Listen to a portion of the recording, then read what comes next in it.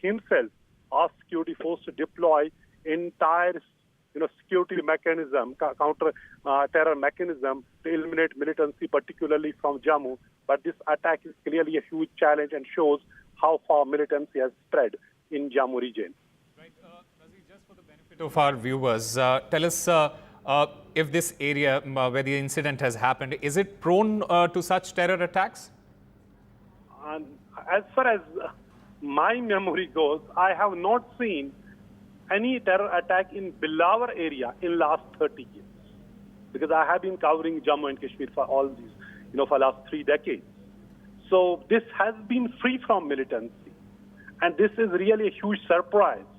Largely, we see Kathua, the Jammu have not been militancy prone, but they have been, so long the infiltration goes on, so long the intentions from the across the border is to push, foreign terrorists and create disturbances, this area can be disturbed anytime. There have been, stray incidents of terror in Jammu in the past.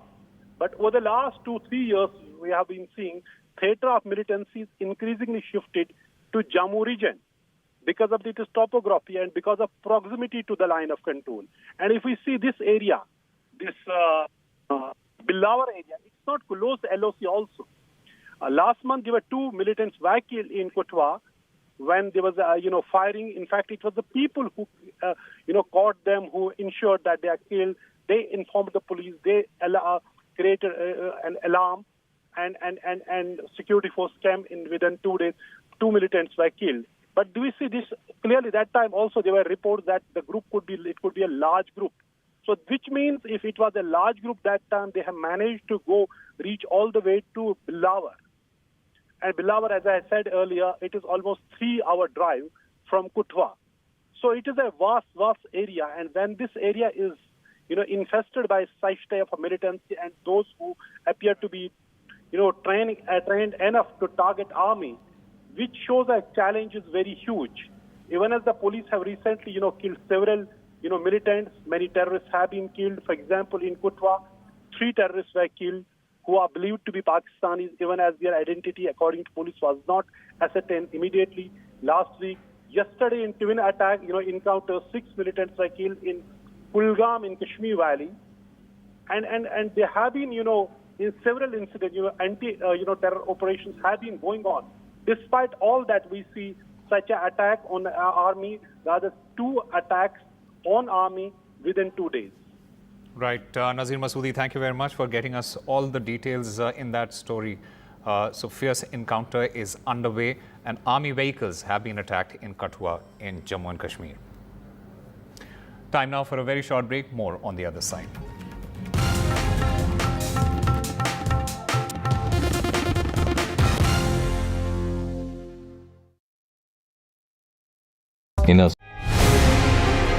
After great victory by Indian team, and today we are reporting from Mohali International Airport where we are showing these visuals. Arshdeep हमारे साथ हैं, तो आइए बात करते हैं. बहुत बढ़िया परफॉर्मेंस आई साਰਿਆਂ ਦੀ ਤੇ ਵਧੀਆ ਰਿਜ਼ਲਟਸ ਮਿਲੇ.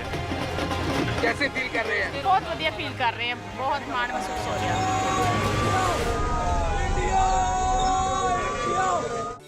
Stay informed and entertained with the new and updated NDTV News app. You can watch all our channels live, listen to podcasts, read breaking and exclusive news from around the world and more. Download the NDTV app today and get access to the best journalism and storytelling on your smartphone or tablet. The NDTV app. News that matters to you.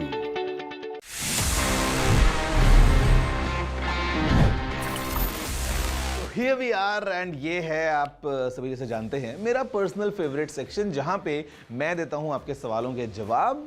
In this segment that we call ask TG. देखते हैं इस episode में हमको क्या सवाल मिले हैं.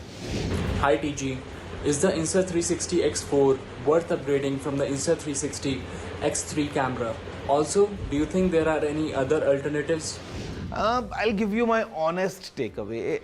Insta360 is doing really good in terms of these 360 cameras, action cameras, small cameras and everything. But I would say please don't upgrade to the X4 if you already have an X3, because X3 is really powerful in itself. और Insta360 X3 बहुत अच्छे options लेके आता है. It's a well-rounded deal altogether. So if in case you already have it, there is no point for you to upgrade to the X4 or any other camera for that matter. आप उसको अभी use कर सकते हैं for at least I would say एक और साल तक before you see any substantial upgrade in this technology. और हो सकता है अगले आने वाले जो मॉडल्स होंगे वो आपको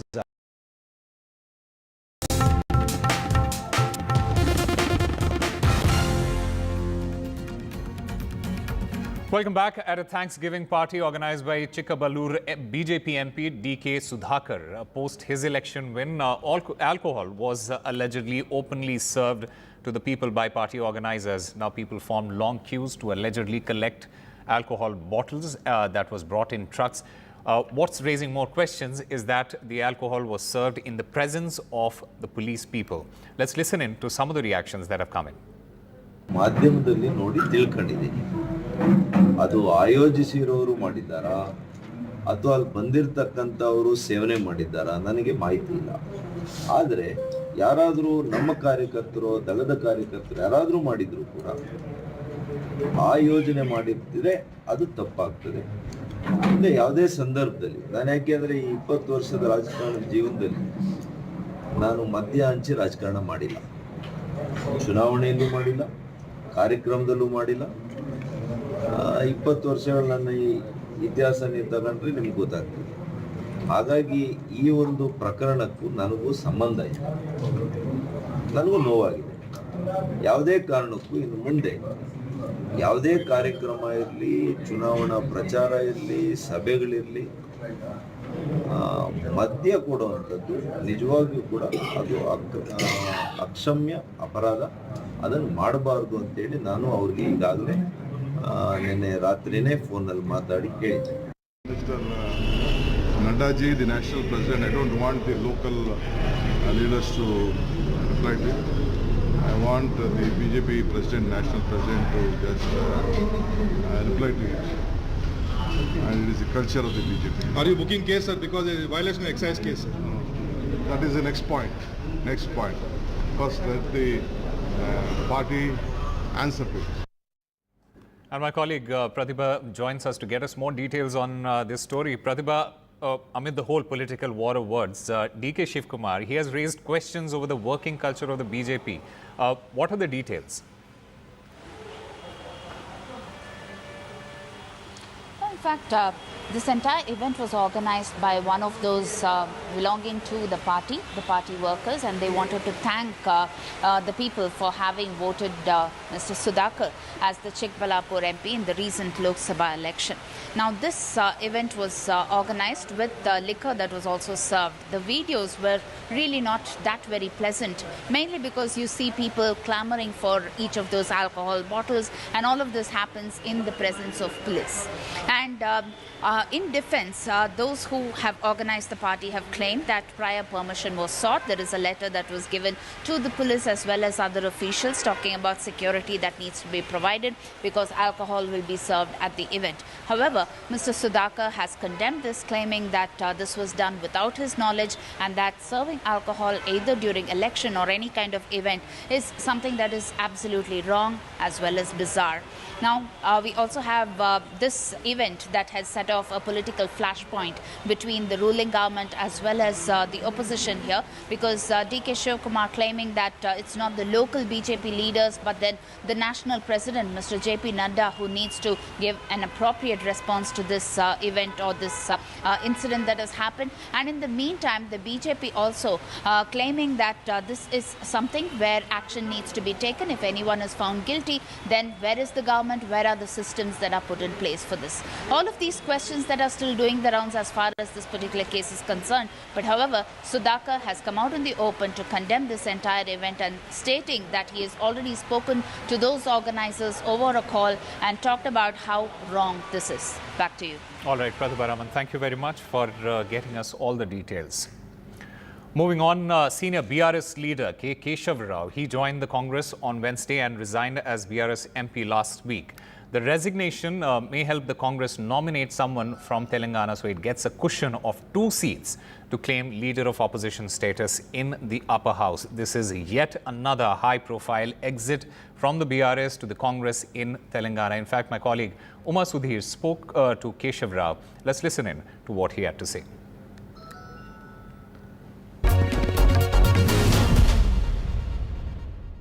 I have with me Mr. Keshav Rao. Wow, your resignation as BRS MP.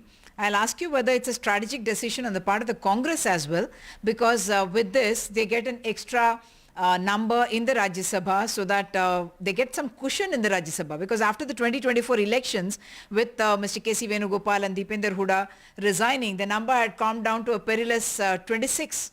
And now it gives them an opportunity. Quite possible they might get that strategic advantage out of it, but I didn't intend that at all, because I have been thinking when I wanted to go back to Congress. You know, I have spent more than 55 years in Congress, 10 years BRS because for Telangana, and I said the day I left, I wrote to Madam saying the Congress is the greatest party in the country. There is no alternative, Tina effect. But there is no substitute to my Telangana because I am committed to Telangana. So I had to now choose. I face the dilemma, but I have to choose between the people's struggle for Telangana or my own party and my own self. So I went to struggle. Now that Telangana is achieved, I think I must go back home. Last days, I think I should be in Congress. That was my strategy. Now, by that, if strategically they are gaining something, then I should not be blamed. 2 more years are left of your term, but you've already been offered an advisor post by the Telangana government. Have you already accepted it, or is the field open for somebody like, say, Mr. Abhishek Singhvi or someone else? You see, look, Abhishek Singhvi doesn't come into the advisory post, is it not? Yes. Advisory post is for the state. Since the very fact they have appointed me immediately, I have some hunch. Something tells me that quite possible they would like to have another man. I don't, Abhishek, you have brought a new name. Quite possible they might do it. But I have not thought of it at all because I left it. I thought if there is a vacancy, they would give it to me because my performance has been very good as far as Rajya Sabha is concerned, particularly when I was in Congress. Mrs. Gandhi used to field me in everywhere. Whenever the opposition attack, onslaught, I was the person who was fielded. So I thought I would retain, but now that they thought of appointing me into some other post, which I have not yet taken a decision on. So quite possible they might think of it. All right, time for a very short break. More news and updates on the other side.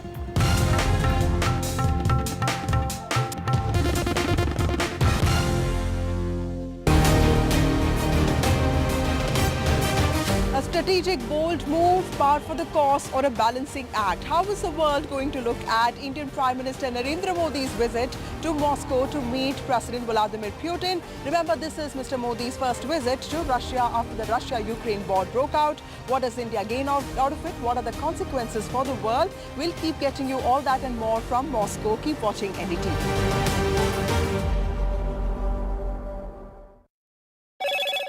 Hello, Moto. Motorola, India's best 5G smartphone brand.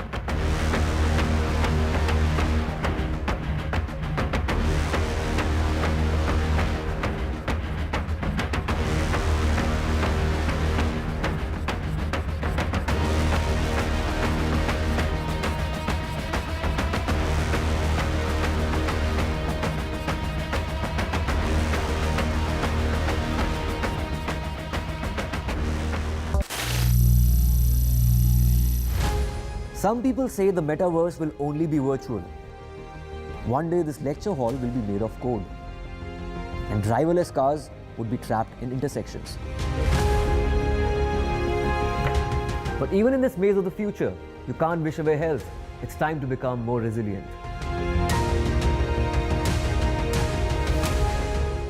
"10 years of Banega Swasth India, we have grown and achieved so many milestones.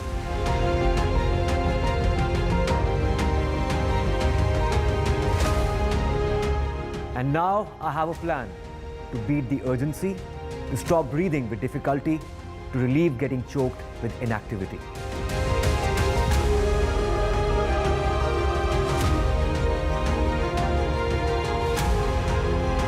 Energize our government, our environment, our society, and ourselves.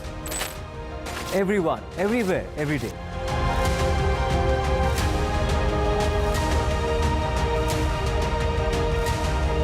बनेगा स्वस्थ India, One World Hygiene.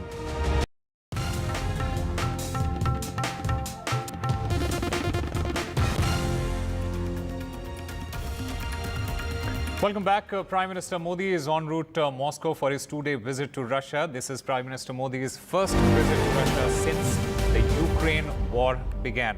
The 22nd India-Russia bilateral summit, it will be held parallel to the NATO meeting in Washington. From defense, energy, oil, Indians stranded in Russia, trade imbalances to increased economic cooperation, the two countries have redefined what has been a historical friendship in the past 10 years, particularly with the Prime Minister having asserted that this is not an era of war. Will Russia's invasion of Ukraine cast its shadow on the bilateral summit? What are the larger geopolitical undertones of this meet? Can the two nations carve out a roadmap for the new world order? In fact, the Indian ambassador to Russia, Mr. Vinay Kumar, he spoke exclusively to NDTV and mentioned that trade, atomic energy and defense is on the agenda of these talks. Listen in.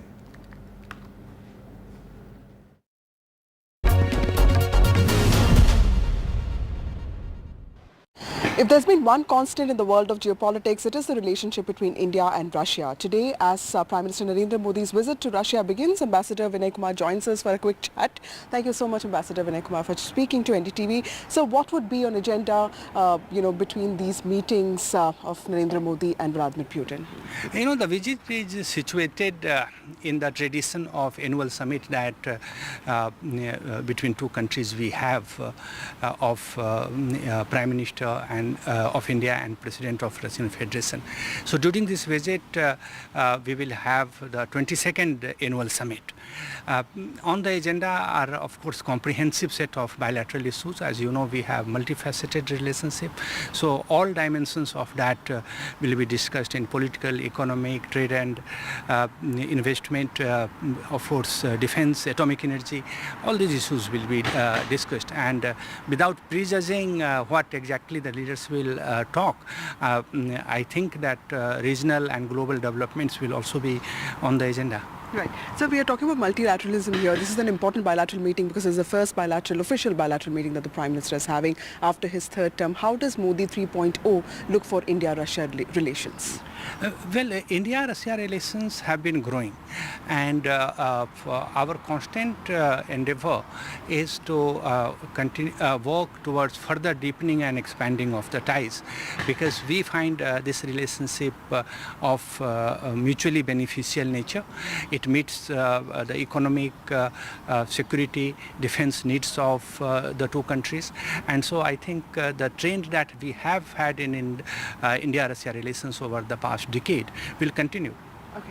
Thank you, Ambassador Vinay Kumar, for speaking to NDTV. So that is Ambassador Vinay Kumar speaking on the need for strengthening economic ties and how the meeting between President Putin and Prime Minister Narendra Modi is only going to strengthen the long-lasting, tried and tested ties between Russia and India. With camera person Pooja Arya, this is Vasudha Venugopal for NDTV from Moscow. All right, that's all we have for you. Keep watching NDTV.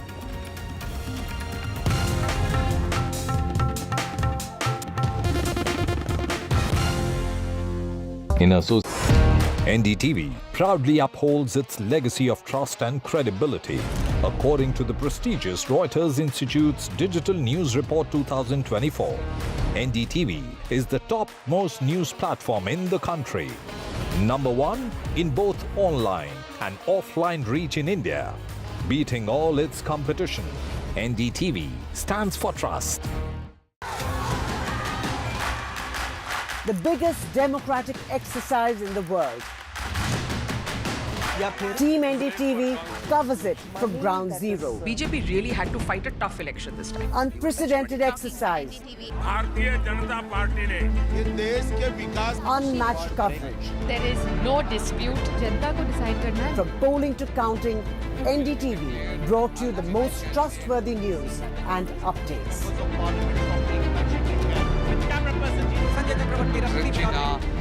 Elections mean NDTV.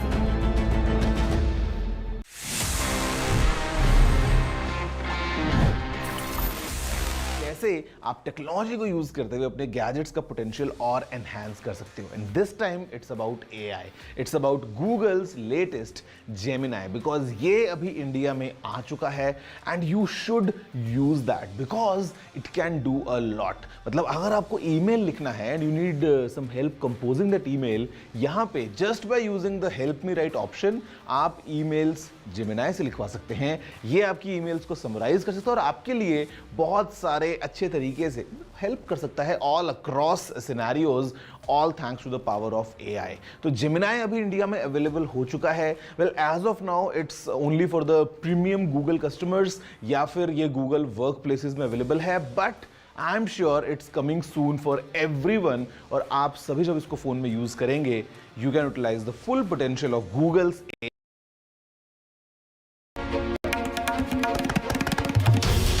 This is NDTV, and you're watching NDTV 24/7.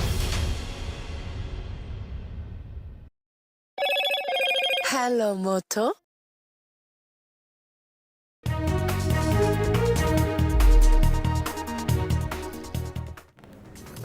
Stop being in denial. The top court's strong words on the NEET paper leak. The Supreme Court says the retest is our last option, but we must determine the extent of the paper leak. This as the Supreme Court asks the government to form a panel of multidisciplinary experts to probe the NEET mess. The CBI is supposed to submit the probe report before the next hearing on Thursday. Heavy rain brings Mumbai to its knees. Flight, rail operations have been thrown out of gear. This as the government asks Mumbaikars to stay indoors. A heavy rain alert in Mumbai amid the high tide. In the Mumbai hit-and-run case, the Shinde Sena leader has now been produced in court. He's one of the accused's father. The Sena leader's son, who was driving the speeding BMW, is still on the run. The police say there was a cover-up attempt by the Shinde Sena leader, saying that the leader asked the driver to take the blame instead of the son. Leader of opposition Rahul Gandhi meets violence victims in strife-torn Manipur. This is his third visit to Manipur, but the first as the leader of opposition. He visits the epicenter of the violence, Chura Chandpur. He's also set to meet the Manipur governor later today. Prime Minister Modi en route Moscow for a two-day state visit. This is his first visit since the Ukraine war. A rousing welcome awaits the Prime Minister at the Moscow airport.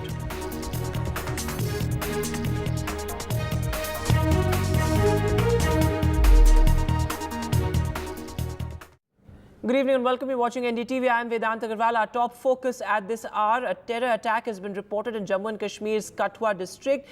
In fact, what we're being told is that more army troops have been rushed into the area. No casualties have been reported yet, is what army sources are indicating. Our senior colleague Nazir Masoodi is now joining us live. So Nazir, no casualties reported yet, but this has become a terror hotbed, a third attack in just the last couple of days. Well, this is in fact a second attack on army in last 2 days.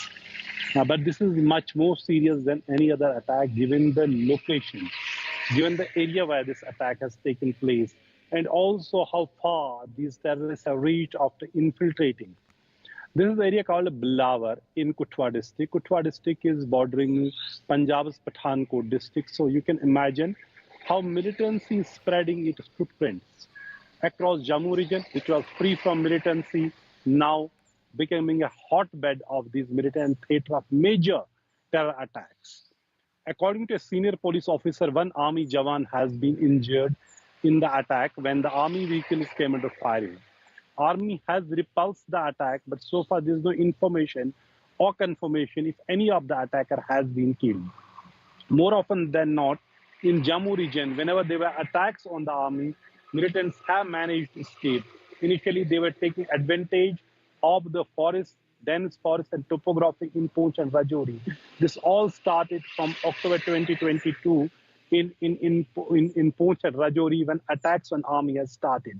Those who understand militancy and this complex situation, they know this is only these attacks in Jammu and spreading militancy to Jammu is aimed at increasing the cost of the state, of the engagement.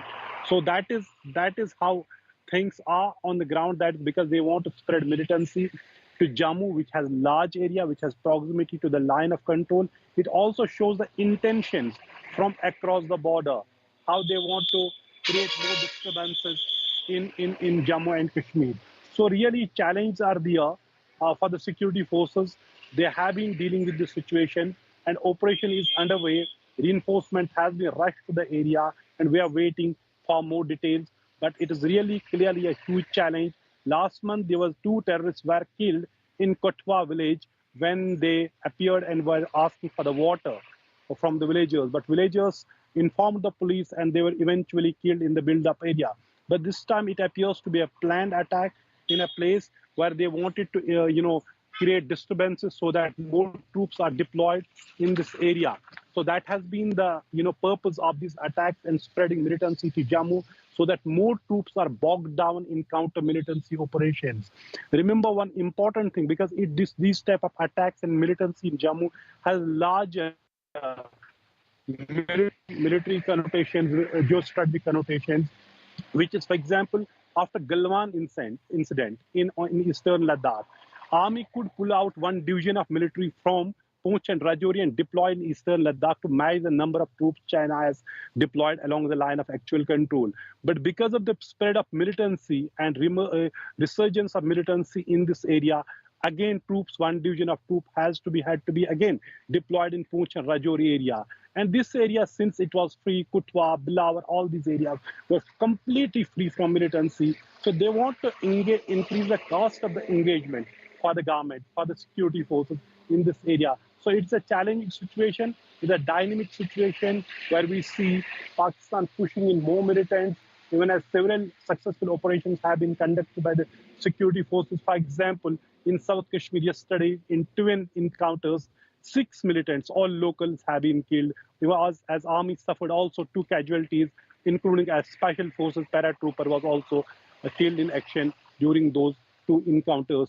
So the situation is ongoing situation.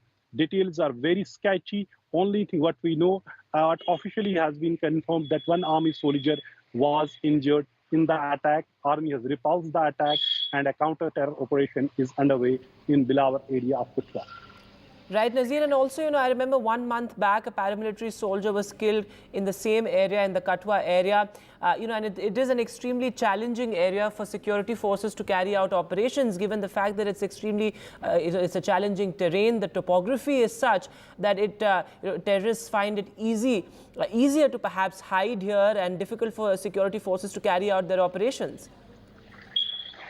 Well, this area is, militancy is unheard of in this area. Number one, for example, for last 3 decades, I am first time hearing or reporting an incident like this from Bilateral area. It is an area which is almost 3 kilometers drive from Kathua itself. Kathua, as I said, is bordering Punjab's Pathankot district. It's on the border of Jammu and Kashmir. But given the fact last month there was an encounter in a village in Kathua, after villagers raised an alarm and informed the security force about presence of 2 terrorists. So, because it was a build-up area, both the militants were killed, but CR1 CRPF Jawan was also killed in action, and there were some injuries to the security force as well. But it appears that that group may have been a much larger group, and they may have now traveled all the way or reached all the way to Bilateral, where they carried out this attack. So clearly, attack appears to be premeditated, pre-planned to carry out attack on the army. As I have been saying, there is purpose. Those who understand militancy and why they are trying to keep the pot boiling, why they want to, push in more militants. They want to increase the cost of engagement so that the troops on the border, there are less troops on the border. And it's also a challenge that how there's dramatic increase in the infiltration and highly trained, motivated, and highly armed militants are being pushed into the Jammu and Kashmir, particularly in Jammu region. Right, Nazir, thanks very much for joining us with the latest there. So as Nazir is reporting, militancy is unheard of as far as this particular area is concerned. No casualties have been reported yet. Moving now to the big breaking story right now. In fact, in the Mumbai hit and run case, the father of the accused, Rajesh Shah, who is a Shinde Sena leader, he has been sent to judicial custody. He is now in jail. He has been sent to judicial custody till the 13th of this month. So, of course, this is an important development there. In fact, the driver is in police custody, though the leader has been sent to jail directly to judicial custody. Radhika Ramaswamy is now joining us live with the latest. So, Radhika, the main accused in the sense that the person who was behind the wheel, Mihir Shah, he is still absconding, but his father has directly been sent to jail. That's right. Mihir Shah is still absconding. In fact, multiple teams have been formed by the Mumbai police to trace him, but absolutely no trace of the main accused who was behind the steering wheel. In fact, who had allegedly rammed into the scooter, killing one person. Now, as far as the proceedings in the court is concerned, yes, the father has been sent to judicial custody, and the driver, who was also arrested along with the father, has been sent to police custody for a day. Of course, father, the police say, had not been cooperating with the investigations. In fact, there were multiple calls made between Mihir and his father who is also affiliated to a political party, multiple calls made, and there was an attempt of cover-up is something that the police is saying. In fact, the father had not been cooperating with the investigations, and the police also believe that father may have an idea of where his son could be, as post the accident there had been multiple conversation between the two. Now, at this point, CCTV evidence is being examined. Many people are being questioned, including the friends of Mihir, who was with him at the time or before the accident, in fact, in that particular pub in Juhu, and also his female friend with whom he had, in fact, spent time and also taken refuge soon after the accident. In fact, post the accident, he had abandoned his vehicle, called his friend, called his father, and then he escaped. Where he is, not entirely certain. His phone has been switched off. Many people being questioned, and police say that his father is somebody who could perhaps give them some. All right, so this is the latest there with the driver being sent to police custody, and the father of the main accused, the father of the boy who was behind the wheel, he has been sent to jail directly, has been sent to judicial custody till the 13th of July. Radhika continues to be with us. So Radhika, as you were mentioning, it's an absolutely horrific case. You spoke to the victim's husband as well, who said that we could have saved her life. But a grim reminder also of the Pune Porsche case, where there was a similar cover-up bid by a powerful man at the helm.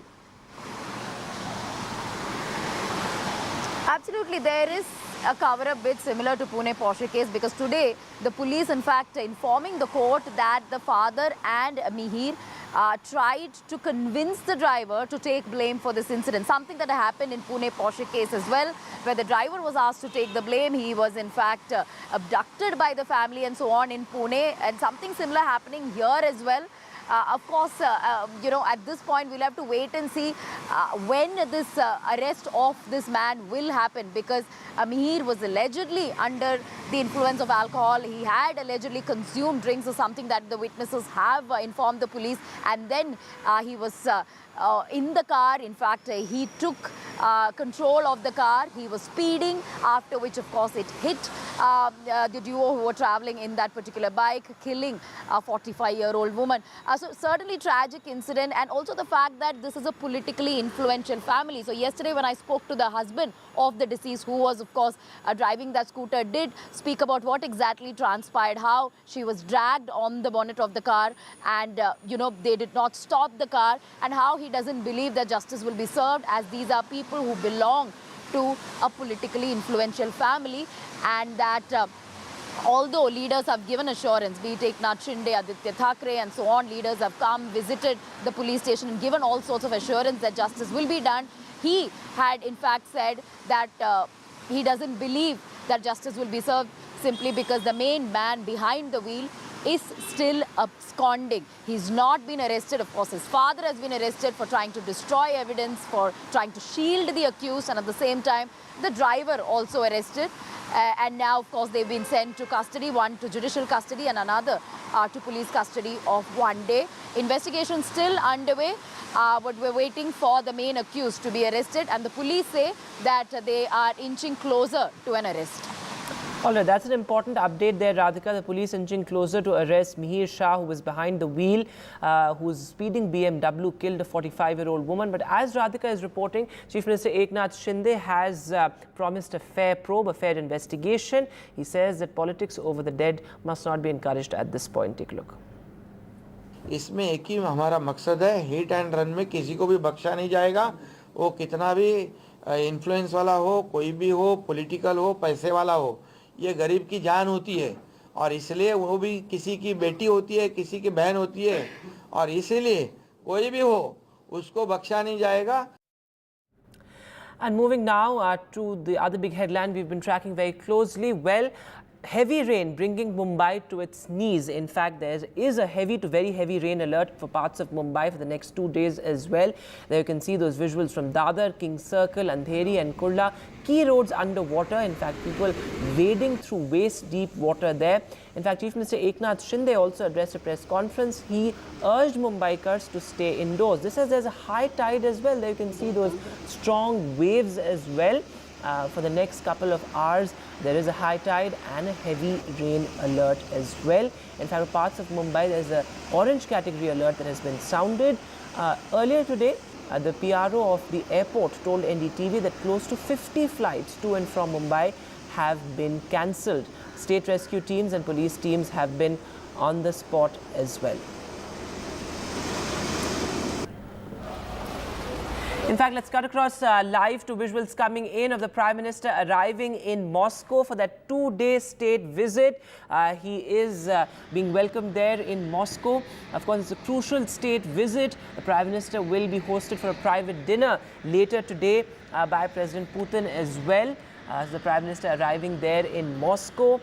We'll shortly see those visuals of the Prime Minister deplaning. It's a crucial visit. A lot is on agenda from, of course, trade to oil to the issue of stranded Indians, which will be brought up by New Delhi as well in that crucial bilateral. That bilateral will be held tomorrow. Also, an interaction with the Indian diaspora. Today, the focus very much is on the Prime Minister's dinner. The private dinner that President Putin will be hosting for the Prime Minister. Now remember, this visit is important and significant in more ways than one. This is, of course, the Prime Minister's first visit to Russia since the Ukraine war. This is the 22nd India-Russia bilateral summit. Now remember, India and Russia have maintained close ties, particularly after Prime Minister Modi took over in 2014. He has visited Russia thrice.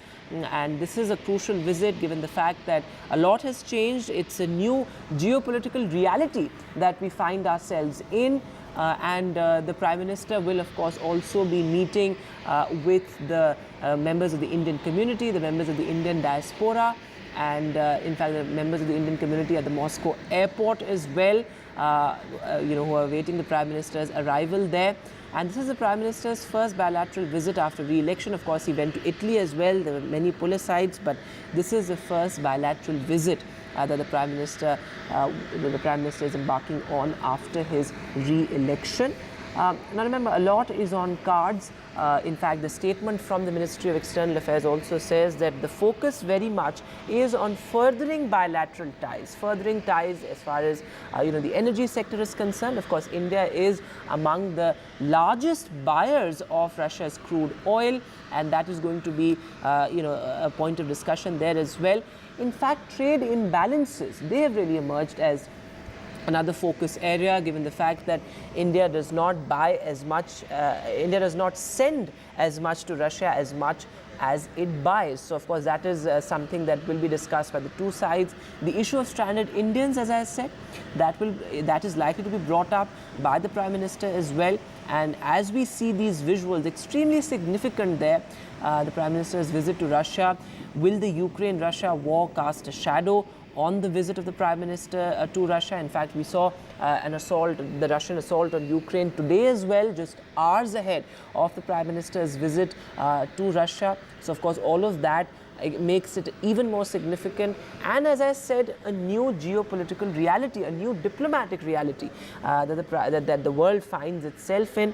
Though, of course, the world may have forgotten the Russia-Ukraine war and seems to have lost interest in that, but it's still killing people, it's still destroying property. In fact, there you can see those visuals of the Prime Minister who's going to shortly come out of the plane, shortly going to deplane there.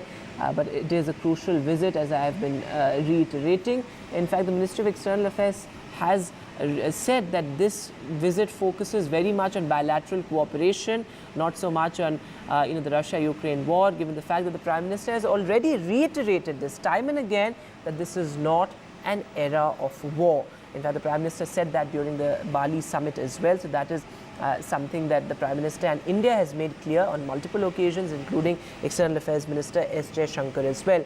In fact, if you look at the timing of this particular visit, that's interesting as well. It runs parallel to the NATO meeting in Washington as well, so some sort of messaging to China as well. There are multiple sticking points, as well, given, speaking of the NATO meeting in Washington, given the fact that, Russia's growing closeness with China, its increasing proximity to Pakistan, all of those aspects have also been discussed by analysts and foreign policy experts as we look at this crucial visit of the Prime Minister to Russia, his first since the Ukraine war. And remember, the past 3 years rather, have been, India has walked the diplomatic tightrope in the sense that while, of course, India has condemned Russia's invasion of Ukraine, saying that it's not an era of war, India continued to buy Russian oil, emphasizing its historical relationship with Russia. In fact, many observers have pointed out that India has been able to do that successfully. In fact, Vasudha Venugopal is now joining us live from Moscow. So, Vasudha, the Prime Minister has touched down and he is expected to come out of the plane, deplane shortly. A rousing welcome awaits the Prime Minister at the airport as well. Absolutely, Vedant. It's an important day. Of course, it's in some ways not redefining but reiterating the solid ties that Russia has had with India for several years.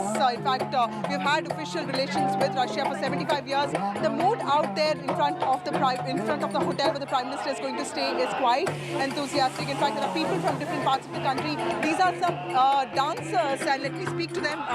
What's your name and what kind of dance? My name is Varvara. I'm from Russia and I'm Indian dance dancer. Okay, and what kind of dance are you? What kind of songs are you performing? We can dance Bollywood or Kathak. Today we are going to dance Rangila and Doli Baje. Thank you so much. So, Dhol Baje and Rangila is what they've performed. They're going to perform on. The Prime Minister, in fact, is going to arrive shortly. In fact, he has already landed, and he's going to stay in a hotel here. And there are several dancers here. There are students who come from different parts of Russia. And remember that there is a very strong diaspora community here, about 20,000 of them. And here's where are you from, ma'am? I am in Gujarat and Modi ji के गांव के हैं, वटनगर के हैं और हम मोदी हैं, तो इसलिए हमको बहुत प्राउड है वो मोदी जी हमारे इधर आ रहे हैं हमारे गांव में।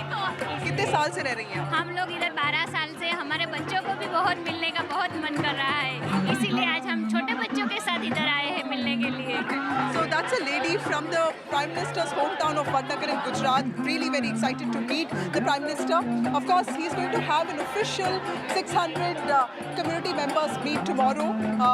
Which is also going to happen in one of the hotels there. It is not Vedant to the scale of what we saw in Texas or in Madison Square, but the Russian Indian community, the diaspora here is very strong, 20,000 of them, many of them students. The medicine community is very strong here, but of course many questions, like you rightly pointed out, this visit visit of Prime Minister Narendra Modi to Moscow is coming after almost 9 years, and it points to some very important questions as to what kind of political realignment will India look at, and also what kind of political messaging will India be looking at. In fact, this is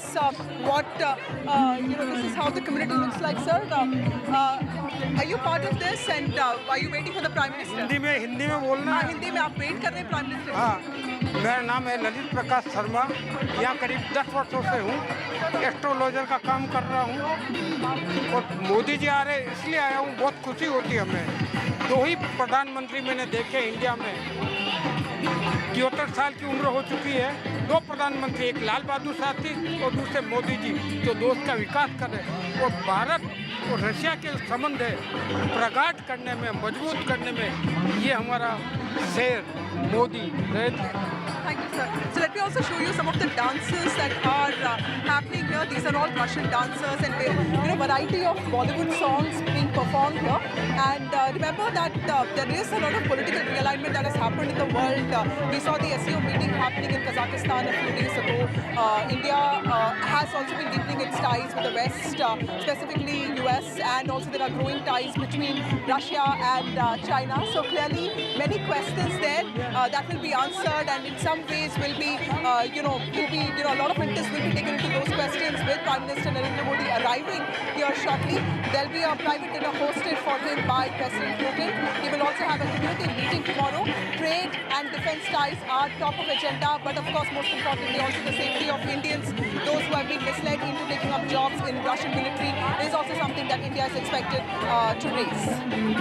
Absolutely, Vasudha, and this has become a recurring feature of the Prime Minister's visits abroad, of the state visits of the Prime Minister, this kind of diaspora events, a lot of excitement, something that we have seen in the past as well.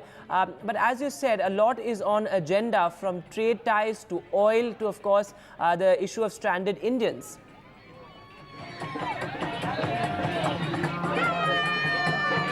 Vedant, I think the most important question here is about how India will also emphasize its strategic autonomy, and that is something that a lot of lawmakers in Russia are also talking about, that Russia actually stands to gain a lot from Indian Prime Minister's visit at this point, because remember that Russia is also looking for international credibility. It is looking at restoring some of the status that it has lost with the Russia-Ukraine war. The shadow of the Russia-Ukraine war is looming large over this meeting of the Prime Minister with President Putin. Remember that President Putin has gone to only 3 countries after he became the president of Russia again, and that is China and of course North Korea and Vietnam. And this is Prime Minister Narendra Modi's visit to Moscow after 9 years. So clearly there have been annual meetings between Russia and India, but we have also diversified our defense procurement. We have also, in some ways, while increasing our imports, making it clear that getting cheaper Russian oil is in our interest. We've also sort of really looked at other countries to deepen our ties, making it clear that India's interest now is its own strategic autonomy, and it has options. So clearly, there's a very strong political messaging that India is sending out.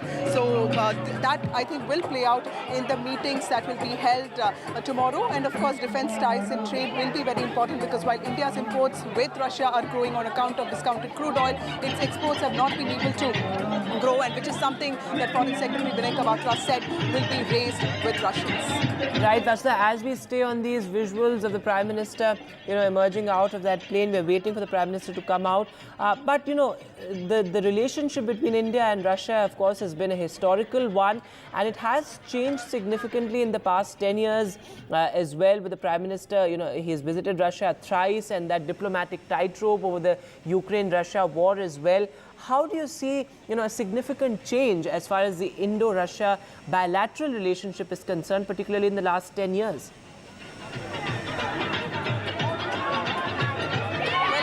That's right, Vedant.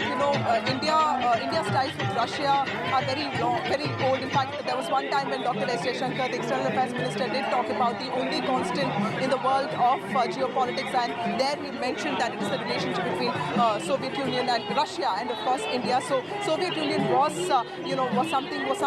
a country that really supported India in the past, specifically after independence, in setting up its PSUs, and also, we do share a lot of traditions and shared, values. But at the end of the day, India has also moved on. There is a different India that's looking at different allies. It's looking at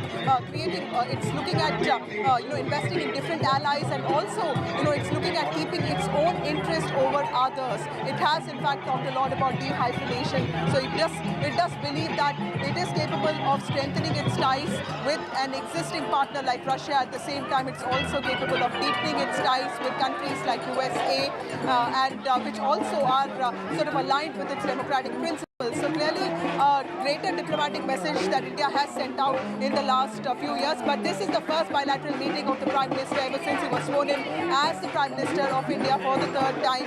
And this is also his second overseas trip after he travelled to Italy just few days after taking charge as the Prime Minister. But his first after the Ukraine-Russia war broke out. And remember, even during the course of the war, which is going on for over 2 years now, India has maintained, maintained the fact that there is no option, there's no alternative to dialogue, democracy, and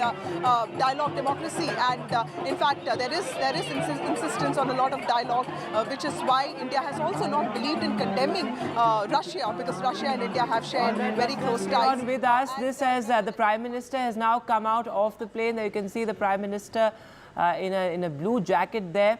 Arriving in Moscow. As Vasudha is reporting, this is the Prime Minister's second overseas visit, but an extremely crucial one. The Prime Minister in the first time he is visiting Russia after the Ukraine war. So Vasudha, as we look at these visuals, extremely significant. The first visit of the Prime Minister since the Ukraine war, and a lot is at stake in the sense that it's a conflict-free relationship, as many point out, but the focus is on furthering ties, whether it's in areas of defense, trade, education, even culture, as you've been reporting. Absolutely, Vedant. In the 60s, of course, we were not born then, but we've heard of the fans of Raj Kapoor and Nargis, and the kind of magic that Indian film festivals created, in Russia, and the kind of madness that Russians had for Indian actors. And today, I did find a generation of young people who are equally fascinated with Ranbir Kapoor and Shah Rukh Khan. Of course, times have changed, and there is more Hollywood in Russia now. Russia doesn't have only Indian films for entertainment, but clearly the cultural ties, the people-to-people ties remain. In fact, when I was traveling from the airport to my hotel in Moscow, the landscape, the kind of trains, the kind of buildings, there is a huge similarity that India shares with Russia. In fact, Russia was where India took its first lessons from when it got independent. So there is a lot that Russia shares with India, and also the kind of PSUs that we set up, or for that matter, the kind of education that we put in, did have a lot of Soviet influence, but then that was in the past, and so Soviet Union did dissolve after integration. So there is clearly a lot of questions over Russia's actions now ever since the war broke out on its democratic principles. The institutions do exist, but is there democracy in Russia is a question that several other countries are sort of like asking, which is where India is playing this balancing act of deepening its ties with the West, at the same time not letting go of its solid existing ties with Russia, making it clear that every ally here is very important, and it really sort of like values the kind of relationship that Russia has with India, and that is something that the Prime Minister will reiterate with his visit to Moscow, and he is going to be arriving in a few minutes from now. And this is the kind of celebration here. Remember, a lot of it is controlled because this is also a country that is at war with Ukraine. So even the embassy members have been talking about how there is a sense of restrictions are not making events too large scale, but of course there is a sense of messaging there, diplomatic messaging, that India does value what Russia brings to the table, especially with its long time-tested alliance, friendship with India, especially at a time when China-Russia ties are also growing. Absolutely, Vasudha, and as we look at those visuals as well, the Prime Minister has come out of the plane. In fact, that special guard of honor for the Prime Minister as well at the airport, after which the Prime Minister will go to his hotel, and then a private dinner will be hosted by President Putin as well.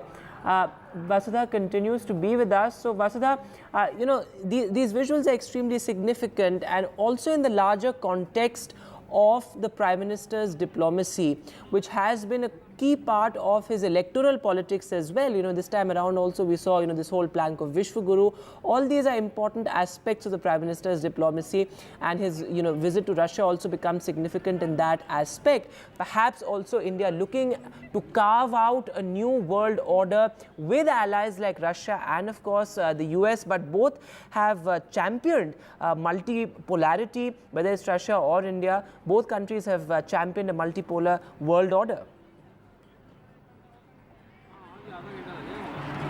Well, that's true. That I think is the similarity between Vladimir Putin and also Prime Minister Narendra Modi. There is a sense that, his geopolitical moves also have an impact on his domestic politics. We did talk about, the safe arrival of students from war torn Ukraine when the war was going on. They came back to India, the kind of efforts that government put in, and also the fact that the Kuwait soldiers who were on death sentence, they were also released. Kuwait persons were also released. So clearly a lot of diplomatic moves that Modi has made has also played a part in his domestic politics. But here is a group of people who are also sort of like, part of the welcome party for the Prime Minister. Let me just speak to them. Sir, what's your name and why are you here? My name is Pramod Kumar. I am President for Punjabi Sabha. तो हम अपने prime minister का स्वागत करने के लिए यहाँ पहुँचे हैं. हमारे पंजाबियों में और भारतीय वासियों में बहुत ही मोदी जी को आने के ऊपर उत्साह है, और हम पंजाबी आपके चैनल के थ्रू जो ताकतें हमारे भारत को अलग अलग करना चाहती है, उनके लिए ये संदेश है. सिख और हिंदू का नौ और मास का रिश्ता है, इनको कोई भी अलग नहीं कर सकता. वॉर के कारण आपकी लाइफ पे कोई असर पड़ा है?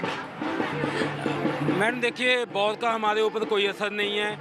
थोड़ा बहुत बिजनेस के ऊपर है, और बाकी हम निश्चिंत, हमें लगता ही नहीं है कि वॉर लगी हुई है. है कि फॉरेक्स एक्सचेंज में थोड़ा प्रॉब्लम होता है, महंगाई बढ़ गई है. हाँ, महंगाई बढ़ी है. वो तो इंडिया में भी महंगाई बढ़ी है, इतनी तो ऑल ओवर वर्ल्ड में महंगाई बढ़ी है. पर ये बिजनेस में असर है वॉर का.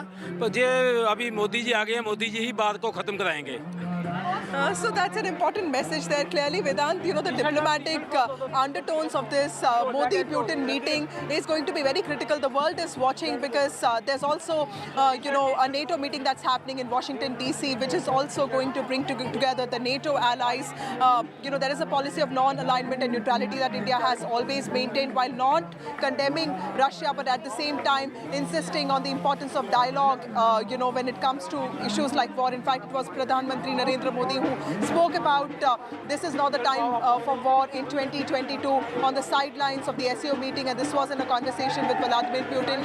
So clearly many political undertones, diplomatic undertones there, but clearly India has to walk the tightrope, has to play the balancing act with a lot of tact so that it is seen as a strong country that is willing to ensure that its options are available, but at the same time is not afraid of speaking what is best for itself. Absolutely, Basudha. In fact, interestingly, Prime Minister Modi was actually received by the first Deputy Prime Minister of Russia, who is senior to the Deputy Prime Minister, who actually received the Chinese President during his visit to Russia. So interesting optics there, that you have the first Deputy Prime Minister, senior to the Deputy Prime Minister, who received the Chinese President during his visit to Russia. In fact, in a rare gesture, the first Deputy Prime Minister is also set to accompany Prime Minister Modi to the hotel from the airport in the same car. So that's extremely interesting, because as we've been reporting, messages being sent out to the world is keenly watching this bilateral between President Putin and Prime Minister Modi. Similar to gestures we've seen in other nations as well, whether it was in the US or whether the Prime Minister went to a smaller nation like Papua New Guinea. So, this bid to create a new world order is something that is very interesting. But Vasudha, as you briefly touched upon the larger geopolitical context in which the Prime Minister is meeting President Putin, you have two live conflicts, you have a new geopolitical reality, and of course it also comes in the backdrop of India having, India making the world acknowledge its historical relationship with Russia, given the fact that it continued to buy Russian oil through the conflict. Absolutely, Vedant, and let me reiterate for our viewers, Prime Minister Narendra Modi was received by the first Deputy Prime Minister of Russia, Mr. Denis Manturov, and he is senior to the Deputy Prime Minister who received the Chinese President during his visit to Russia. This is quite a rare gesture because this is the Deputy Prime Minister who will also be accompanying the Prime Minister to the hotel from the airport in the same car. In fact, they are on their way here, and it is quite interesting because just a few days ago there was the SEO meeting in Kazakhstan, in Astana, where Vladimir Putin and Xi Jinping met, and there was an assertion that this is the best time for China and Russia to be friends, and this has been a concern for India. But remember that India has also believed in the philosophy of dehyphenation, so it does believe that it is capable of strengthening its already existing ties with Russia, at the same time also deepening its ties with the West and maintaining China at bay. And Russia has often used its veto powers even in the past to sort of be of advantage to India, to help out India as a friend, as an ally, be it matters of Kashmir and even in other issues. So clearly Russia is a time-tested partner. It has helped out India several times in the past. But remember, Russia is also in a lot of that it is challenging for Russia to also maintain that pro-democratic image of itself, because there are questions being raised on the kind of war atrocities that have taken place. A number of people, hundreds and thousands of soldiers and civilians have died. This is a large-scale war between Ukraine and Russia, and this is something that the world wants an end to. And clearly, let's be hopeful that this meeting between Vladimir Putin and Prime Minister Narendra Modi is also coming at a time when Russia is looking for international credibility, in some ways to reclaim the kind of honor that it has lost on the international stage. It has more enemies than friends now. It is in fact looking at new friends. It is in fact, the relationship with China is also described as experts as, an opportunistic friendship, because, both Xi Jinping and sort of Mr. Putin, President Putin need each other right now. But India and Russia have had, friendship relations for years without really they don't really share borders, so there is no question of a border dispute there. So clearly there is a lot in there for India to sort of showcase, and this meeting is clearly important. India is also making it clear that Russia has a lot to gain from it, even as it talks about its own interest by pushing for a rupee-ruble dispute, end-to-end dispute, and also for that matter making it clear that Indians are safe, and those people who are fighting on the front lines are sort of like they come back to India, and even the body of this one person who died from Punjab is also brought back to India. That is something that the Indian embassy in Russia is working hard towards.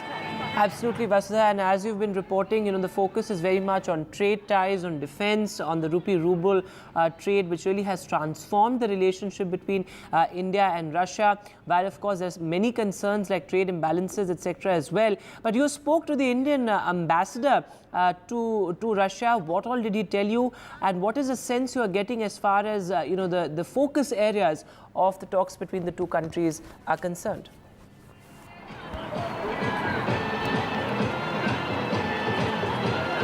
The ambassador, I spoke to Ambassador Vinay Kumar in the morning, and it was clear that trade and defense ties are very important, and they are top on agenda when it comes to President Putin, Narendra Modi's meeting, and in fact that is where there will be a lot of discussions. He also spoke about how Modi 3.0 is going to actually start a new chapter when it comes to Russia-India friendship. Let's listen in to what he said, what he told me today morning.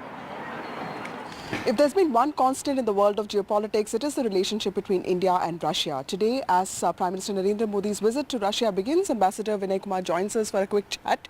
Thank you so much, Ambassador Vinay Kumar, for speaking to NDTV. So what would be on agenda, between these meetings of Narendra Modi and Vladimir Putin?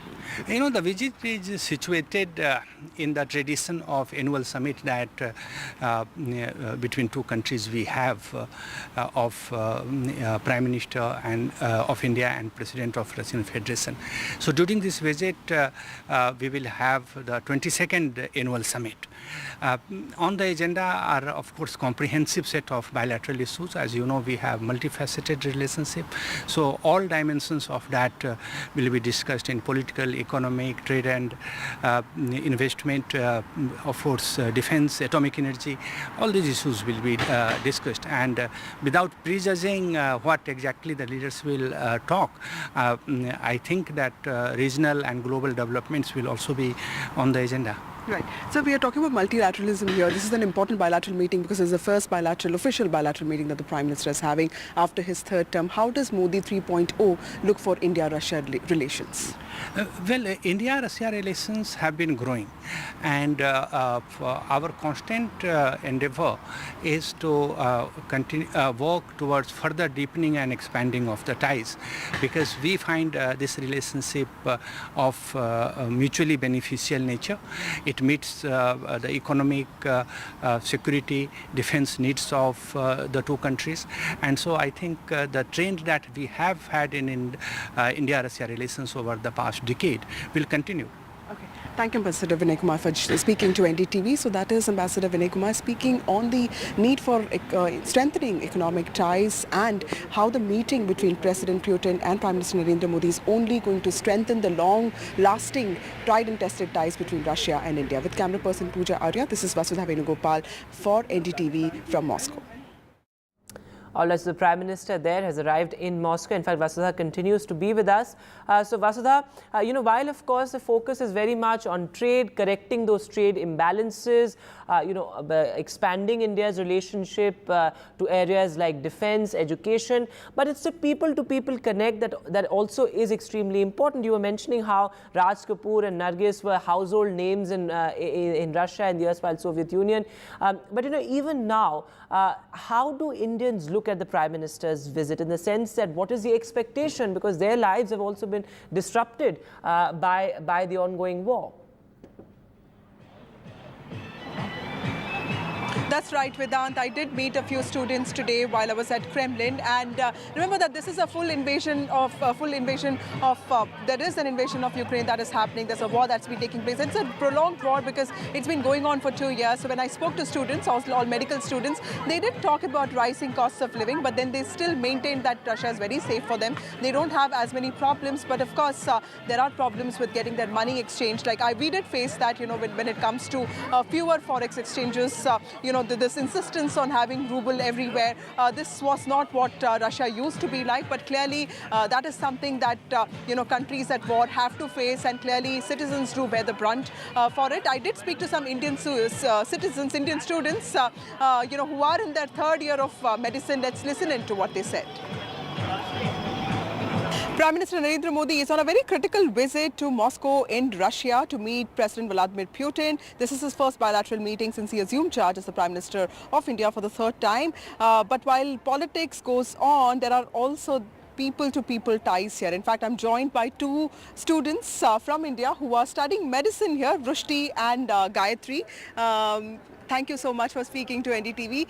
Tell us, how many years have you been in Russia, and what do you like about this city, and what do you study here? It's been 3 years since I am here, and I am from Penza, and I studied medicine there. And the best thing about Russia is we feel secure, and most of us, our parents, are worried due to some war and other reasons. But we, being Indians here, feel safe as every point there's security. Even in the smallest city like Penza, we are secured. Here also we are secured. And so Gayatri, did you know that the Prime Minister was coming? In fact, you guys knew about it, right? So have you been following what's happening in India? Yes, when we came here and we talked to our parents, and she also talked to her father on phone, then उन सब ने ऐसा बोलने लगा कि अरे यार तुम लोगों को पता है हमने मतलब वीडियो भेजा, देखो हमारे मोदी साहब वहीं पे है. तो पेरेंट्स सब बोलने लगे कि बोला कि मोदी सर हम यहीं पे हैं, we heard to appreciate you, and we all are very happy that you came here. Russia India के बीच में बहुत सारे टाइज बहुत पहले से थे, लेकिन अभी ये वॉर चल रहा है यूक्रेन में. आप ही की तरह बहुत सारे मेडिकल स्टूडेंट्स को वापस आना पड़ा. But how is has there been any impact at all on your lives, on your education? Economically there have been some impacts, as our foreign the foreign exchange cards have not been working since long. So there are challenges about that, but keeping those things aside, we have no as such challenges. We are safe and we are secured, and there's everywhere security. So our routine university life is continued. So has the cost of living gone up here? Cost of living in Russia, see, Russia is not as a very stable economy as India is. So we have challenges throughout the year, and not only during war, but yes, there have been some ups and downs, and yes, financially the costs are difficult. All right, so a lot of excitement for the Prime Minister's arrival there in Moscow. He is heading to his hotel. Later, of course, he will be attending that private dinner that will be hosted by President Putin. This remains our top focus on NDTV. For now, a short break.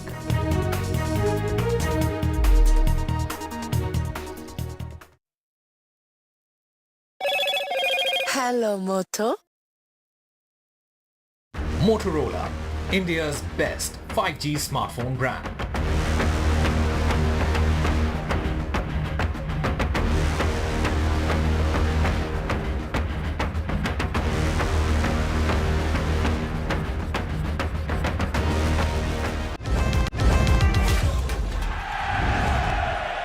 Get the magic of the best working for you now.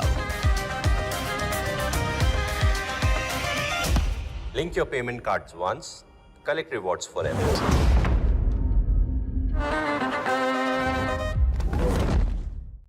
Stay informed and entertained with the new and updated NDTV News app. You can watch all our channels live, listen to podcasts, read breaking and exclusive news from around the world and more. Download the NDTV app today and get access to the best journalism and storytelling on your smartphone or tablet. The NDTV app. News that matters to you.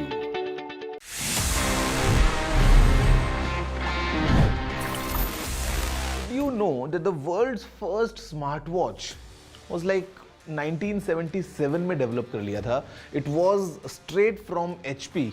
Yes, Hewlett Packard, जो laptop आज दिखता है HP के, ये HP ने ही unveil किया था, and the model was HP01.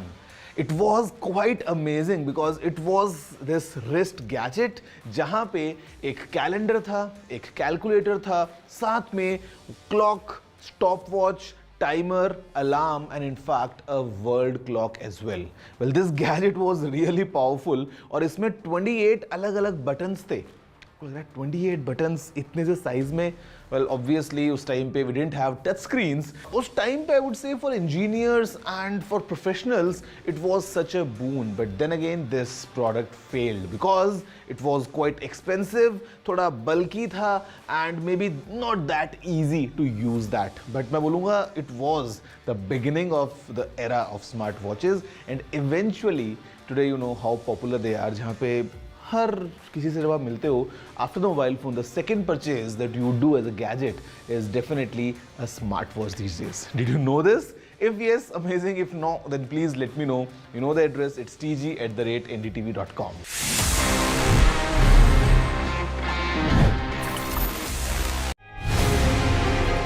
After great victory by Indian team, and today we are reporting from Mohali International Airport where we are showing these visuals. Arshdeep हमारे साथ हैं, तो आइए बात करते हैं। बहुत बढ़िया परफॉर्मेंस आई साਰਿਆਂ ਦੀ ਤੇ ਵਧੀਆ ਰਿਜ਼ਲਟਸ ਮਿਲੇ।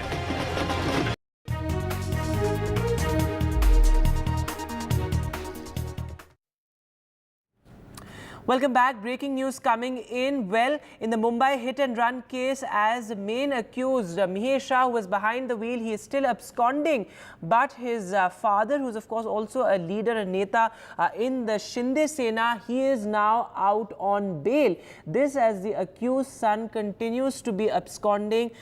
Within 24 hours, the father has gotten bail. So many larger questions will now be asked as to why the father has received bail within 24 hours. And this, of course, is in the Mumbai hit and run case, in which, remember, a 45-year-old woman was killed as a speeding BMW, killed that 45-year-old woman. In fact, we spoke to her husband also, and he said that had had the the accused in this particular case, the man who was behind the wheel, had he stopped and had he not run away, we could have saved the life of the 45-year-old woman. Also a grim reminder of the Pune Porsche case, in which the accused, though he was a minor of course in that case, he got bail within hours, and a similar situation here as well, with the court giving bail to the father of the main accused, Rajesh Shah. He is a Shinde Sena leader.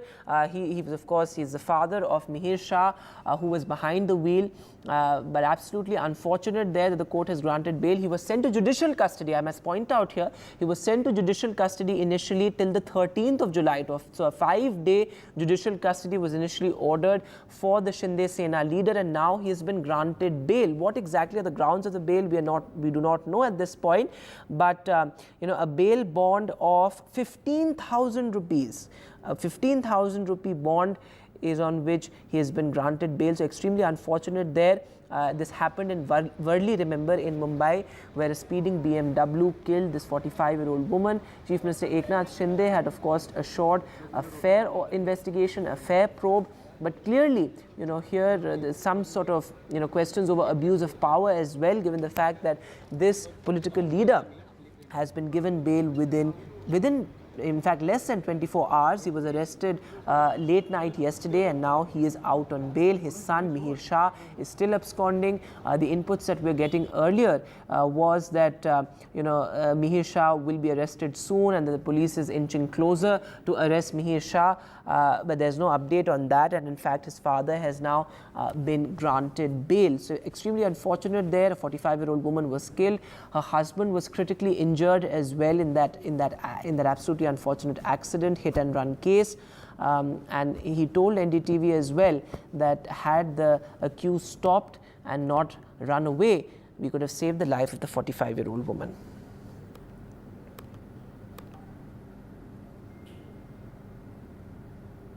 And moving now to news from Karnataka, well, a political blame game over the alleged land scam. Now, the BJP is accusing the Congress, in fact, the Chief Minister, no less, of a 4,000 crore rupee land scam. The Congress has responded to this. The Congress says there was no wrongdoing.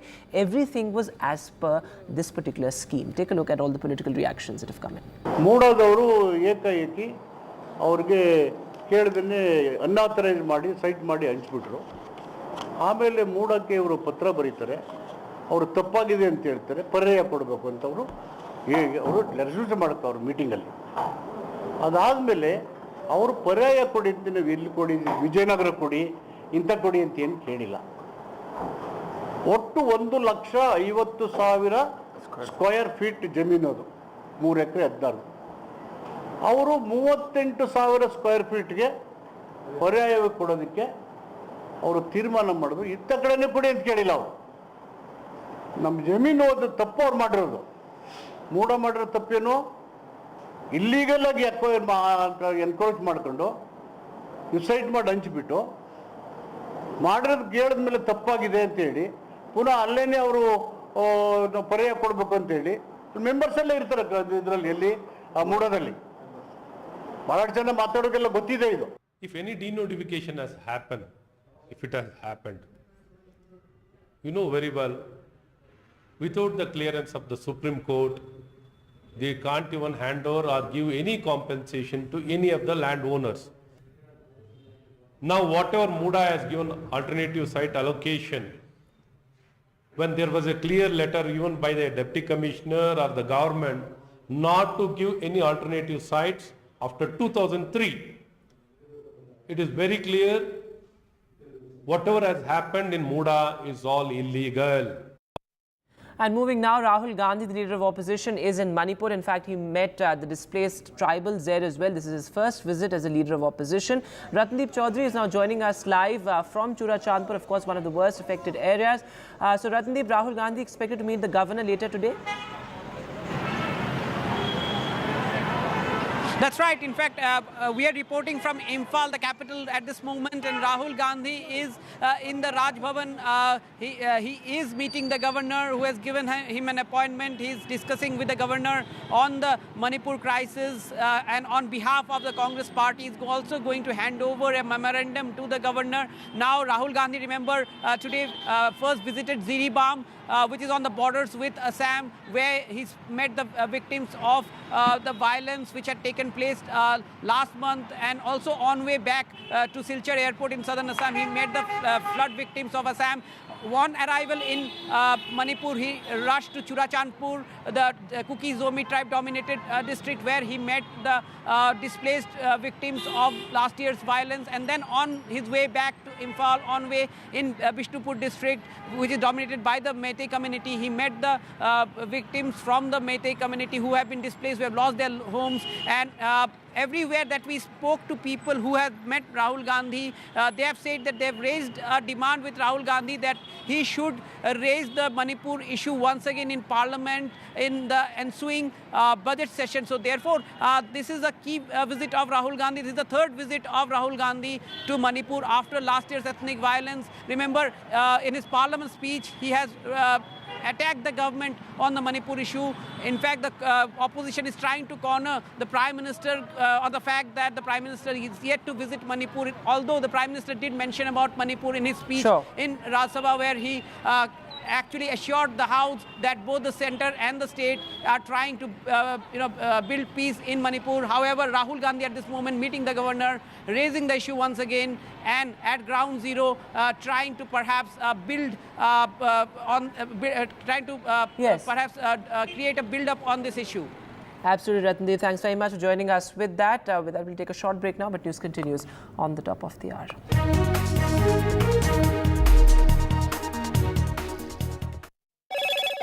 Hello, Moto. Motorola, India's best 5G smartphone brand.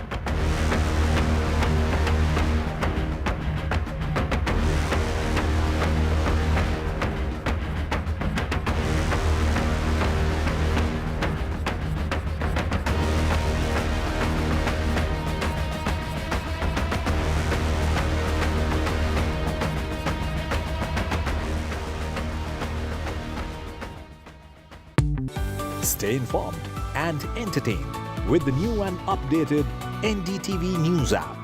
You can watch all our channels live, listen to podcasts, read breaking and exclusive news from around the world and more.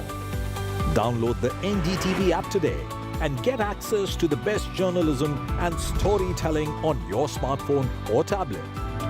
The NDTV app. News that matters to you.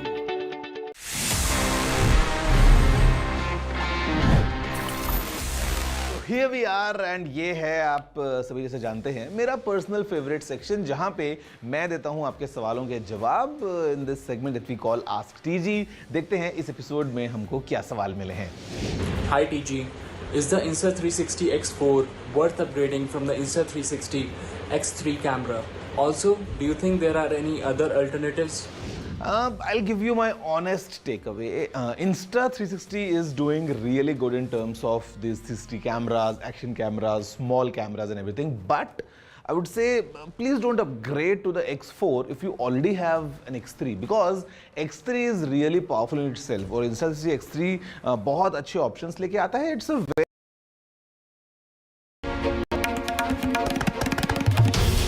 This is NDTV. And you're watching NDTV 24/7. Hello, Moto.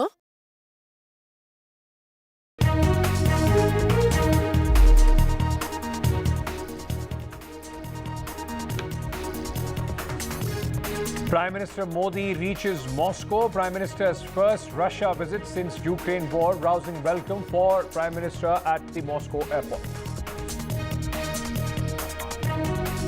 In Mumbai hit-and-run case, court grants bail to accused father, Sena leader. Son driving BMW still on the run. Cops say Neta asked driver to take the blame. Supreme Court talks tough on the NEET paper leak case, says stop being in denial. Retest last option but determine extent of the leak. Supreme Court also asked the government to form a panel of experts to probe the mess. Heavy rains bring Mumbai to its knees. Flight, rail operations thrown out of gear. Government asked Mumbaikars to stay indoors.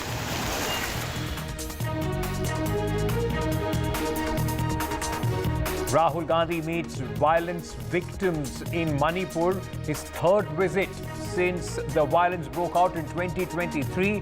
Leader of opposition visits the epicenter of the violence. Rahul Gandhi meets also to meet, in fact, the Manipur governor today.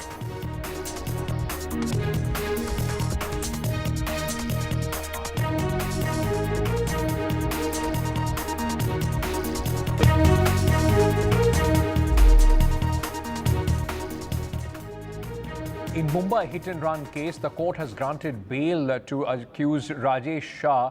He got bail on a provisional cash bail bond of 15,000 rupees. Rajesh Shah, remember, is the father of absconding accused Mihir Shah. Mihir Shah is the accused who, in fact, is absconding since the hit-and-run case came to light in Worli. Remember, the main accused in this case is the son of Shinde Sena leader. The police say that there was an attempt to cover up by the Shinde Sena leader. Cops allege that the leader told the driver to switch seats with the son. The chief minister, in fact, meanwhile, has said, whosoever the person may be, the law will take its own course. हम लोग गरीब है इसलिए ऐसा है क्या? सबके लिए सेम न्याय रखो तुम. गरीब और श्रीमंत के बीच में ऐसा न्याय मत रखो. हम लोग कैसे करेगा अभी बताओ? हमारा बच्चा ये ऐसा ही पड़ गया, अभी हमारा पूरा घर पूरा बिखर गया. वही हमारा मच्छी बेचता था, वही सब करता था. इसमें एक ही हमारा मकसद है, हिट एंड रन में किसी को भी बख्शा नहीं जाएगा. वो कितना भी इन्फ्लुएंस वाला हो, कोई भी हो, पॉलिटिकल हो, पैसे वाला हो, ये गरीब की जान होती है और इसलिए वो भी किसी की बेटी होती है, किसी की बहन होती है और इसीलिए कोई भी हो उसको बख्शा नहीं जाएगा. Let me go across at this moment to my colleague Paras Dama, who is joining us with more details on this story. Paras, the cops allege that there was an attempt to, in fact, cover up this entire case. Where is this accused? What are they saying about this man? And the latest as far as the investigation is concerned. So right now, the latest about this investigation is that the female friend of Mihir Shah has been interrogated by the Worli police from morning, and still the interrogation is on. With that, the mother and the sister of Mihir Shah is not available from last evening when this whole incident has happened. So police are trying to find the mother and the sister of Mihir Shah. Mihir Shah is also on the run from the time the incident took place at Worli by 5:30 a.m. in the morning. So after the incident happened, this Mihir Shah, the main accused in this Worli hit and run case, ran away from the spot with his BMW and dropped the car at Bandra. After Bandra, he was absconding and he ran away from Bandra. So now, in this entire situation, the police produced Rajesh Shah and the driver of BMW car in Shivri Court today. 1 day judicial custody was given to Rajesh Shah and 13 days...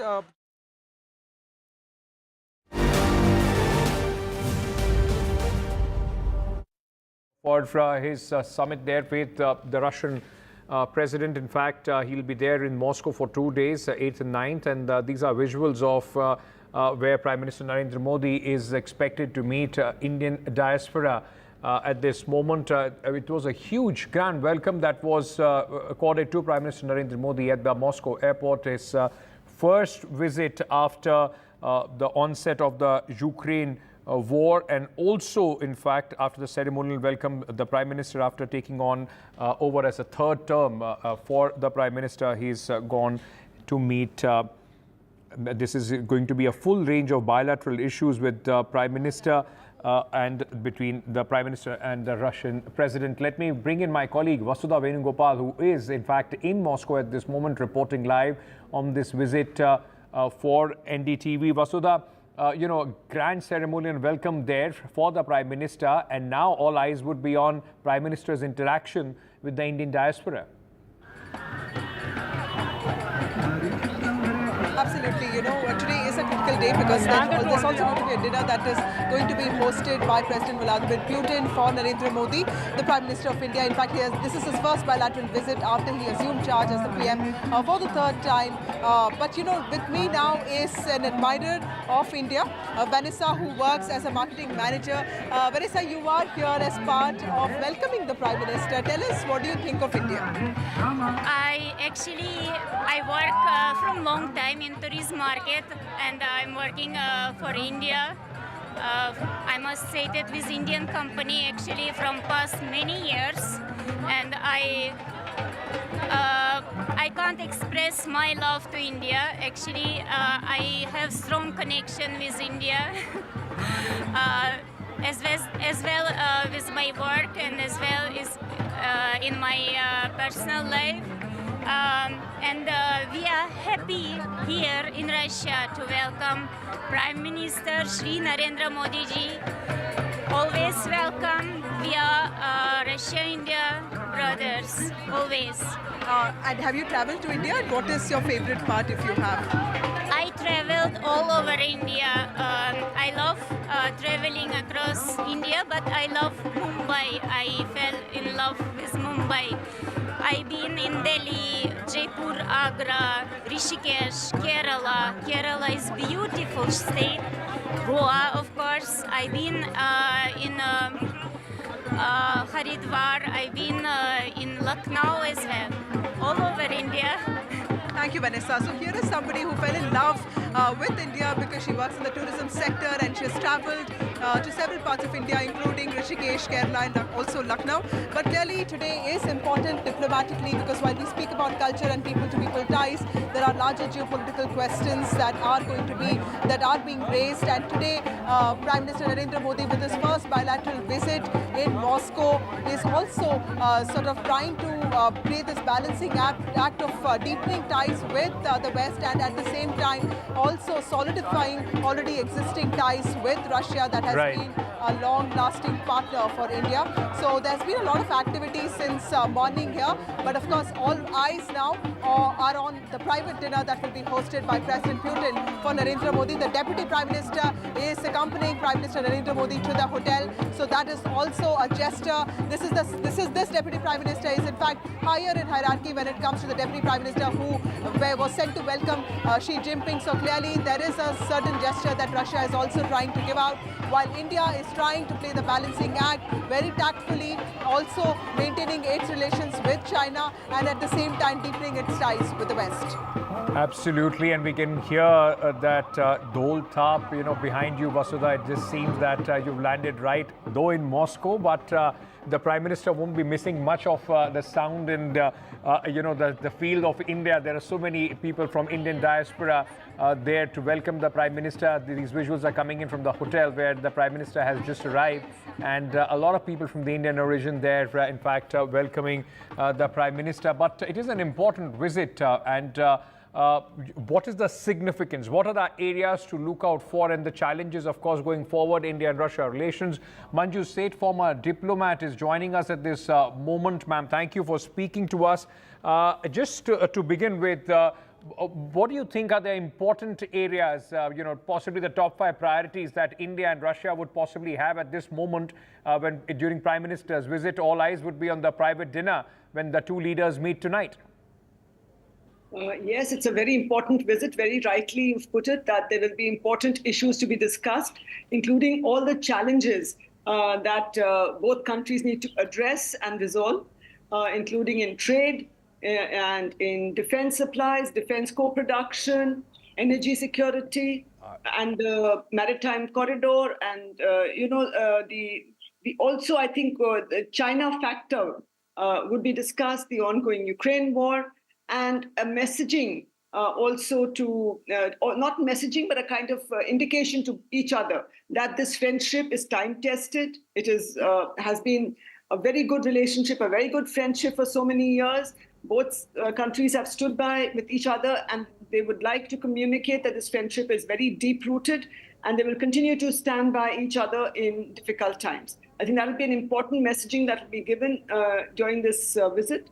And already we have seen the welcome, the special welcome given to him, ceremonial welcome, and the fact that the senior deputy prime minister was with him, was with Mr. Modi, with Prime Minister Modi in the car on the way to the hotel from the airport. I think is another indication of the importance that Russia attaches, and both sides attach to the special relationship and for taking it forward and to strengthen it further.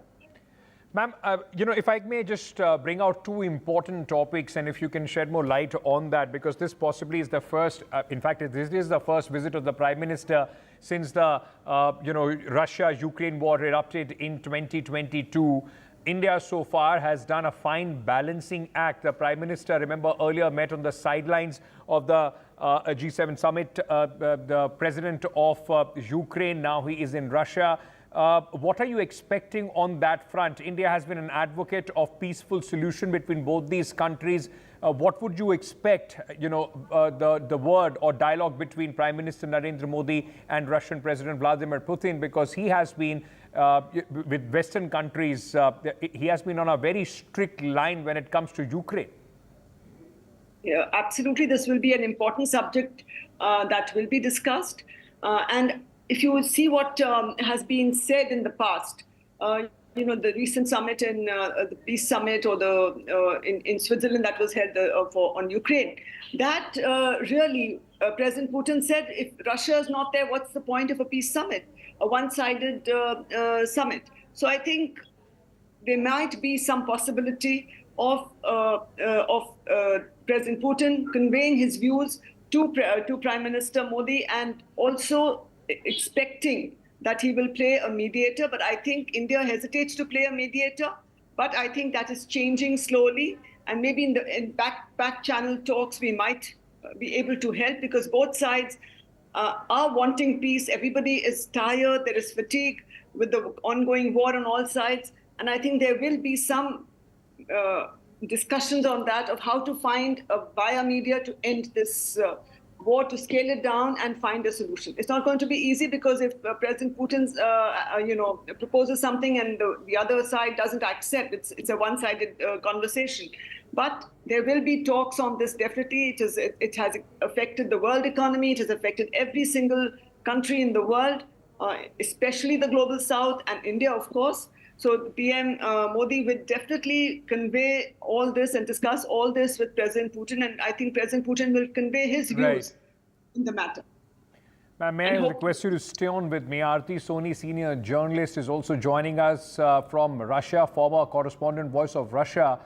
She's joining us from Moscow. Thank you so much, Aarti, for speaking to us. Just give our viewers a sense of first, the buzz in Moscow, in Russia, about this visit. I mean, for India, of course, it is being seen as a very, very important visit of the Prime Minister. After taking over as from his third term, the Prime Minister, in fact, for the first time visiting Russia. How is it being taken there in the political and general public circles? I think it's a very important. First of all, its meeting is historical. They are, I think, discuss about first about the north-south corridor. This is important for India and also for Russia for business purpose. Second thing is about the BRICS, how they will use the currencies, they exchange the currencies of both the countries.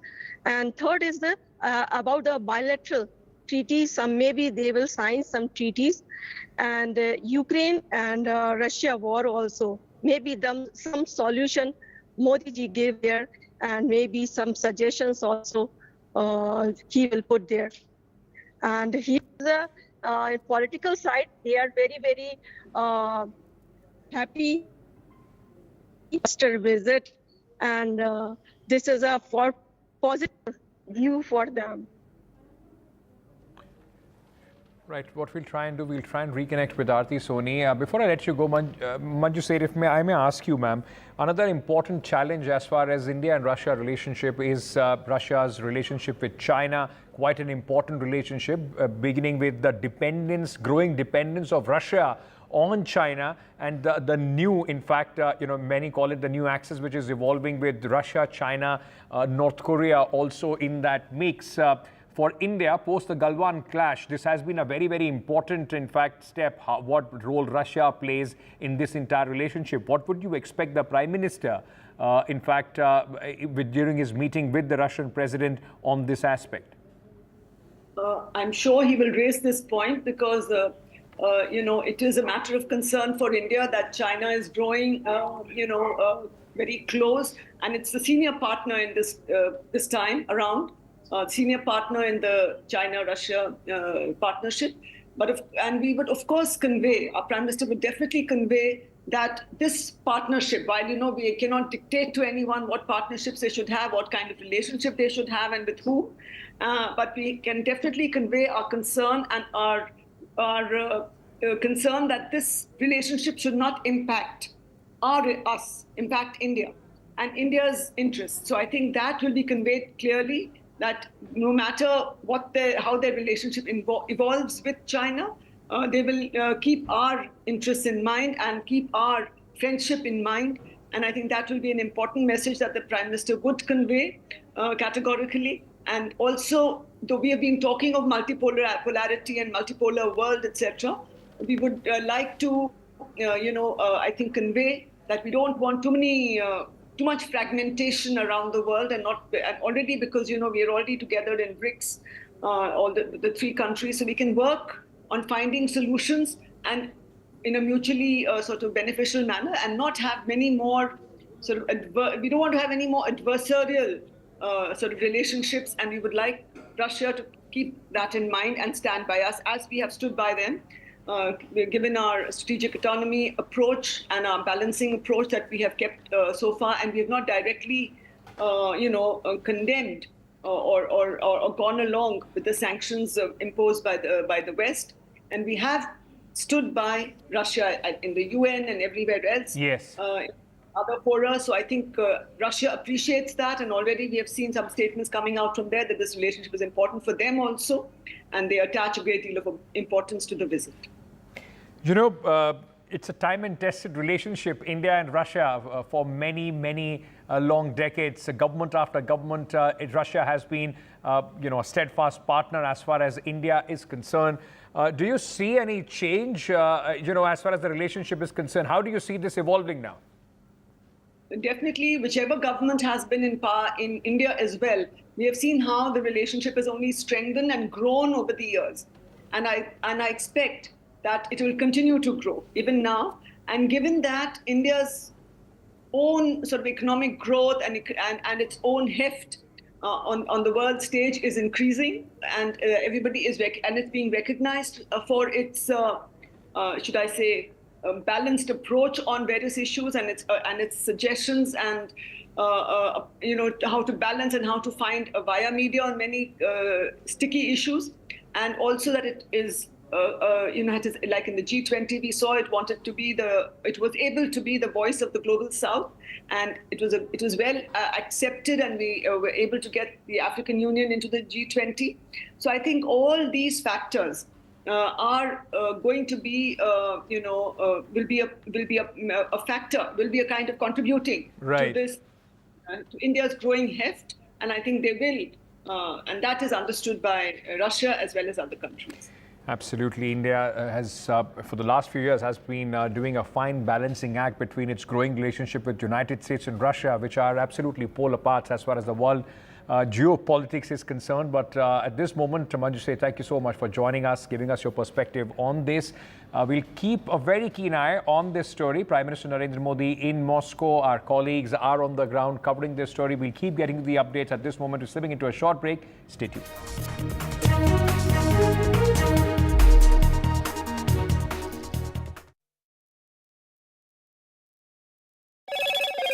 Hello, Moto.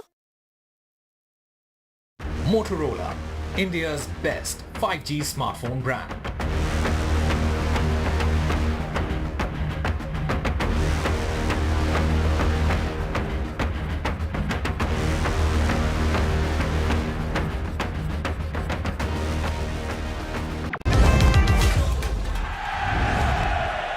Get the magic of the best working for you now. Link your payment cards once, collect rewards forever.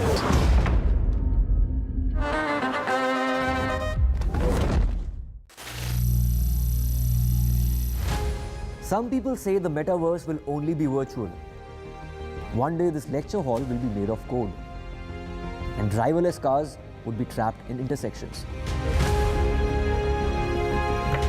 But even in this maze of the future, you can't wish away health. It's time to become more resilient.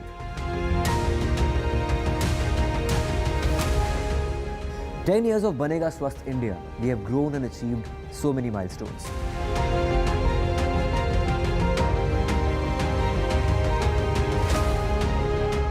And now I have a plan to beat the urgency, to stop breathing with difficulty, to relieve getting choked with inactivity.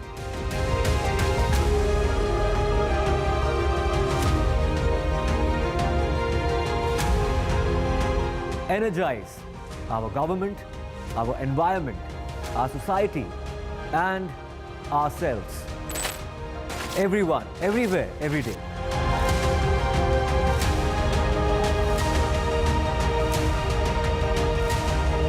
Banega Swasth India. One world hygiene. NDTV proudly upholds its legacy of trust and credibility, according to the prestigious Reuters Institute's digital news.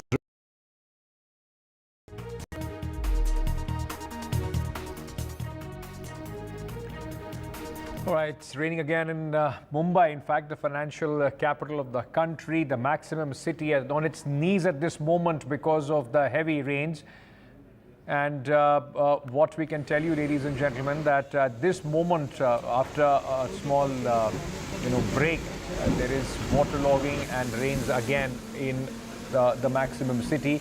Heavy rains have hit Mumbai and its surrounding areas in the last 24 hours, leading to widespread waterlogging, disruption of suburban train systems as well. Some areas in the city have recorded 300 millimeters of rain within between 6 hours, from 1 a.m. to 7 a.m. on Monday. IMD has issued an orange alert, in fact, for Mumbai, Thane, Palghar and Konkan belt. Many districts in Maharashtra, in fact, reeling under severe rainfall. Vikhroli, Veer Savarkar Marg Municipal School, MCMCR Powai saw the highest rainfall in the last 24 hours. As much as 315 millimeters of rainfall was recorded. Over 50 flights have been cancelled due to the downpour. Several airlines have informed on X to warn their passengers and have urged them to check flight schedules before leaving for the airport. Visuals from across the city where people are wading through waist-deep waters and cars lined bumper to bumper on the roads of Mumbai. All government, private schools, colleges have been shut.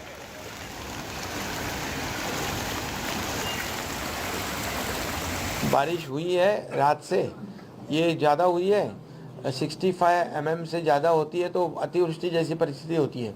अभी तो 267 से 300 mm बारिश गिरी है. ये बारिश जो है ये कम समय में गिरी है और जो पूरी तरह व्यवस्था जो है कैरिंग कैपेसिटी है उससे बहुत ज़्यादा, कई गुना ज़्यादा ये बारिश हुई है. और इसलिए रेलवे के ट्रैक पे भी पानी आया है. पंप, रेलवे ने 200 पंप लगाया है, 480 पंप कारपोरेशन के है, वो पूरी तेज़ी से काम कर रहे हैं और पानी फेंकने का काम शुरू है. और अभी आपने देखा कि ट्रेन भी ऐसा ऐसा सब शुरुआत हुई है और रोड में भी अभी हमने यहाँ पर देखा सब 5000 स्पॉट इसमें दिखते हैं. सब रोड पे अभी ट्रैफिक शुरू हुई है. So let's just go across to bring you a live update of what is happening in the maximum city at this moment. My colleague Abira joins us. We also have Anuj, but Abira, coming to you first at this moment. It's always romantic in Bollywood films, but in real life, it is extremely hard when it rains in Mumbai at this moment. Maximum city facing the maximum trouble because of this rainfall.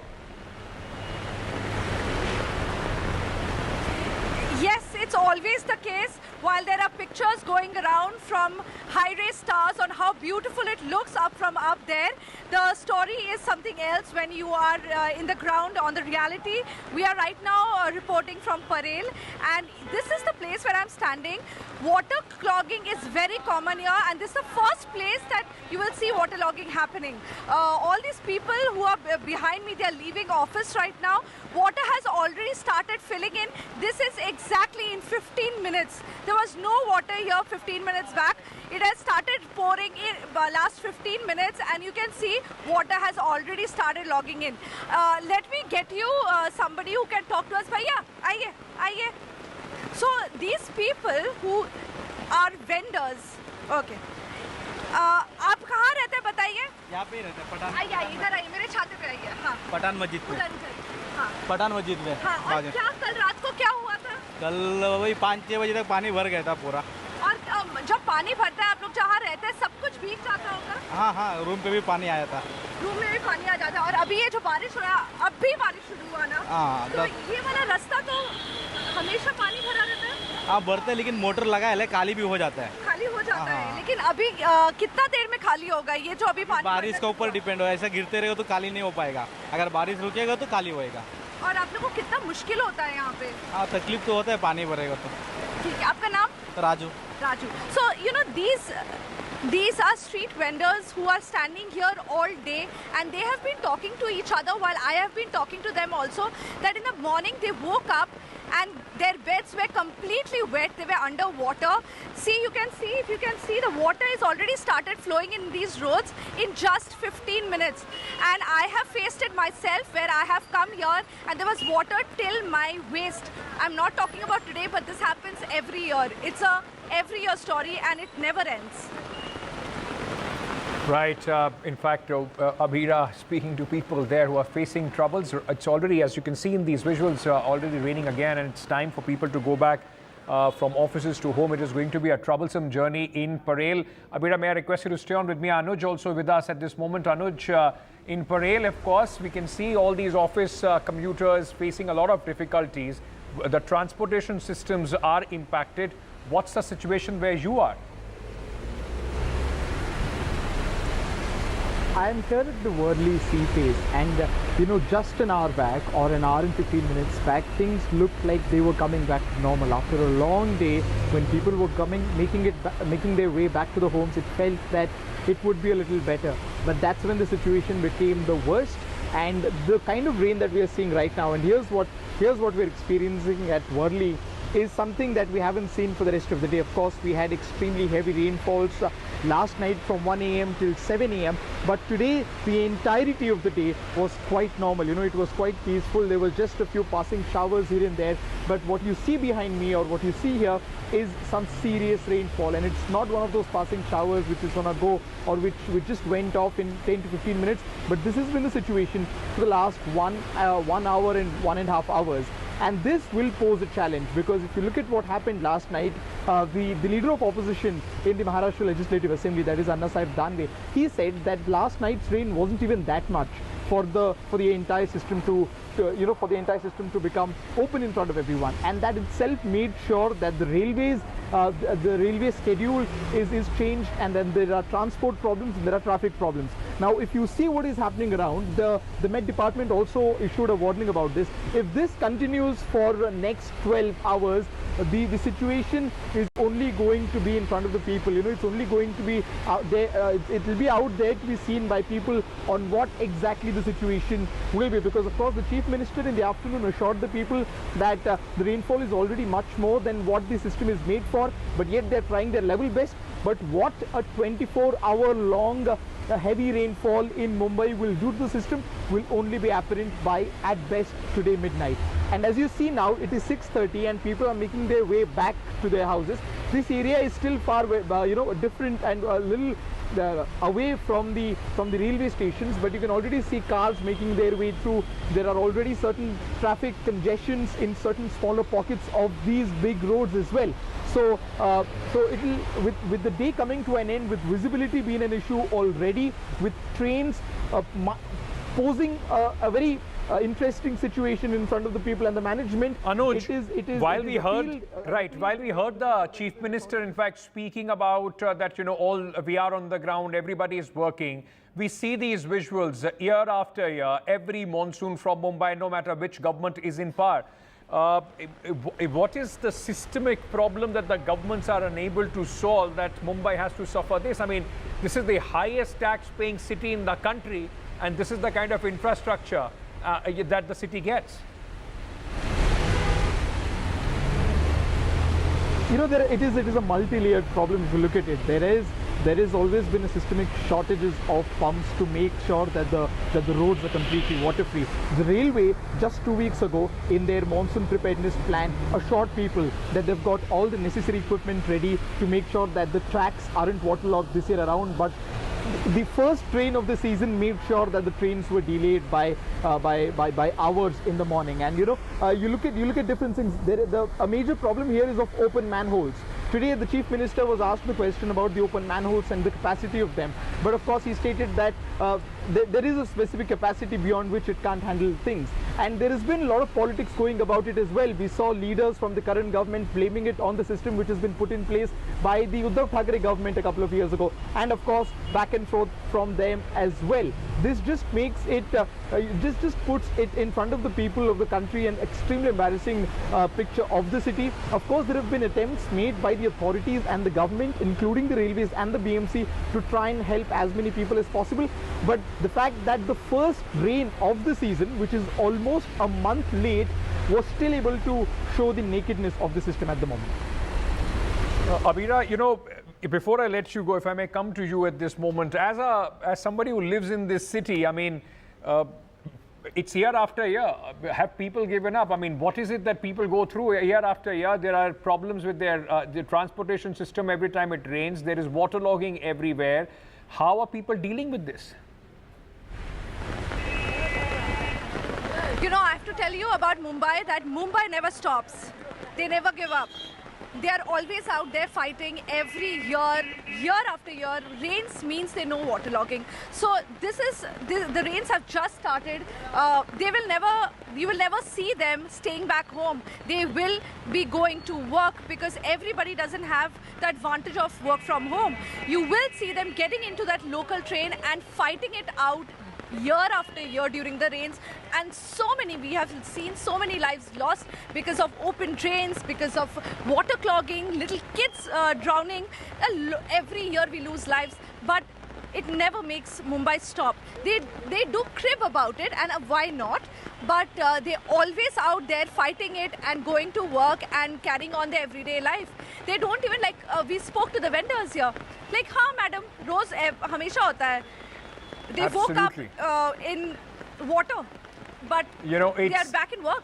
It's the lack of options, or as they call in Hindi, the majburi of the people being wrapped around and being presented year after year in Mumbai as the spirit of Mumbai. Things have to change. Systematic changes have to, in fact, take place on the way we plan our cities, because otherwise this problem is only going to get worse with the climate change. Thank you so much, Abira, Anuj, for joining us at this moment from the city of Mumbai. There is some breaking news coming in. Charge sheet in Salman Khan shooting case has been filed. The Mumbai crime branch has filed the charge sheet against gangster Lawrence Bishnoi, who has been named in the charge sheet. This charge sheet has been filed in the Mukoka court. Remember, shots were fired outside Salman Khan's residence, and after that, this investigation was given to the Mumbai crime branch. Paras, my colleague, joins us with more details. Paras, what are the details that the Mumbai police has mentioned in the charge sheet? So right now there is no much details about the charge sheet, what all thing has been filed in the charge sheet, but the important thing is that the Mumbai crime branch has filed charge sheet in the Salman Khan case, where two unknown bikers came and fired outside the Galaxy apartment of Salman Khan. So in this entire matter, a charge sheet has been filed by the Mumbai crime branch. I want to clarify one more thing, that this charge sheet is different than the charge sheet which has been filed in this same case, but it has been filed in a Panvel case. The Panvel police has filed this charge sheet in Panvel court, and now this charge sheet in the firing case has been filed by the Mumbai crime branch in the Makoka court. It will be very important to see what all details has been in the charge sheet, and it will be very important to see. Now the main thing is that Amol Bishnoi and Lawrence Bishnoi is both the person in which the court and the crime branch has filed the charge sheet. Both against both the charge sheet has been filed. Thank you so much for joining us with all those details. Slipping into a short break at this moment.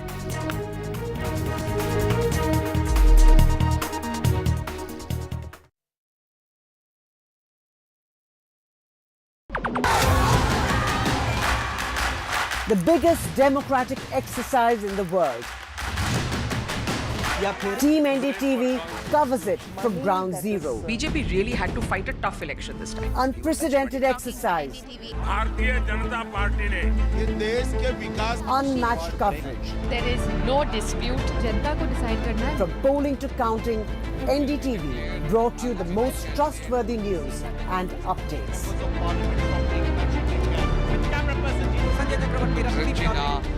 Elections mean NDTV.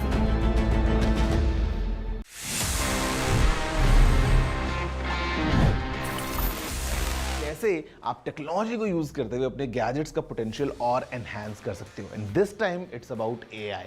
It's about Google's latest Gemini, because ये अभी India में आ चुका है and you should use that because it can do a lot. मतलब अगर आपको email लिखना है and you need some help composing that email, यहाँ पे just by using the help me write option आप ईमेल्स जेमिनाई से लिखवा सकते हैं. ये आपकी ईमेल्स को समराइज कर सकता है और आपके लिए बहुत सारे अच्छे तरीके से हेल्प कर सकता है all across scenarios, all thanks to the power of AI. तो जेमिनाई अभी इंडिया में अवेलेबल हो चुका है. Well as of now it's only for the premium Google customers या फिर ये गूगल वर्क प्लेसेस में अवेलेबल है, but I am sure it's coming soon for everyone. और आप सभी जब इसको फोन में यूज करेंगे, you can utilise the full potential of Google's AI to make your life and your phones even smarter.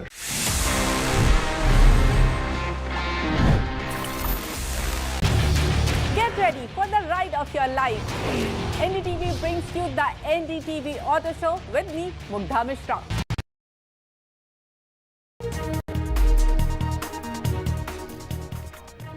Leader of opposition in Lok Sabha Rahul Gandhi has met in the displaced tribals in Manipur. Remember, he is on his third visit to Manipur, first after becoming the leader of opposition and after the 2024 election results. Remember, Rahul Gandhi and the Congress party, along with the entire opposition, has been raising the Manipur issue continuously against the government. Rahul Gandhi's, these visuals which are coming in at this moment is of his meeting with the governor of Manipur. Rahul Gandhi earlier visited the worst impacted areas where violence for the last 1 year in some way or the other has continued. Mr. Gandhi is now meeting the Manipur governor and giving her an update of what he in fact has learned from the various victims of the camps that he has gone to. Remember, 2 seats of Manipur in Lok Sabha, both have been won by the Congress party. Emphatic, in fact, speech there by one of the MPs of the Congress party from Manipur in the parliament earlier, where the government during the introductory session, which just concluded last week, was cornered by the opposition on the Manipur issue.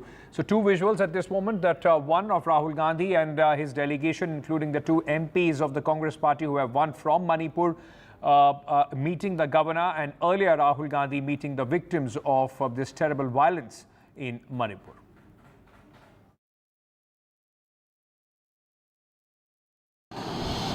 Rahul Gandhi इसका राजनीतिकरण करते हैं. वहां मलहम लगाने की जरूरत है. चुनाव खत्म हो गया. दोनों समुदायों को नजदीक लाने की जरूरत है. संसद में क्या हंगामा किया. नई संसद में प्रधानमंत्री को जवाब नहीं देने दिया. उकसाया उन्होंने मणिपुर पर हमला करें. ये ठीक है क्या? The BJP attacking the Congress party over Rahul Gandhi's visit. But interestingly, Ravi Shankar Prasad himself saying that the elections in Manipur are over. If the elections are over, then of course, and then also saying that Rahul Gandhi is trying to politicize the entire matter. The opposition has been questioning the government over their policy on Manipur. The Chief Minister N. Biren Singh, who is at the helm of the affairs, under whom, in fact, this entire violence had started, he was at the helm of affairs at that point of time. The opposition has demanded his resignation as well. And a key demand of the opposition is a Prime Minister's visit to Manipur, which yet remains unfulfilled. Remember, the Prime Minister, responding to the opposition's charges in the Rajya Sabha, had said that there shouldn't be any politics as far as Manipur is concerned. Meanwhile, the government is, as per the Prime Minister, is taking all these steps necessary to try and ensure that peace returns to the state. These visuals, ladies and gentlemen, of Rahul Gandhi meeting the victims earlier, both in Churachandpur and one more camp that he had visited. This is the third visit, as I told you, of Rahul Gandhi to the violence-hit Manipur. He is now meeting the governor, and after that is expected to speak to the press as well. We'll get you what Mr. Rahul Gandhi says after his meeting with the governor, and of course his experiences of sharing of the demands that the people of Manipur, many thousands of them have been displaced due to the violence, and Rahul Gandhi has gone to meet the people who are living in these refugee camps at this moment, displaced in their own state due to the violence.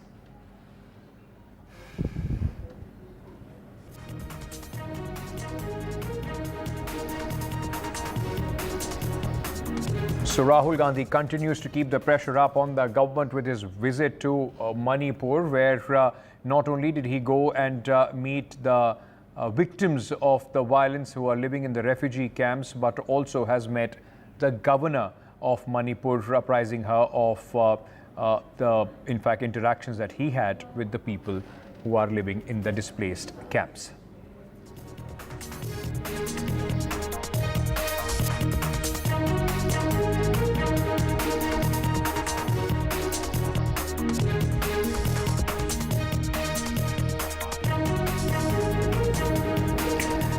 It was on 3rd and 4th of May in 2023 when the violence started in Manipur, ethnic strife within two communities, which resulted in deaths of multiple people, and the situation in the state still remains tense. In fact, there have been sporadic incidents of violence, which we keep reporting and hearing from the state of Manipur.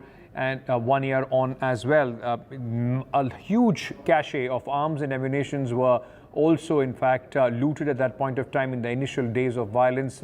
Many has not returned to the police and the security forces. Ratnadeep Chaudhary is reporting from Manipur. Ratnadeep, important visit of Rahul Gandhi at this moment. Politics aside, what is the reaction of the people he has met? Well, we did speak to a few people on record after he visited first at Ziribam on the Assam Manipur border, where last month there were violence, after which over 2,000 people have fled towards Assam side, and there he met people, he heard them, and then he went to Churachandpur, the Kuki-Zo dominated areas, the epicenter of the violence last year. There he met violence victim, and then onwards towards Imphal, on way towards Imphal he met again violence victim who have lost their homes and belongings and are in relief camp in Moirang in Bishnupur district. They are from Meitei community, and both sides have raised the issue of their repatriation, their so that they can move out of the relief camp and to their homes. Many of them have lost their homes, and they want their homes to be rebuilt. The state government have request you to just stay on at this moment, because Rahul Gandhi in Manipur is speaking at this moment. Let's listen in. And then to Churachandpur, again in Bishnupur district, after that he made honorable leader of opposition, met honorable governor also. So really we welcome from the Manipur Pradesh Congress Committee and also from the entire people of Manipur. And this is the third time visit of Sri Rahul Gandhi, and it is the first time visit after being elected as a leader of opposition. So really we are so happy. So now it is a very tight schedule. So I am requesting Rahul Gandhi to have a press statement for a few minutes. So please take your time, Rahul Gandhi. Thank you.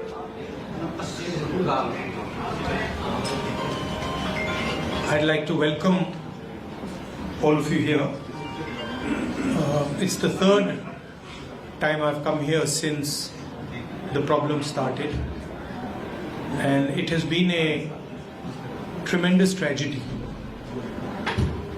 Frankly, I was expecting some improvement in the situation, but I was quite disappointed to see that the situation is still nowhere near what it should be. I visited the camps and heard the people there, heard their pain.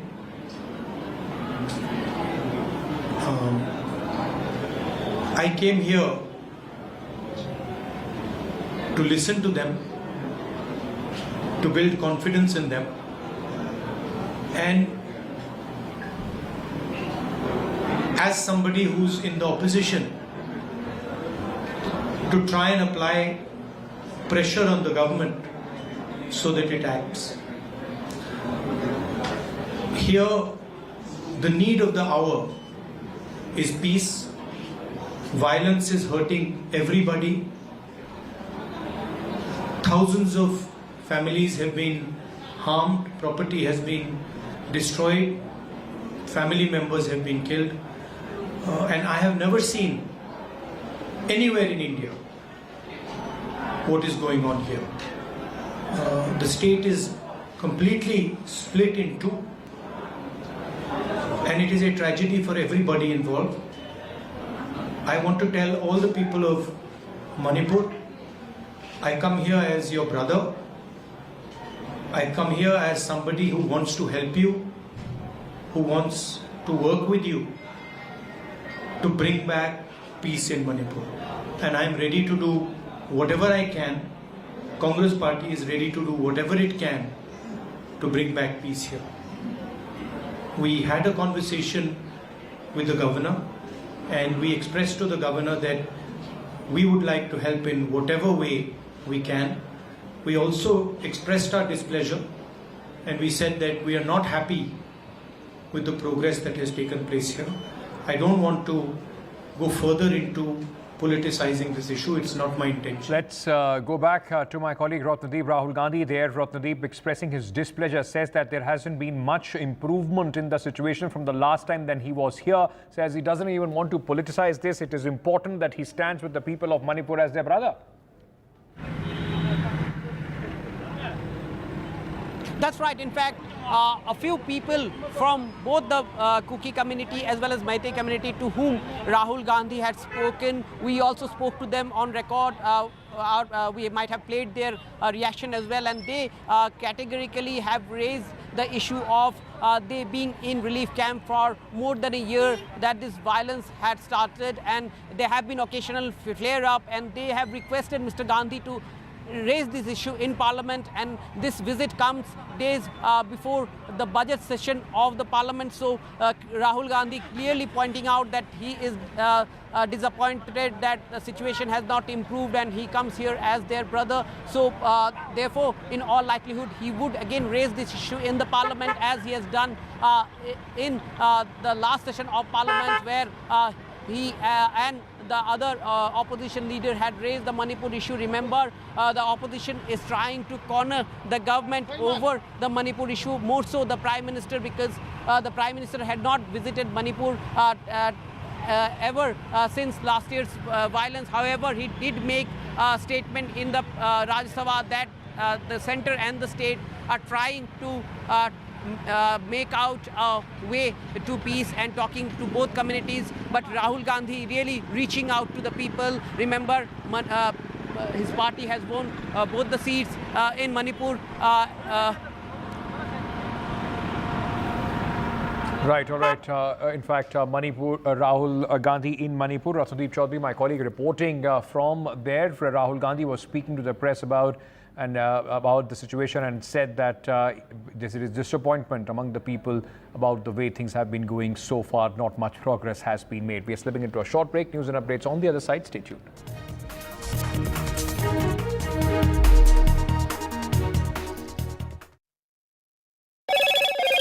Hello, Moto. Motorola, India's best 5G smartphone brand.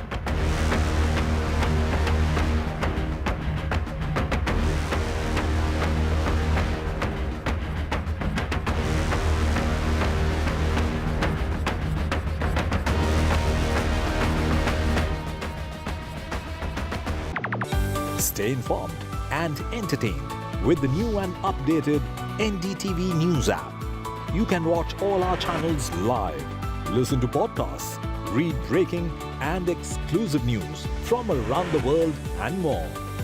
Download the NDTV app today and get access to the best journalism and storytelling on your smartphone or tablet. The NDTV app. News that matters to you.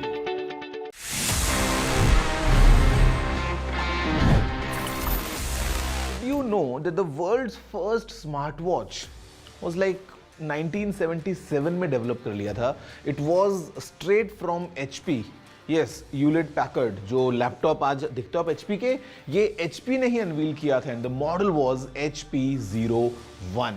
It was quite amazing because it was this wrist gadget जहाँ पे एक calendar था, एक calculator था, साथ में clock, stopwatch, timer, alarm and in fact a world clock as well. Well, this gadget was really powerful और इसमें 28 अलग-अलग buttons थे. 28 buttons इतने से size में, well obviously उस time पे we didn't have touch screens. उस time पे I would say for engineers and for professionals it was such a boon. But then again this product failed because it was quite expensive, थोड़ा bulky था and maybe not that easy to use that. But मैं बोलूँगा it was the beginning of the era of smartwatches and eventually today you know how popular they are जहाँ पे हर किसी से जब आप मिलते हो after the mobile phone the second purchase that you do as a gadget is definitely a smartwatch these days. Did you know this? If yes, amazing. If not, then please let me know. You know the address. It's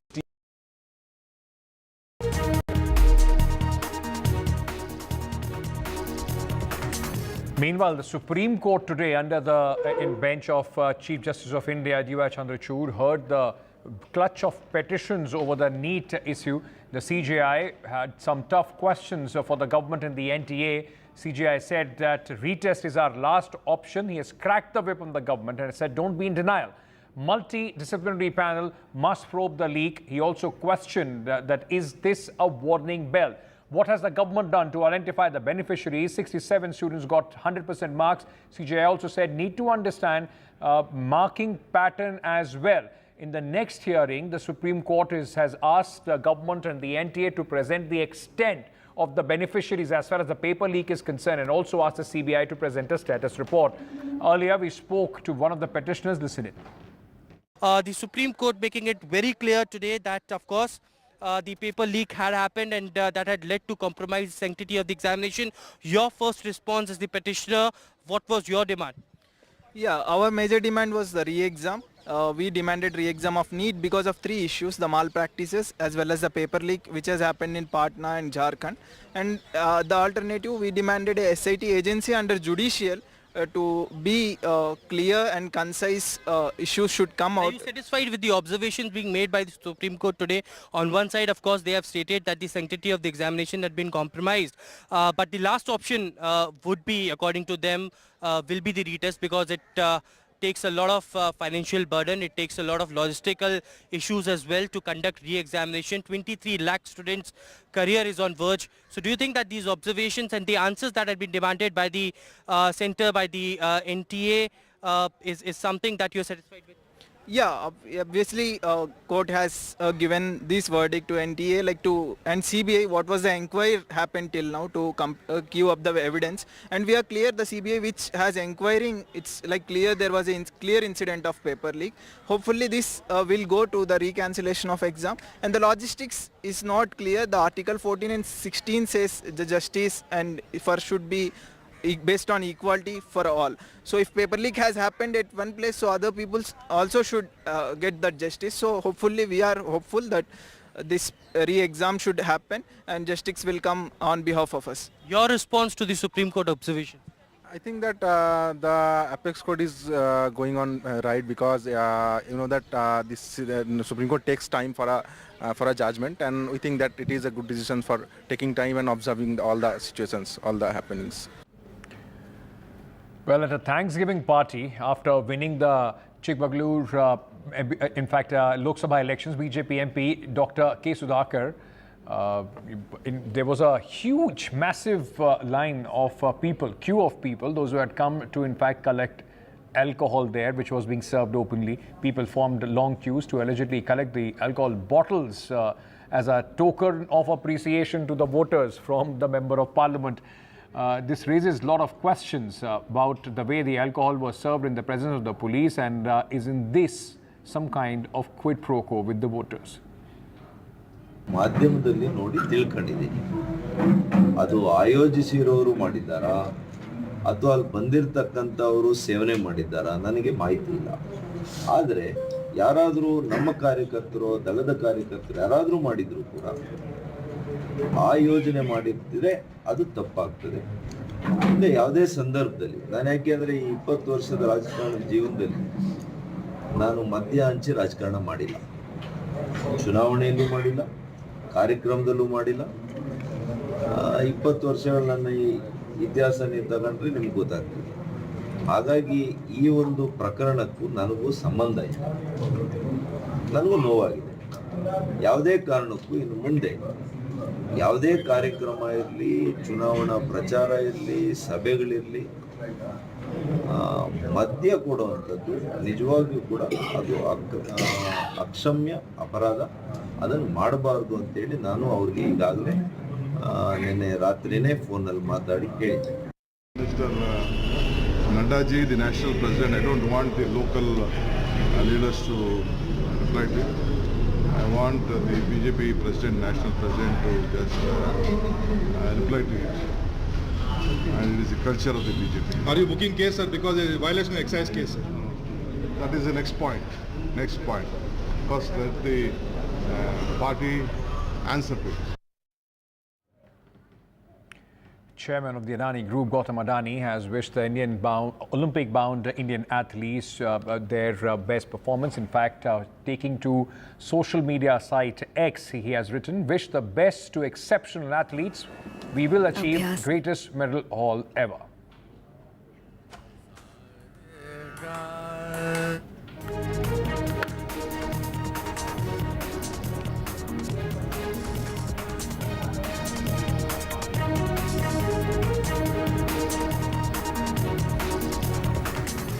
With that, we're slipping into a very short break. News and updates continue here on NDTV. Stay tuned.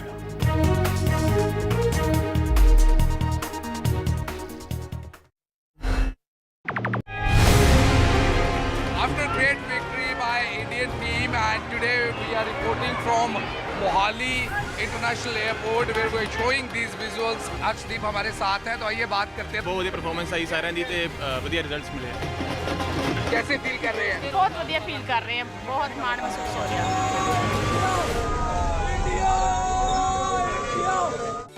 Stay informed and entertained with the new and updated NDTV News app. You can watch all our channels live, listen to podcasts, read breaking and exclusive news from around the world and more. Download the NDTV app today and get access to the best journalism and storytelling on your smartphone or tablet. The NDTV app. News that matters to you.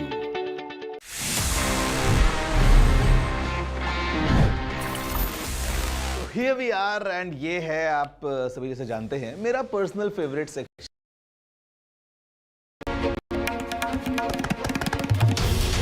This is NDTV. And you're watching NDTV 24/7. Hello, Moto.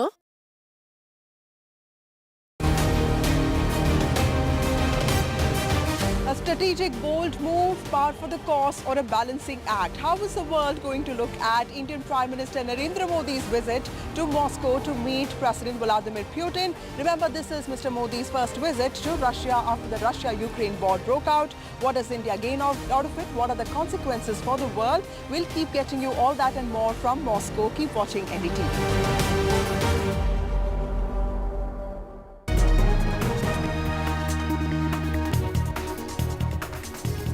Good evening. A quick look at the headlines at this hour. The Prime Minister touches down in Moscow. It's Prime Minister Modi's first Russia visit since the Ukraine war started. A rousing welcome for Mr. Modi at Moscow airport.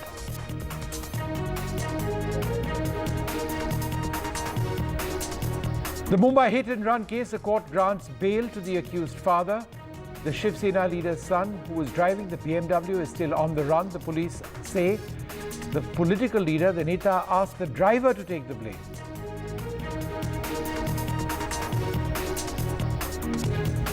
Stop being in denial, the Supreme Court says on the NEET paper leak.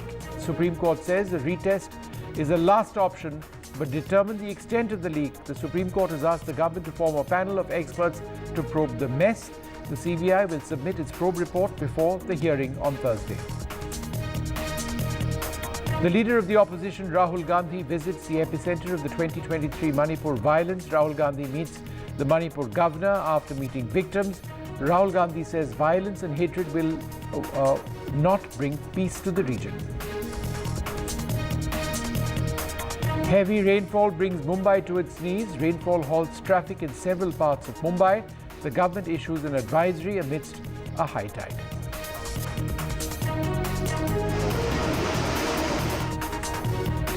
The Salman Khan firing case, the Mumbai police filed a charge sheet. The gangster Lawrence Bishnoi is named in it. A charge sheet has been filed in a special court.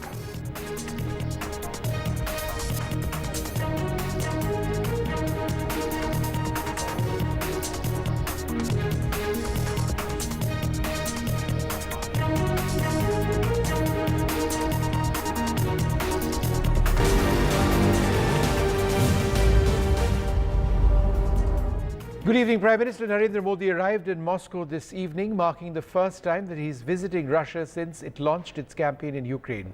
Russia's first Deputy Prime Minister, Denis Manturov, received him at the airport. I look forward to further deepening the special and privileged strategic relationship between our nations, is what the Prime Minister said after landing in the Russian capital. He will be holding talks with Russia's President Vladimir Putin tomorrow. Prime Minister Modi has been treading a fine line between maintaining a long-standing relationship with Moscow and courting closer Western security ties. The visit is also Prime Minister Modi's first since he returned to power for a third term. I look forward to reviewing all aspects of bilateral cooperation with my friend President Vladimir Putin and sharing perspectives on various regional and global issues, is what the Prime Minister said in a statement before leaving New Delhi. We seek to play a supportive role for a peaceful and stable region. Russia is a key supplier of cut-price oil and weapons to India. Western powers have in recent years also cultivated ties with India as a bulwark against China and its growing influence in the Asia-Pacific region, while pressurizing it to distance itself from Russia. Prime Minister Modi last visited Russia in 2019 and hosted Mr. Putin in Delhi 2 years later, weeks before Russia began its offensive against Ukraine. India and Russia have maintained a very close relationship throughout the Cold War, and Russia was for a long time India's largest arms supplier. In many ways it still is. But Ukraine has stretched Russia's arms supply thin. Russia's share of Indian imports of arms has shrunk considerably in recent years. At the same time, India has become a major buyer of Russian oil, providing a much-needed export market for Moscow after it was cut off from traditional buyers in Europe. That's dramatically reshaped energy ties, with India saving itself billions of dollars while bolstering Moscow's war coffers.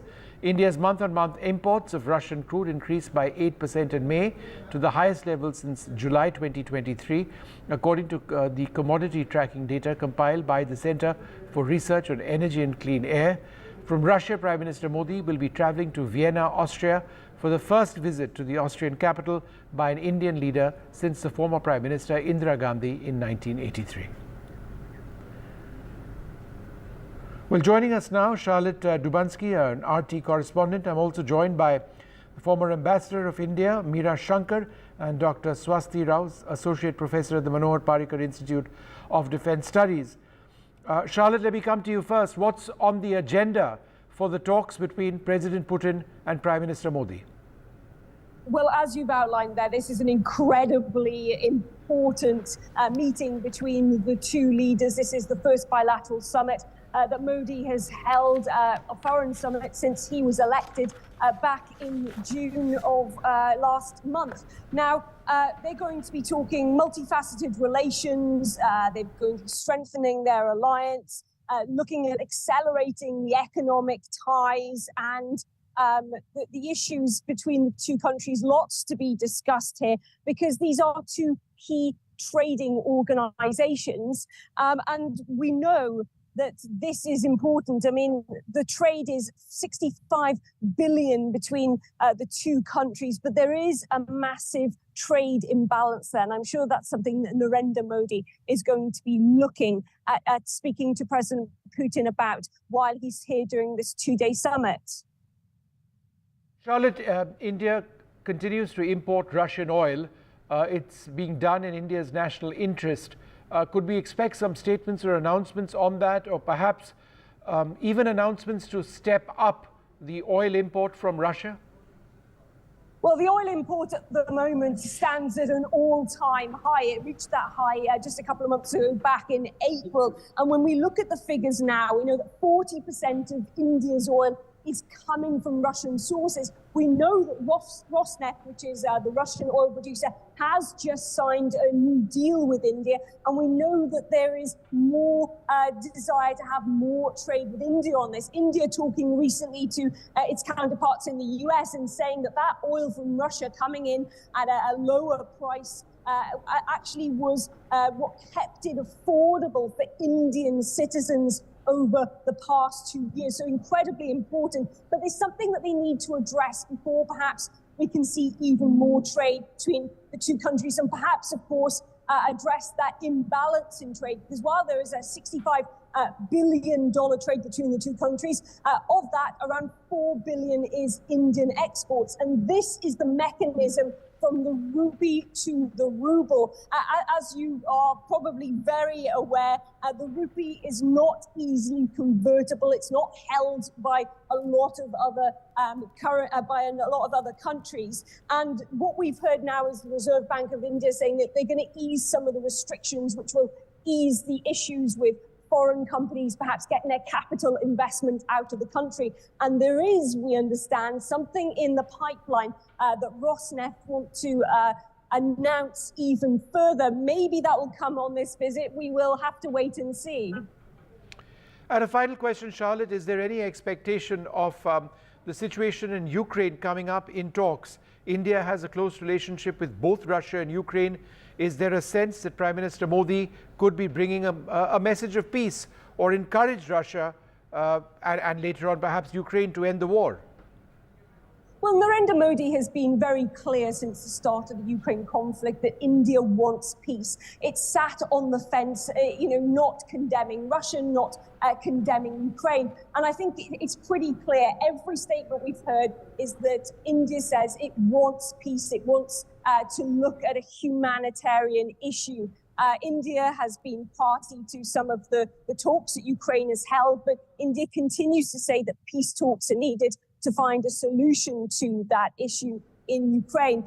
What's been quite clear, though, is that India has been under huge pressure from countries in the West, particularly the US, to condemn Russia's involvement in that conflict. And India has been pretty clear it's not going to. We know the relationship between India and Russia is a very special one, and it's a very important one for both countries. And I think Narendra Modi has navigated this incredibly well. So I think he'll come here to Russia. There'll be lots on the agenda to talk between him and President Putin. And of course, I'm sure the issue of Ukraine will come up, and I'm sure Narendra Modi will continue down that same line that India would like a peaceful resolution to the conflict.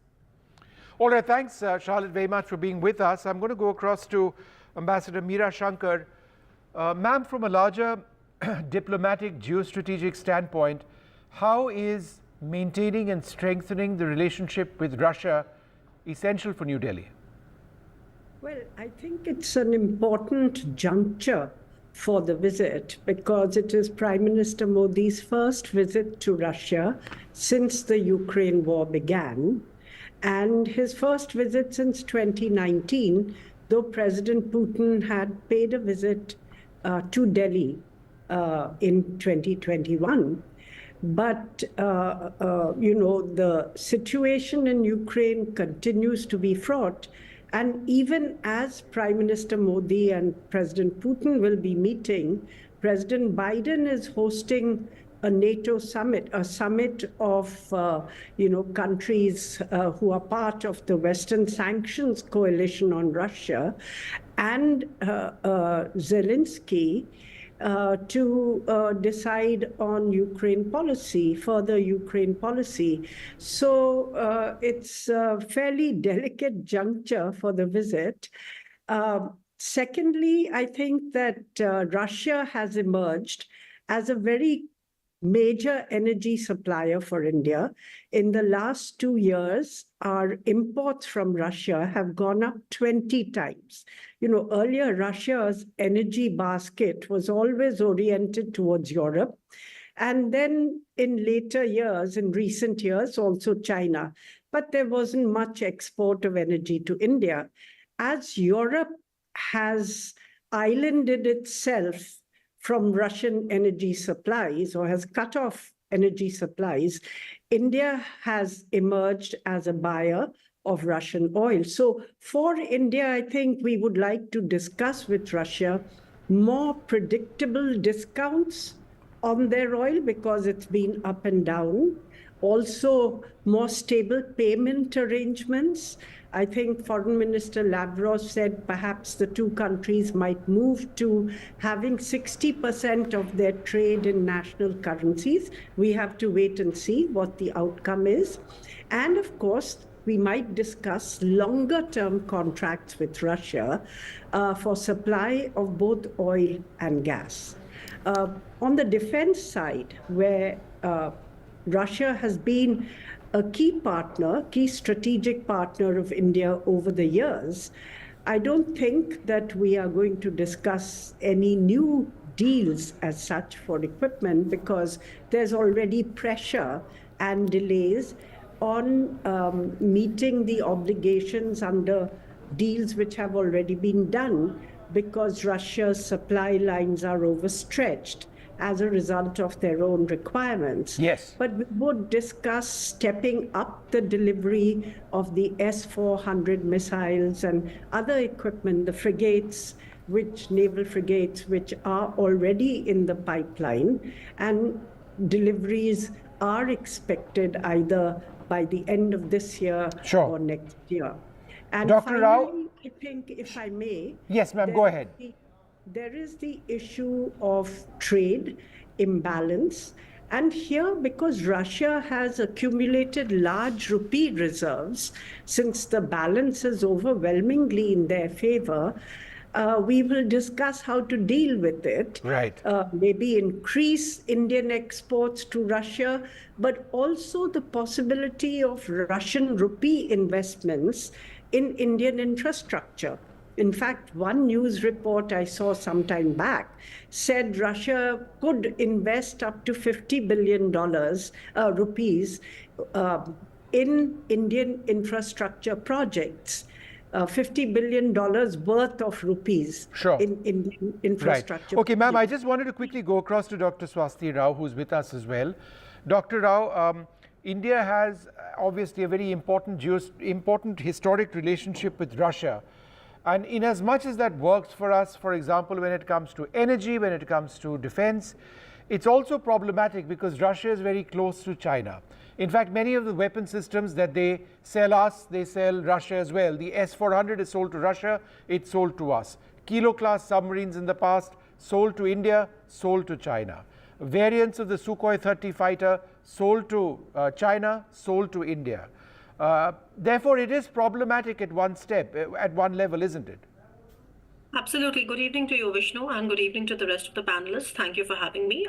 Yes, that is, I've been saying that this particular visit by Prime Minister Modi is long overdue and long awaited, because there are certain issues that we actually need to be, that need ironing out between the two sides.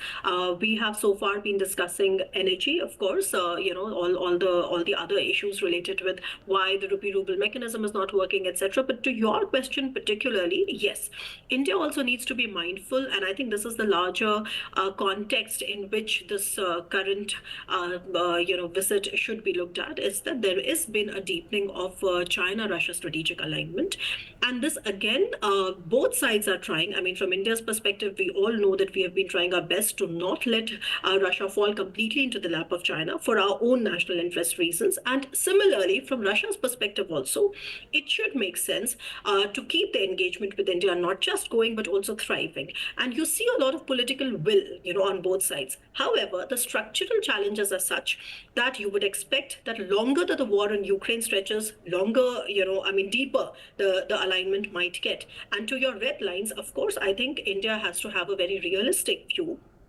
of how Russia also pursues its, I would say, independent approach when it comes to China. In fact, now that you mention it, in the last 5 years, and if you go by the CIPRI data that was released recently, India has not really placed a fresh order, like Ambassador Shankar was just mentioning, with Russia. And if you look at the export base that Russia has had in the last 5 years, Vishnu, at the beginning of I think 2019, if Russia was supplying weapons to about 31 countries. That has fallen down to 9 countries now. And China is definitely one of them. In fact, if you look at the TIV values, which is trend indicator values of the weapons which are being exported, you will see that Russia actually exports a lot of weapons to China. Not just that, also if you look carefully at the China nuclear program, you will see that a lot of that is actually coming from Russian support. So these are things that require us to be realistic. I think the Indian leadership is extremely, I would say, etched in realism when it comes to that. However, taking issues which are bilateral, taking issues which require ironing out is also required, because like I said, that Russia is not only a historic friend, but also the relevance of Russia is going to remain in whatever geopolitical churning we find ourselves in. So it makes perfect sense for India to actually meet at the topmost level. And in fact, I should mention this, that if you look at how in the last few years, the strategic communication or the channels have been working, I would say that actually it's got quite, the political interactions have gone, there've been a transformation in it. For example, we all know that Modi is meeting Putin in person after a long time. Last time when this particular summit happened, it was before the war, right? But what the other thing that I would like to focus here is that even when we met in December 2021, for example, we had signed a 10-year defense cooperation program. Yes. And if you look at the progress that has been made, there's not much progress made, while the war started in 2022 and probably it is going to go on for the next I don't know how many years, maybe another 2-3 years. So I think that is something which needs to be ironed out, because as the remaining 2 deliveries of the S-400s are still awaited, and according to the latest estimates that we have from Russia, those are likely to come to India by the 3rd quarter of 2026. So I think there should be, any uncertainty around that should be ironed out. And the other thing that I wish to mention here is that, if you remember, India has this mechanism called 2+2 with its close partners. So with all the Quad partners, we have a 2+2. With the UK, we recently started a 2+2. Similarly, with Russia, we have a 2+2 as well. But the only 2+2 dialogue that we have had with Russia, again, goes back to December 2021, and we have not really had it after that. So I think this 2+2 mechanism, where both the foreign ministers and both defense ministers come and engage at the same platform, is something which will be very, very beneficial for where our ties are right now. Yeah, and lastly, I think the last point that I would like to make is also this geopolitical shift that we are probably seeing. There is some news of Pakistan. The Pakistani envoy to Russia actually mentioned that they are invited by Russia to join the INSTC. Now, from India's perspective, the Chennai, Vladivostok, that corridor, as well as the INSTC, are important alternative connectivity routes. And I think these scenarios also need to be discussed at the highest level in terms of what scenarios are emerging. Okay, Dr. Rao, just half a second. I wanted to go back to Ambassador Shankar. Ma'am, does India have the political capital to potentially make a difference when it comes to the biggest question of them all presently in the world, Russia and Ukraine? Well, I think India has made it clear that it sees the conflict coming to a halt only through dialogue and diplomacy, and that, military superiority is perhaps not going to end the conflict. It might just linger on. So talks become very necessary, and that's the message that Prime Minister Modi gave to President Zelensky as well when he went for the G7 meeting. But I am not sure that, India would be heard. So I think what we have been doing is to convey our general sense that A, the conflict should end, B, the world wants peace, and C, that the peace comes through dialogue and diplomacy, and that India wants to be a positive force in the process of bringing peace and stability. But I'm not sure that we go with any specific proposals or we have sought an active role in mediation diplomacy. So that's, I think, where the picture is still today.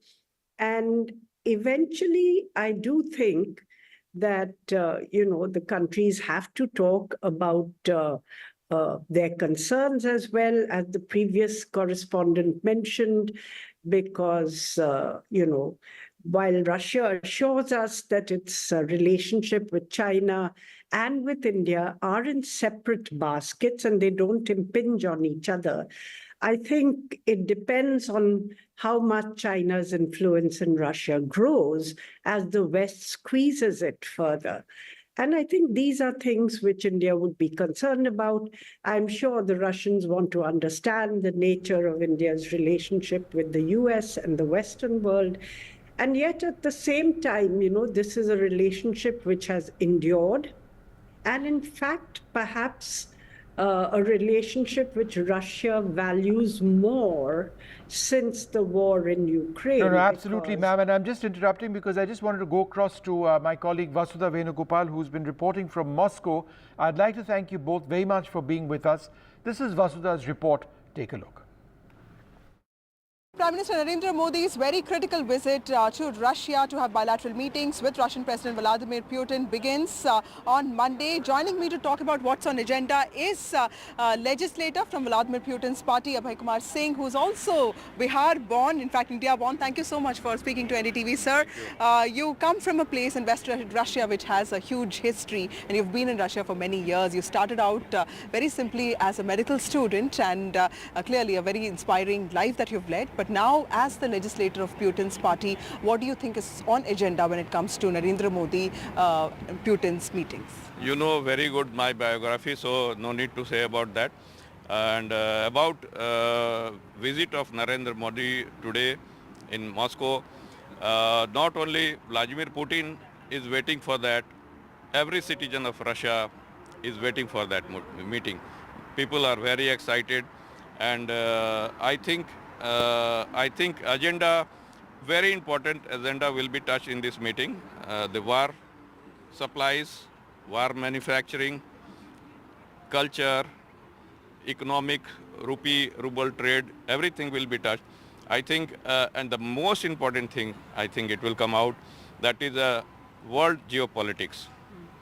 This visit can change a bit. It will not change fully. It will change a bit world geopolitics. You know, in England, Sunak went away. Soon, I think after a few days, Macron will also fly. In November, we will wait for the US election. So everything is changing.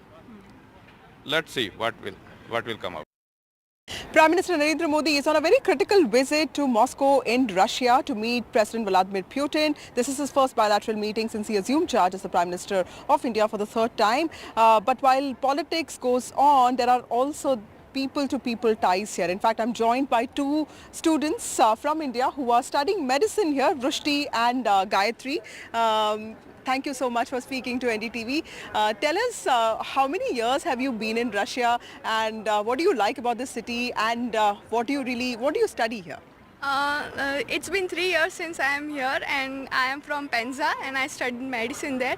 And the best thing about Russia is we feel secure, and most of us, our parents, are worried due to some war and other reasons. But we, being Indians here, feel safe as every point there's security. Even in the smallest city like Penza, we are secured. Here also we are secured, and so.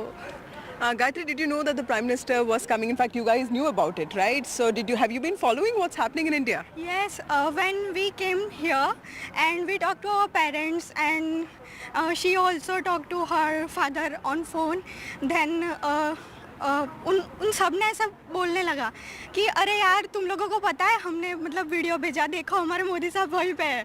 तो parents सब बोलने लगे कि बोला कि Modi sir हम यहीं पे हैं, we heard to appreciate you and we all are very happy that you came here. Russia India के बीच में बहुत सारे टाइज बहुत पहले से थे, लेकिन अभी ये वॉर चल रहा है यूक्रेन में. आप ही की तरह बहुत सारे मेडिकल स्टूडेंट्स को वापस आना पड़ा. But how is your has there been any impact at all on your lives, on your education? Economically there have been some impacts as our foreign exchange cards have not been working since long, so there are challenges about that. But keeping those things aside, we have no as such challenges. We are safe and we are secured, and there's everywhere security, so our routine university life is continued. So has the cost of living gone up here? Cost of living in Russia, see, Russia is not as a very stable economy as India is, so we have challenges throughout the year, and not only during war, but yes, there have been some ups and downs, and yes, financially the costs are difficult. All right, so tomorrow is going to be a very, very important day, with the Prime Minister set to meet Russia's Vladimir Putin. We'll be bringing you all the very latest details. One of the most important relationships of India, the 22nd India-Russia Bilateral Summit, the Prime Minister now in Moscow.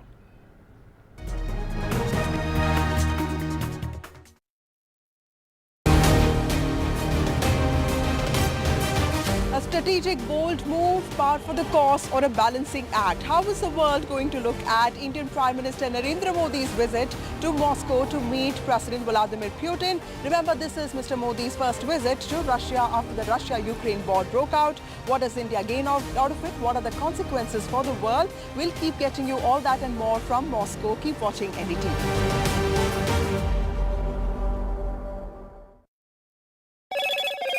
Hello, Moto. Motorola, India's best 5G smartphone brand.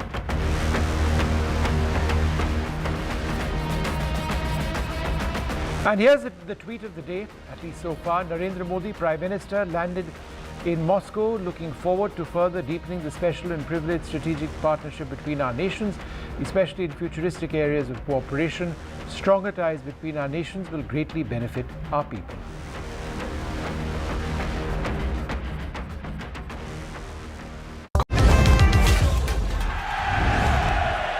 Get the magic of the best working for you now. Link your payment cards once, collect rewards forever.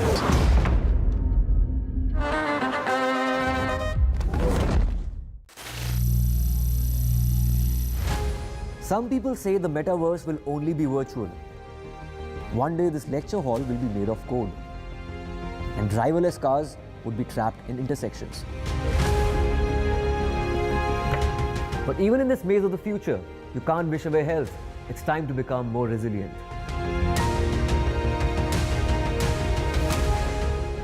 "10 years of Banega Swasth India, we have grown and achieved so many milestones.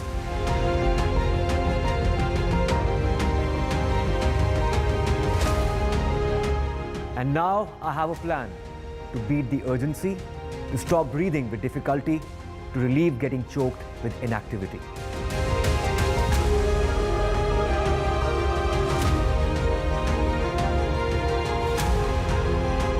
Energize our government, our environment, our society, and ourselves. Everyone, everywhere, every day.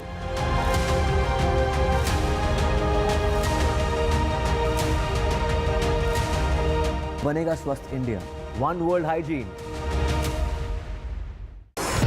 NDTV proudly upholds its legacy of trust and credibility. According to the prestigious Reuters Institute's Digital News Report 2024, NDTV is the topmost news platform in the country.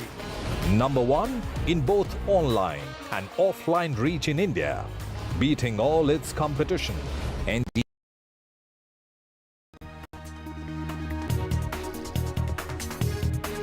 Hello and welcome. You're watching Newsbreak. I'm Vedant Agarwal. Our big focus on the show this evening, the Mumbai hit and run case, bail for the brat's father, also a Shinde Sena leader in just 24 hours. What does it really mean as the kin await justice? We'll get to the latest on that, but first up, the headlines. PM Modi in Russia for a 2-day state visit. Dinner diplomacy as the president of Russia set to host Prime Minister Modi. Oil, trade and defence, the key Modi-Putin bilateral tomorrow. Heavy rain brings Mumbai to its knees. Roads underwater, houses, offices submerged. Heavy rain alert in Mumbai amid the high tide. Government asks Mumbaikars to stay indoors. In the Mumbai hit and run case, the brat's Neta father out on bail. Bail for father in 24 hours. As 48 hours on, accused son still absconding. Woman was run over by a speeding BMW and the family await justice. Stop being in denial. The Supreme Court talks tough on the NEET paper leak. The Supreme Court says the retest is our last option, but find the extent of the paper leak. Top Court asked the government to form a panel of multidisciplinary experts. This as the CBI has been asked to submit its probe report before the Thursday hearing. Leader of opposition Rahul Gandhi visits the epicenter of the 2023 Manipur violence. Rahul meets the Manipur governor. After meeting victims, Rahul says violence and hatred won't bring peace. In the Salman Khan firing case, the Mumbai police has now filed a charge sheet. Gangster Lawrence Bishnoi has been named in the charge sheet, and the charge sheet has been filed in the Maharashtra Makoka court.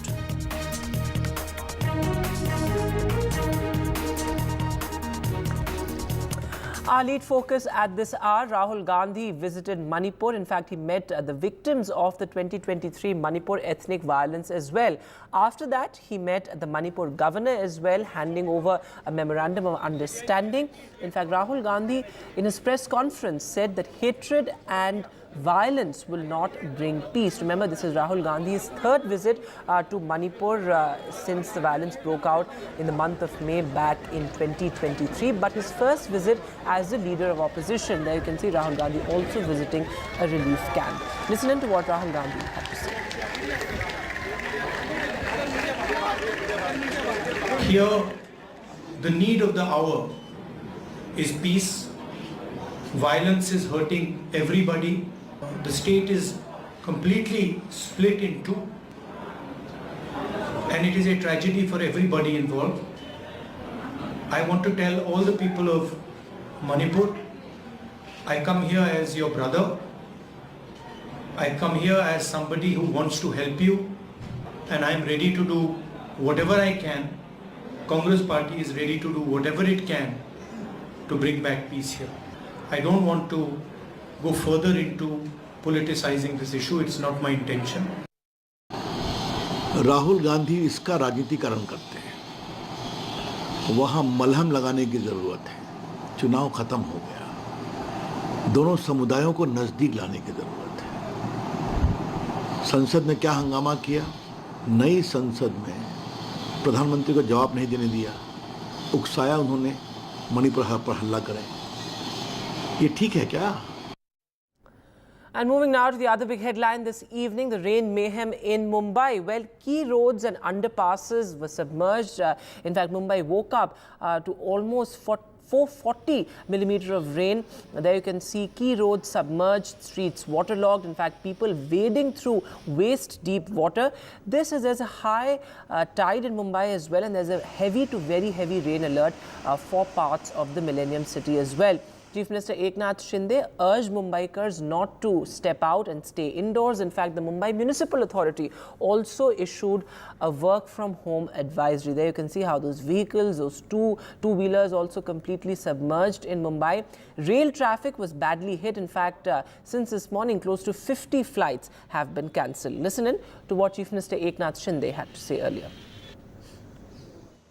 बारिश हुई है रात से, ये ज़्यादा हुई है, 65 mm से ज़्यादा होती है तो अतिवृष्टि जैसी परिस्थिति होती है। अभी तो 267 से 300 mm बारिश गिरी है। ये बारिश जो है ये कम समय में गिरी है और जो पूरी तरह व्यवस्था जो है कैरिंग कैपेसिटी है उससे बहुत ज़्यादा, कई गुना ज़्यादा ये बारिश हुई है और इसलिए रेलवे के ट्रैक पे भी पानी आया है। पंप, रेलवे ने 200 पंप लगाया है, 480 पंप कारपोरेशन के है, वो पूरी तेज़ी से काम कर रहे हैं और पानी फेंकने का काम शुरू है। और अभी आपने देखा कि ट्रेन भी ऐसा सब शुरुआत हुई है और रोड में भी अभी हमने यहाँ पर देखा सब 5000 स्पॉट इसमें दिखते हैं। सब रोड पे अभी ट्रैफिक शुरू हुई है। And my colleague Abira is now joining us from Parel. Abira, as you've been reporting through the day, there has been it has been raining consistently. Key roads and underpasses have been completely submerged. What's the situation where you are? Because these are peak office hours we are talking about, and this rain has only exacerbated the nightmarish traffic of Mumbai. I'm reporting from Parel right now, where there are a lot of offices, and you can see behind me. Let me tell you, I was live an hour back, and this place was getting a little bad with the water here, but now it's completely submerged. The water is till my knee, so I have come straight ahead so that I can stand in a place and give a live here. People are still walking in this water, trying to get out of their offices. There are a lot of vehicles here, but yeah, people are making their way towards the station. This road leads to Prabhadevi station, and there are a lot of offices around, so they're all trying to make their way slowly and steadily. But as you can see, the water is only rising, and if this rain continues throughout the night, tomorrow morning we are going to wake up with another horror of a waterlogging, and I hope it doesn't get worse like we woke up today morning. But yeah, it is raining very heavily, and in just an hour this is the condition, and I shudder to think what will happen in the next few hours if this continues. People are right now on their way home, and trains are luckily right now back on track on the Western line. So we know that much right now, but again, like I said, if this rain continues, we have to wait and watch what happens with the railway tracks, and where all these people that you can see, all these people walking towards the station, I hope they don't get stranded in the station, because the rain is just getting worse and the waterlogging has already started. Absolutely, Abira. In fact, those visuals that you're showing us, in a sense, capture the essence of the story. And these are peak office hours we're talking about. My colleague Anuj is also with us. He's joining us live from Worli. Anuj, what is the situation where you are? Do you see long queues of people waiting for the local train, also traffic bottlenecks as well? I'm not at the Worli station, but I'm here at the Worli sea face, considered to be one of the better off places in the city. But then you see there is no difference between a better off places and the different places are. Seem to have a patchy network there with Anuj. We'll try and reconnect with him, but similar visuals across Mumbai. There you can see people trying to wade through knee-deep water. Abira continues to be with us though. Abira, we saw the Chief Minister also appeal to Mumbaikars, asking them to work from home. There's a work from home advisory from the municipal corporation as well. But it has been really a nightmare of a day for Mumbai, given the fact that there was high tide as well through the day. What is expected in the next couple of days? Because the Met Department has predicted heavy rain, heavy to very heavy rain in parts of Mumbai. Yes, there's an orange alert in Mumbai. People have been told to stay at home and work from home. But all these people that you see on the road right now, they had already reached office in the morning and now they are trying to make their way home. But what is expected is very heavy rainfall in the next 24 hours. So tomorrow morning when we wake up, we can just hope that things get better. But as the government has alerted all the people to stay home as much as they can, unless it's very necessary, please do not step out. But like I said, Mumbai never stops, and for the people who are working here, staying at home is not a choice because they have to make their living. They do come out. We spoke to a few street vendors here. They don't have a choice. They have been sleeping. They have been sleeping in water. Let me try to get people here. भैया, आप कहाँ से आ रहे हो? मैं कमला मीर से आ रहा हूँ। और आप ऑफिस से आ रहे हो? ऑफिस से आ रहा हूँ। और इतना बारिश में आप ऑफिस क्यों आए आज? भैया सुबह तो इतना बारिश नहीं था, अभी शाम को बारिश ज़्यादा हो गया। अगर ये बारिश चालू रहा, आप कल भी ऑफिस आओगे? नहीं आऊँगा। नहीं ना? नहीं। आप कहाँ रहते हो? दहीसर रहता हूँ। दहीसर? वहाँ पे भी तो दहीसर तो पानी भरता है? हाँ भरता है। आज सुबह पानी भर गया था वहाँ पे? भरा था, फिर कुछ टाइम के लिए निकल गया तो हम लोग आ गए। अच्छा, thank you. Like he stays in Dahisar, that is another end of the city. So we are in one end and that's in another end. They have no choice but take the train. If they get stranded, they can't even take the road. So these are the people who are constantly working every day and they really don't have a choice but to come to work and not work from home. Abhiya, thanks very much for joining us with that. As you said, Mumbai waits for nobody. Mumbai never stops, and staying at home is really not a choice for Mumbaikars, as there's heavy rain across the city. But staying with news from Mumbai, in the Mumbai hit-and-run case, a court has granted bail to accused Rajesh Shah, who's also a Shinde Sena leader. He got a bail on a provisional cash bond of 15,000 rupees. He is the father of the absconding accused Mihir Shah. Mihir Shah is still on the run. In fact, he was behind the wheel when that speeding BMW killed a 45-year-old woman. An absolutely horrific case there, and a grim reminder of the Pune Porsche case as well, in which the accused, though he was a minor, was granted bail within hours. My colleague Radhika, who's been tracking this story, joins us live. So Radhika, extremely unfortunate there, and many larger questions will be asked given the fact that this man who's an all-powerful leader, he has been given bail within hours. Certainly very unfortunate and bizarre turn of events where the father of the 24-year-old who was arrested just a day ago has now been granted bail. Now, he was arrested for aiding the accused, for aiding his son, and so was the driver. The driver has, however, been sent to one-day police custody.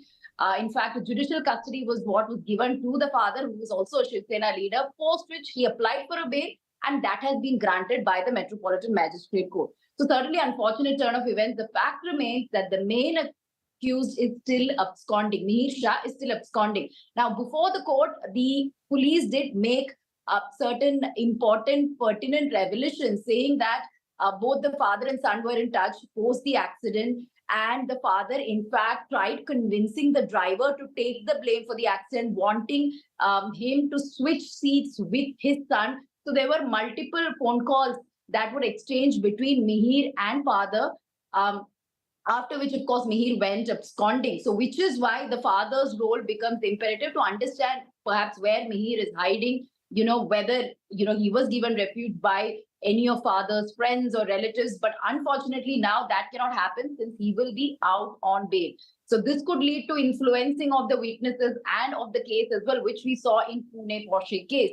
Now, at this point, of course, Mihir is at large, attempts being made, multiple teams, at least about 10 to 15 teams have been formed by the Mumbai police to trace him, to track him down, CCTV footage being examined, his phone being traced, his friends being questioned, people who were with him on that particular night are being questioned. His female friend is also being questioned. He had abandoned the car and gone to meet his friend and then escaped from there as well.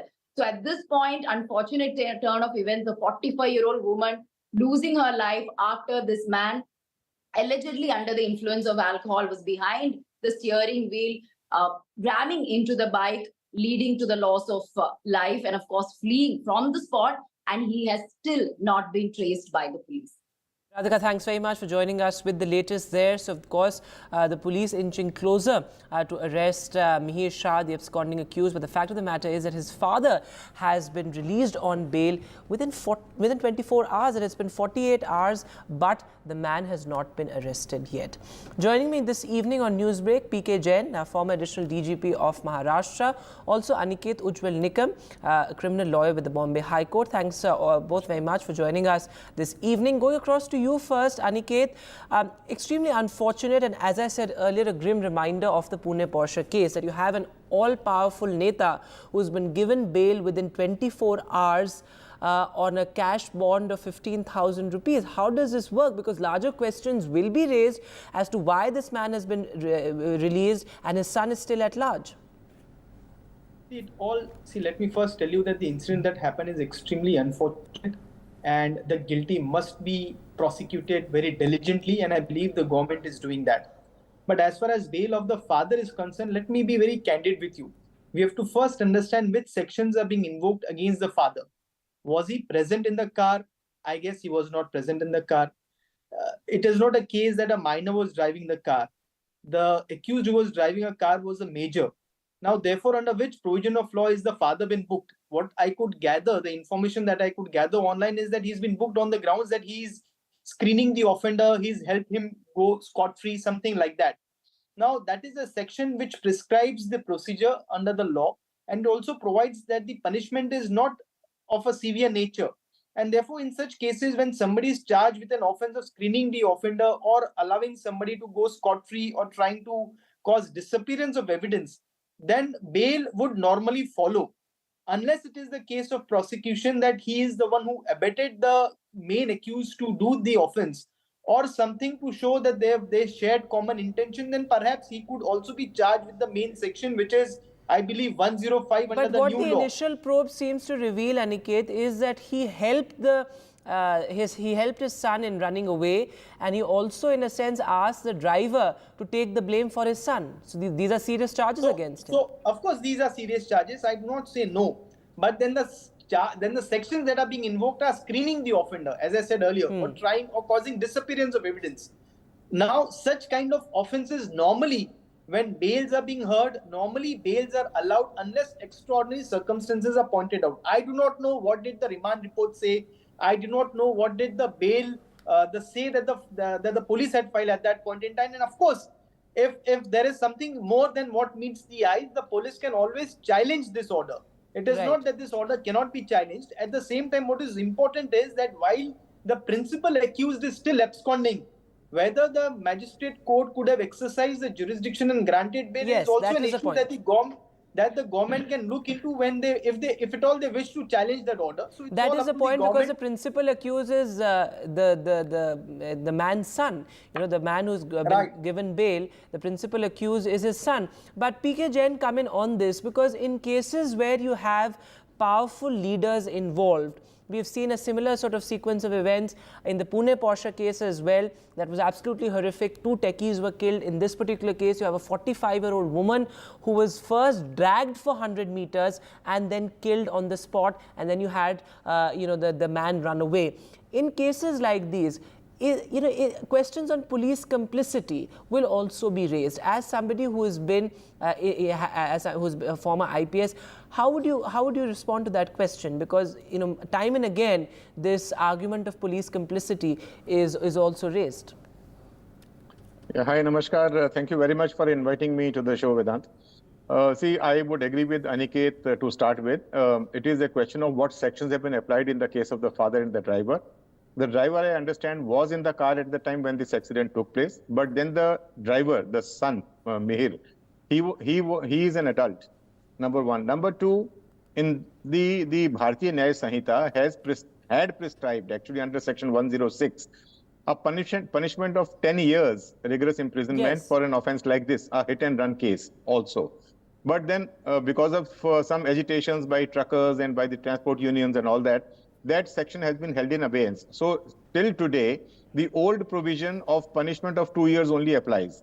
So which makes it a bailable case. Now, whether the police has applied a section of rash and negligent driving, or whether it is culpable homicide, which was earlier 304, and now it is it comes under 103. 105. Now, what section? 105. 105. Okay. Jains are Yeah, 105. So whether that section has been applied, I'm not aware of that. I But take if your that point. section I is take your applied, point that one is entitled to bail, given the fact Yes, that the there are father- these sections the that have father been. would be- Let me complete my the question, father would Mr. be Jain. entitled to I bail. agree with your point that it's a bailable offence and he's entitled to bail. But the fact of the matter is, if you look at it from this perspective, you have a 45-year-old woman who has been dragged to death.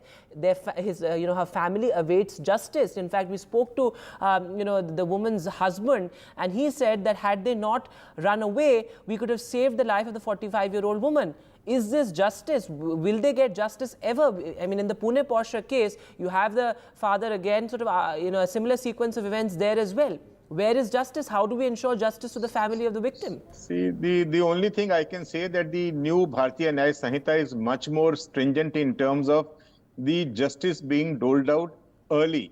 Earlier, it used to be dates after dates. In the current scenario, the number of adjournments are limited. So the case will probably be taken to its logical conclusion at a much earlier date as compared to the earlier IPC and the CRPC and Evidence Act. So I hope that the family should get justice. But unfortunately, law is what law is. And in this case, in case it is a bailable offense for the father, he'll get bail. If it is not a bailable offense for the actual accused, he will not get bail and his case will be expedited. That's how I look at it. Okay, Aniket, come in on this. In fact, I just have about a minute and a half on the debate. How do we ensure justice to the family? That is my limited question right now. Vedanta, I believe in this section, the police have invoked 105. Now, 105 is a stringent provision of law which provides punishment up to life when you commit an offense either with an intent or with a knowledge. Now, perhaps this may be a case of knowledge where he would know that by driving rashly in an intoxicated state, one may die, and therefore the punishment is up to life, up to 10 years. So it's a severe section that they have invoked. They have not gone with a mellowed down sort of section. Yes. That's number one. Number two, the police, I believe, are doing completely whatever is within their powers to nab this guy who's absconding. Lookout circulars have been issued. The Honorable Chief Minister of Maharashtra has already clarified that everybody is equal before the law, even if he may have been associated with any political party, that won't make any difference. So as far as justice to the family is concerned, I believe the police needs to investigate this case properly, make it a watertight case so that it stands trial. And because of the new law, the trial would be conducted expeditiously. And I believe the accused will be brought to justice. Okay, Mr. Jain, I just have 30 seconds. Go ahead. Yeah, only one more thing I would like to say. See, again in this case, it was found that this boy had visited, the main accused had visited a bar before this and he was intoxicated driving under the influence of liquor. Yes. I only wish that these bars are closed at the right time so that this kind of accidents don't take place early in the morning, which have been taking place. But, See, but the onus is as much on the police and the law enforcing agencies. We can't just sort of put the onus on the bars, while of course I take your point, but the fact is that law enforcement agencies also have to be more vigilant as far as cases of drunken driving are concerned. But thanks very much, gentlemen, for joining us on Newsbreak this evening. Moving now to the other big headline. Well, the Supreme Court came down heavily on the National Testing Agency, saying that the government must not be in denial. There has been a paper leak. In fact, the Supreme Court has also asked the CBI to submit its probe report as far as this case is concerned. Now, remember, the Chief Justice of India said that retest is the last option for us, but we must investigate the extent of the paper leak. Take a look.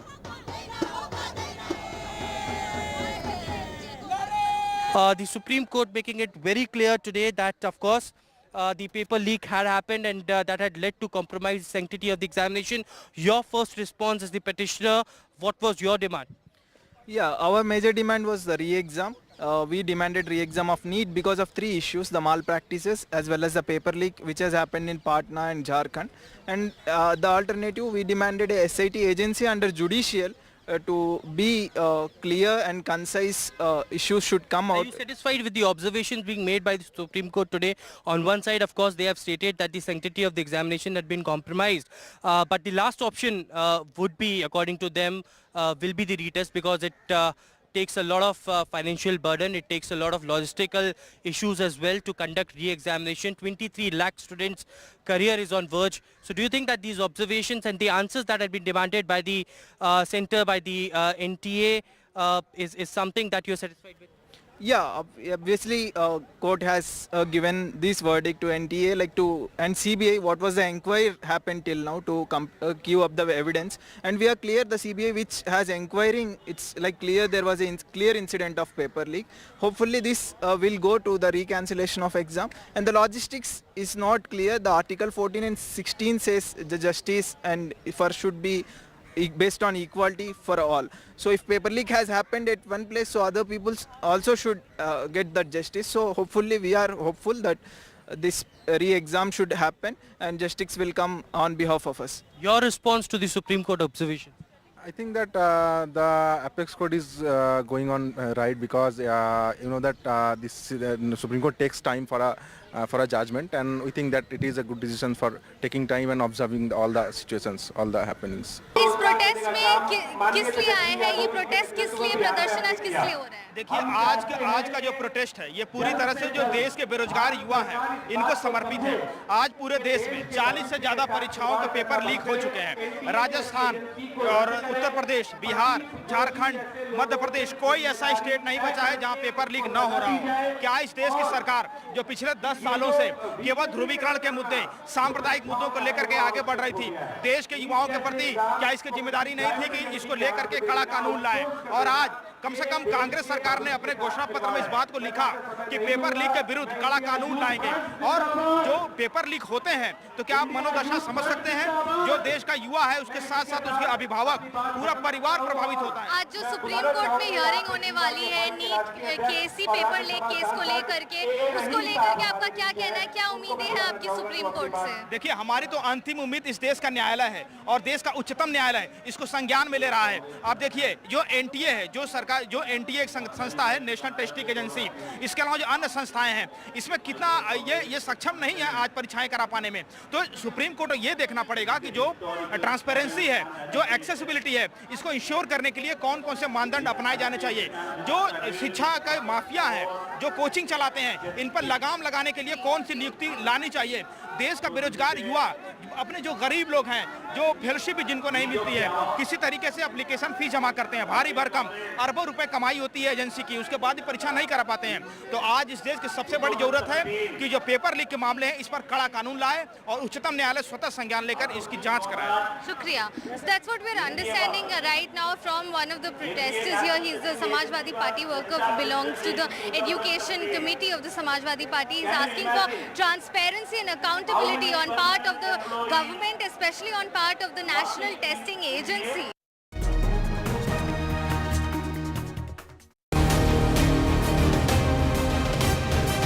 A strategic, bold move, par for the course, or a balancing act? How is the world going to look at Indian Prime Minister Narendra Modi's visit to Moscow to meet President Vladimir Putin? Remember, this is Mr. Modi's first visit to Russia after the Russia-Ukraine war broke out. What does India gain out of it? What are the consequences for the world? We'll keep getting you all that and more from Moscow. Keep watching NDTV.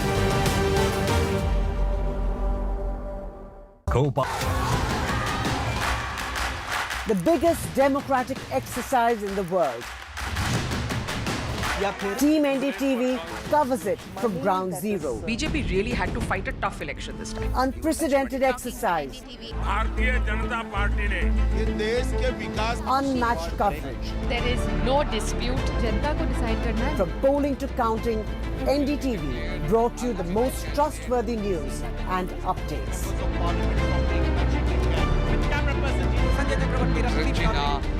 Elections mean NDTV.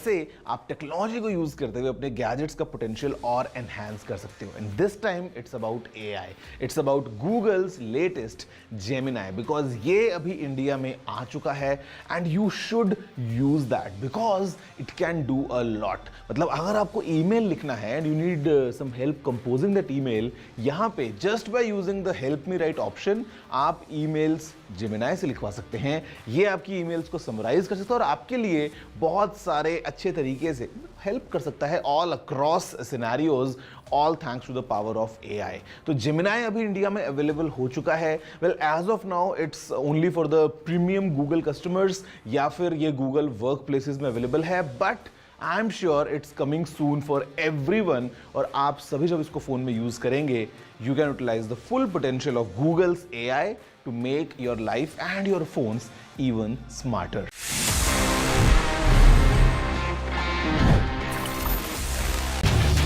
Get ready for the ride of your life. NDTV brings you the NDTV Auto Show with me, Mugdha Mishra. From the fastest supercars to the sleekest new energy vehicles to your trusted daily ride, we cover it all. Every Saturday at 10:30 a.m. and Sunday at 8:30 p.m.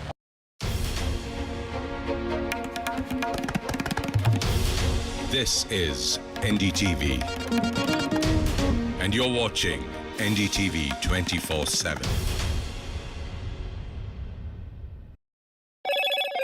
Hello, Moto.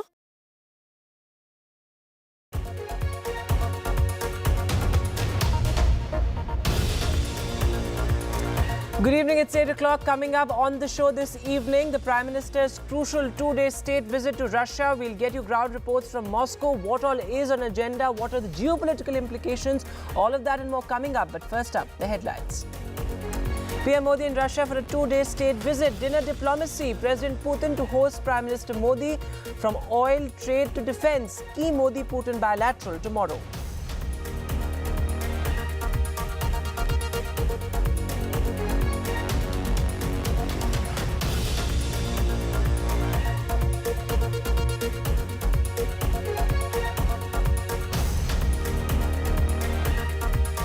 Rahul Gandhi meets ethnic violence victims in Manipur. Leader of opposition Rahul Gandhi visits the epicenter of the Manipur violence. Rahul on his third visit to the state since the 2023 violence.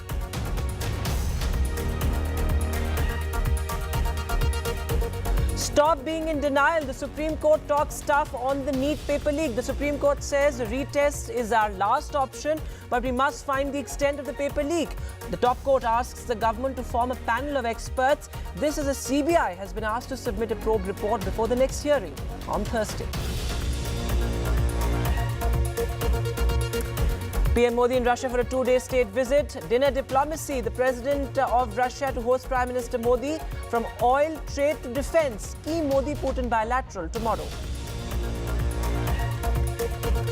Heavy rain brings Mumbai to its knees. Roads underwater, houses, offices submerged. Heavy rain alert in Mumbai amid a high tide. The government asks Mumbaikars to stay indoors. In the Mumbai hit-and-run case, the brat's Neta father is now out on bail. Bail for the father in just 24 hours. The accused son is still absconding. A 45-year-old woman was run over by a speeding BMW. The family awaits justice. France swings from far right to left. President Macron's snap poll gamble backfires. With a hung parliament, back-channel talks now begin. And an NDTV special, Dancing Beyond Disability. Kamlesh's inspiring journey, how Kamlesh turned disability into his superpower.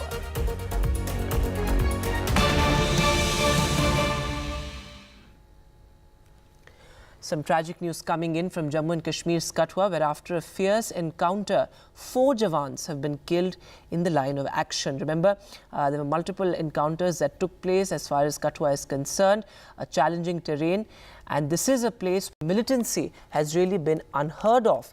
And after a fierce face-off between security forces and terrorists, it's now been confirmed that 4 army Jawans have been killed in the line of action. It was an army vehicle, an army truck, in fact, that was attacked by terrorists. Our senior colleague Nazir Masoodi is now joining us live. Nazir, absolutely tragic there. 4 Jawans have been killed in the line of action. Well, clearly there are reports of casualties. Different sources are giving different numbers. PT has put 4 soldiers being killed and 6 others have been injured. Condition of some of the injured is stated to be very critical. Injured have been evacuated and shifted to hospital. It appeared clearly a deadly attack, well-planned attack in the Bilateral area of Kathua district, which is a far-off place. As we have been reporting earlier, this was not a militancy-infested area, but last month we saw in a Kathua village, 2 Pakistani terrorists were killed during an encounter of people alerted. They refused food or water to those militants, and they alerted security force and police. One CRPF Jawan was killed during encounter, but both the militants were killed, and among the weapons were M4 American carbine. So one thing, all these militants who are fresh infiltrators are carrying state-of-the-art weaponry. They're carrying state-of-art communication system, which is the micro satellite communication system, so that their communication is not detected. And this attack, it appears to 2 to 3 militants appears to have attacked on this army truck. They have resorted heavy firing. There are pictures of injured Jawan also circulate on social media, which we are not showing. We're showing you a truck, which we could clearly show there are bullet marks. Its windows have been completely shattered. It has received volley of bullets, and 4 soldiers have reportedly been killed in action, and 6 others have been injured, even as different sources are giving number of casualties as different numbers. But this is area which was not militancy infested, and this is the second attack in Jammu province in 2 days. Yesterday morning, there was an attack on army camp in Rajouri, Manjakot, Rajouri. 1 army soldier was injured. Army repulsed the attack, but no militant could be tracked down. It is the same modus operandi, or the same way things happening. After every attack, attackers managed to escape without facing any casualty of their own. That remains a big challenge. Even as the security forces have intensified anti-militancy operations across Jammu and Kashmir. For example, yesterday during 2-day-long operation, 6 Hizbul Mujahideen militants were killed in Kulgam district of South Kashmir. But army also lost 2 Jawans, 1 paratrooper special forces Jawan and 1 Rashtra Rifles Jawan, and 1 more was injured. But in this attack today, 4 Jawans have been killed. 6 others are reportedly injured. Right. Condition of some of the injured is stated to be critical. Operation is underway. There were reports of heavy gunfight, but right now, since it's a far-off area, not much information is coming. So several important points there that you're mentioning, Nazir. A, the picture of the injured is still unclear. 4 Jawans have been killed in line of action is what we can report at the moment. In fact, there were various casualties in the initial ambush itself is what we're getting to know via sources. But Nazir, as you're reporting, this is an area where militancy has been unheard of. So there's a clear shift as far as militancy is concerned that we have seen, particularly in the past year or so. Well, there are reasons why it is happening. Particularly, Jammu has its high on terror radar for last at least 3 years since October 2021. You have a mixed population, so there are they want to create a communal wedge, as we have seen. Besides specifically targeting army, remember in last more than 2 years, 39 soldiers were killed, army soldiers were killed in Pocha-Rajouri areas. Now you add these 4 or more soldiers and other incidents as well.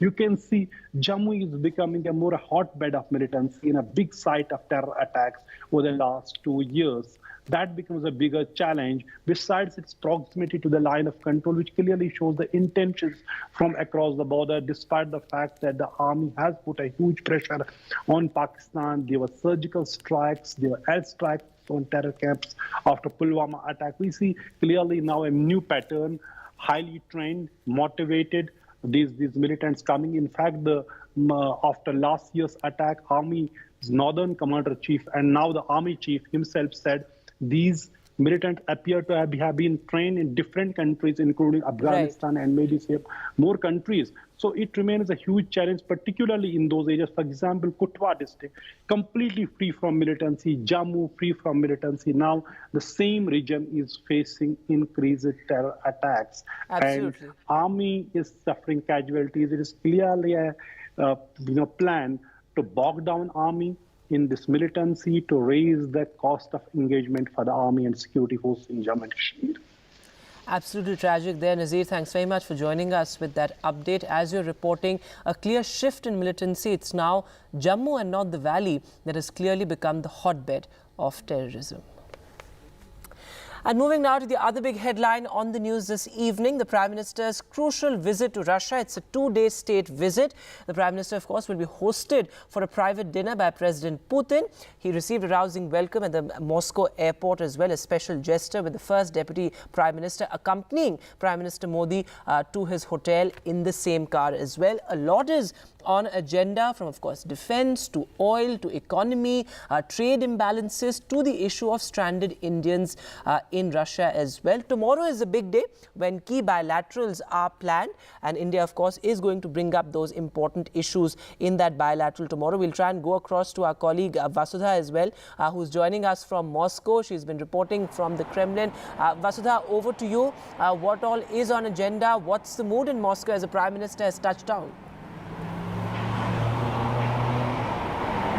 Vedant, you can see the Kremlin right behind me, and this has been the power center of Russia for several centuries. In fact, this is where the old and new buildings exist together. In fact, this is the place that has seen multiple coronations and also multiple executions. So this is also a country that has seen a lot of revolutions, but is also trying to reinvent itself. And at this time, Prime Minister Narendra Modi arriving in Moscow today marks a specific new chapter in the history of Russia. This is also reiterating the solid, steady ties that India and Russia have shared for over 75 years. And in fact, when he came, when he came to the hotel at around 3 p.m. today, there was a lot of dance and music. In fact, a lot of Russian students actually came out and they performed several Indian folk dances. And in the course of the next 24 hours, Prime Minister Narendra Modi and President Vladimir Putin will meet at least 3 times. So this is a proper bilateral meeting that's happening after a gap of 3 years. In fact, the last time that both the leaders met for a proper bilateral meeting was in 2021 when the annual Russia-India summit took place, and in fact that took place in India.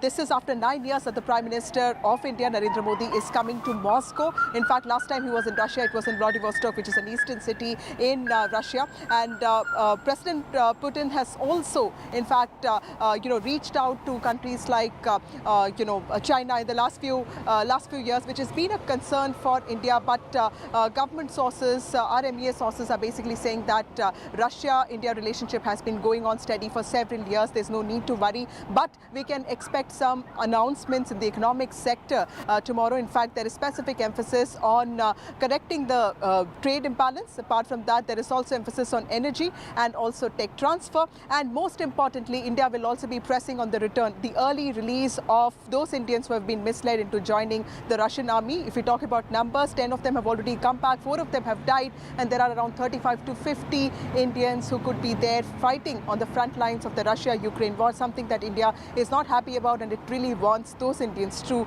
be released as soon as possible, something that the Russian government has promised that it would do soon. While the Indian community is at the spotlight, I'm also getting you 2 important guests. These are people of Indian origin who have settled in Russia for so long. Ms. Sujata, who has been in Russia for 26 years, she represents the Isha Foundation. She's a chartered accountant. Also, Mr. Santosh, he's an economist and he's been around in Russia for 40 years. Thank you so much for speaking to NDTV. Sujata ma'am, today did you see the Prime Minister arrive here? What does that mean? And you have seen, last 26 years, Russia growing, Russia evolving. Tell us, what does it mean to the Indian community that it is actually part of a growing Russia that's also at war with Ukraine? What kind of impact has it had on your lives?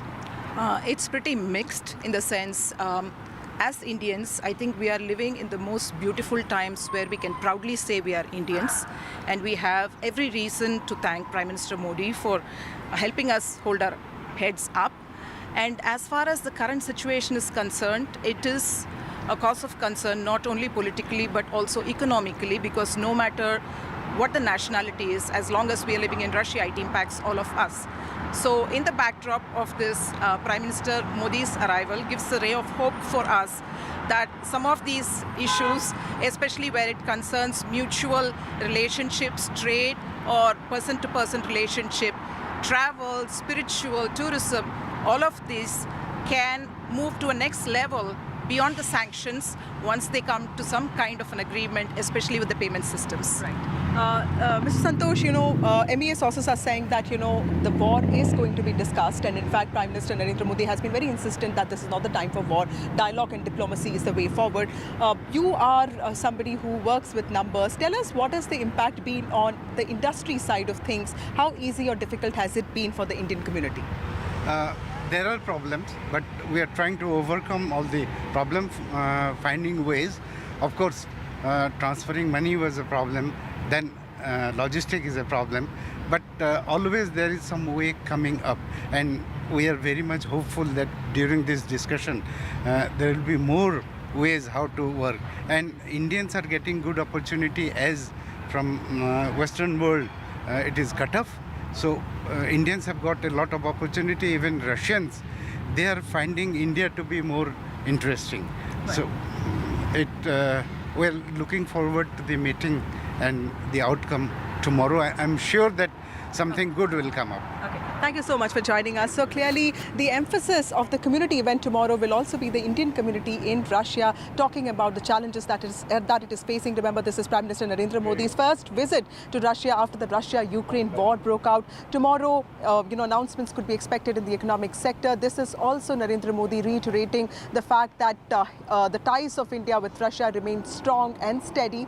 But at the same time, this is also India playing the balancing act by deepening its ties with other countries, but at the same time watching out for its own old ally, Russia. Back to you. Thanks very much, Vasudha, for joining us with that update from Moscow and getting us those voices as well. So clearly, it's a lot about people-to-people connect as well, something that's become an important part of Prime Minister Modi's diplomacy. But moving now to the other big headline, well, the Supreme Court's scathing remarks in the NEET case. Well, the Chief Justice of India said that there is no doubt that the sanctity of the examination has been compromised. In fact, the Supreme Court has also asked the government to form a multidisciplinary panel of experts to probe the mess. The CBI has also been asked to submit a probe report. The CJI said that the government must stop being in denial as far as the paper leak is concerned. Here's the report.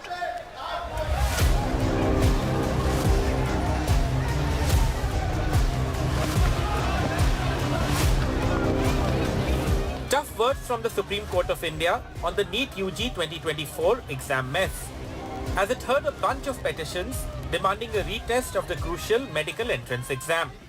Chief Justice of India D.Y. Chandrachud asked the government why it was in denial about a paper leak, saying it was clear the sanctity of the exam had been compromised. The court said it could order a retest if the leak beneficiaries were not identified. The court, however, sounded a note of caution, saying a retest would be the last option since lakhs of students were involved. The Chief Justice proposed a multidisciplinary panel for a comprehensive probe. It's like clear there was a clear incident of paper leak.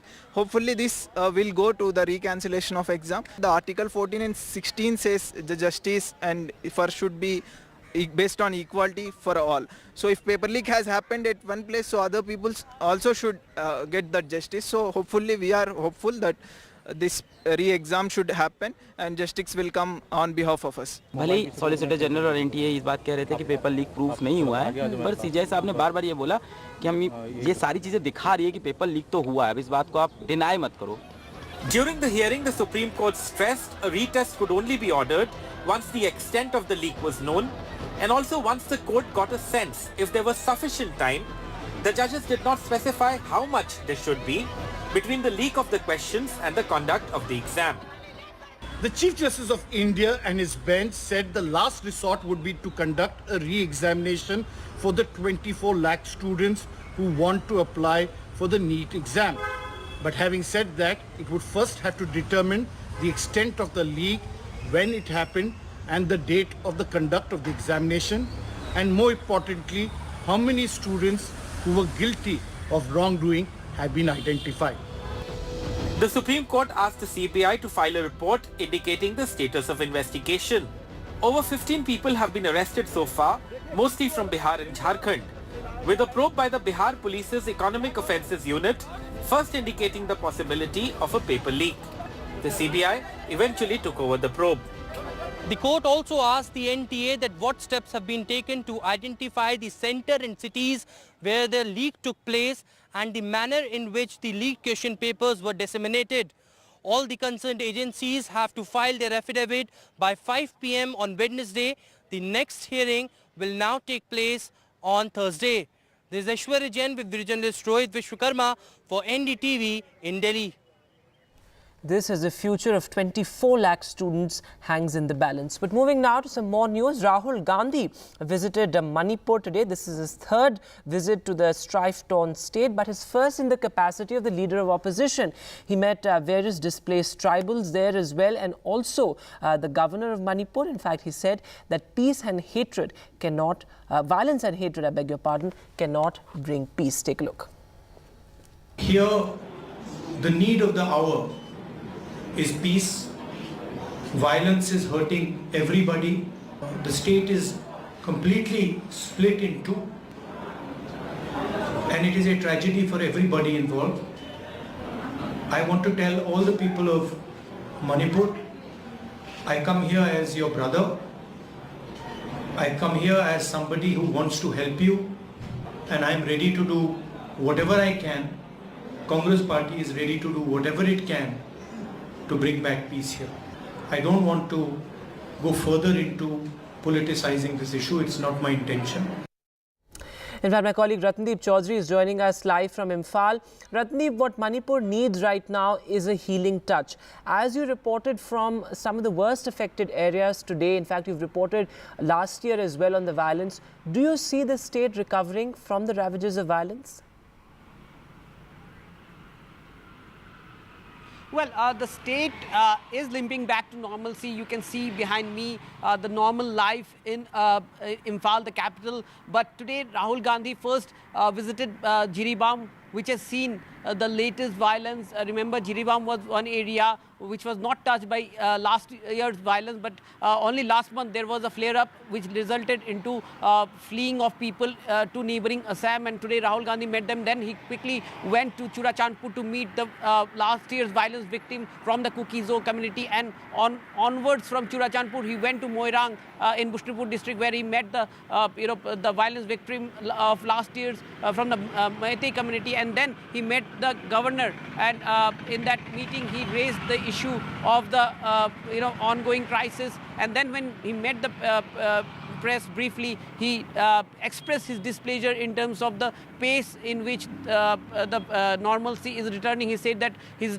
disappointed, and he appealed to the Prime Minister to actually come to Manipur once. And in fact, he stayed back in Imphal today. He's meeting his party leaders. Apart from that, what we are hearing is that the governor has also invited him over for a dinner as well. Deep, thanks very much for joining us with that update there from Manipur. Ratndeep there reporting from Imphal. Rahul Gandhi's important visit to Manipur. But moving now to the other big headline, the latest on the Mumbai hit-and-run case. Well, in just 24 hours, the father of the principal accused who was behind the wheel has been given bail. Rajesh Shah is a powerful Shinde Sena leader as well. The court granted bail to him, and in fact, he was given bail just on a bail bond of 15,000 rupees. This as the main accused who was behind the wheel, as I said, whose speeding BMW killed the 45-year-old woman, he is still missing. The police, of course, are inching closer to make that arrest. But listen in to what the victim's husband had to say. हम लोग गरीब है इसलिए ऐसा है क्या? सबके लिए सेम न्याय रखो तुम. गरीब और श्रीमंत के बीच में ऐसा न्याय मत रखो. हम लोग कैसे करेगा अभी बताओ? हमारा बच्चा ये ऐसा ही पड़ गया, अभी हमारा पूरा घर पूरा बिखर गया. वही हमारा मच्छी बेचता था, वही सब करता था. Absolutely heartbreaking there. Is there police complicity? Is there no law for the poor? What about the grieving families of the victims who await justice? Also a grim reminder of the Pune Porsche case. But moving now to more news from Mumbai, from Maharashtra. In fact, Mumbai was brought to a grinding halt today after heavy rain. In fact, look at those visuals of streets waterlogged, offices and roads and houses submerged entirely. Look at those pictures of people wading through knee-deep water. In some areas there was waist-deep water. There you can see visuals from across Mumbai through the day, from Marine Drive to Bandra to Andheri to Dadar. In fact, peak office hours really saw rain exacerbating Mumbai's nightmarish traffic, and infrastructure collapse also across the city. This is just the beginning of monsoon that we're talking about. In fact, Chief Minister Eknath Shinde appealed to Mumbaikars to stay indoors, not step out. In fact, a work from home advisory was also issued by the local authorities. This as there was a high tide as well. But what is the forecast now? Well, the Met Department says that the next couple of days are going to be crucial. There's a heavy to very heavy rain alert for parts of Mumbai, an orange category alert, which means that there's going to be heavy rain in parts of Mumbai. Schools and colleges have been shut. Now remember, this is also, these are visuals that we see almost every year, whether it's Mumbai or Delhi, a kind of infrastructure collapse across the city, and heavy rain alert has been sounded for parts of Mumbai.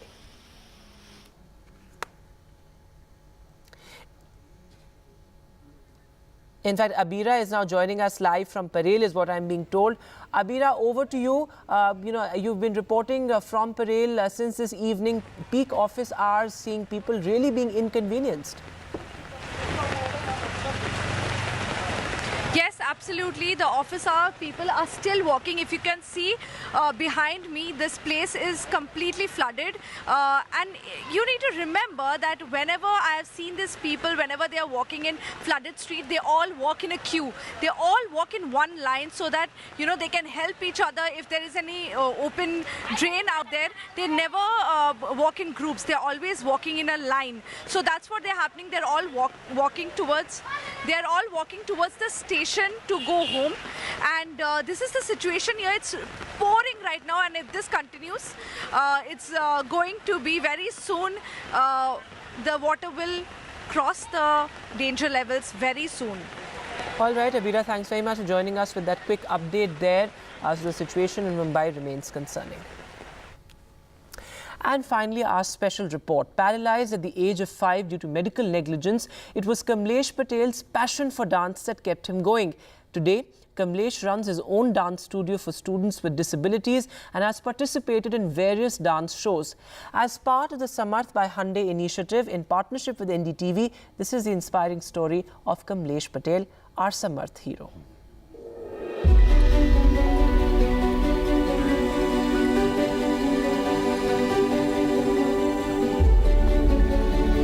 मेरे बचपन में 5 साल की उम्र में मुझे polio हो चुका था। भगवान ने तो मेरे पैर ले लिए, लेकिन भगवान ने मुझे सबसे बड़ा मेरा कॉन्फिडेंस और विल पावर दिया है।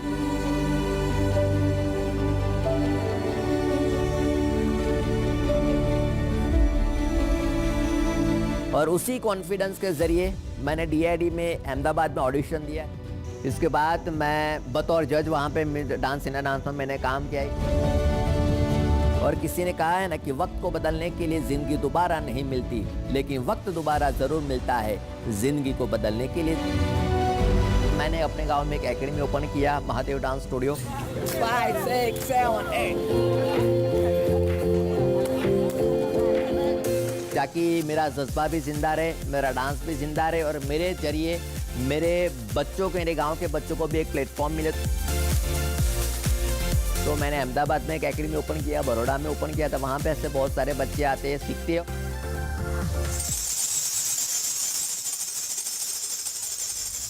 मेरी आवाज़ जो लोगों तक पहुँचानी है, वही एक डांस, एक ही फील्ड के डांस के माध्यम से मैं लोगों तक पहुँचूंगा।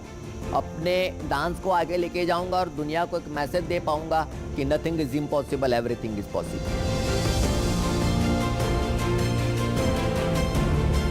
आई एम समाज।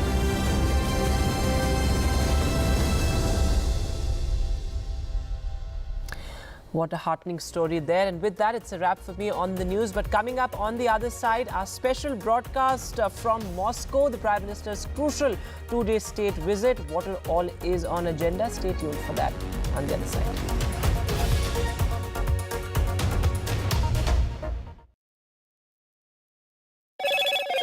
Hello, Moto. Motorola, India's best 5G smartphone brand.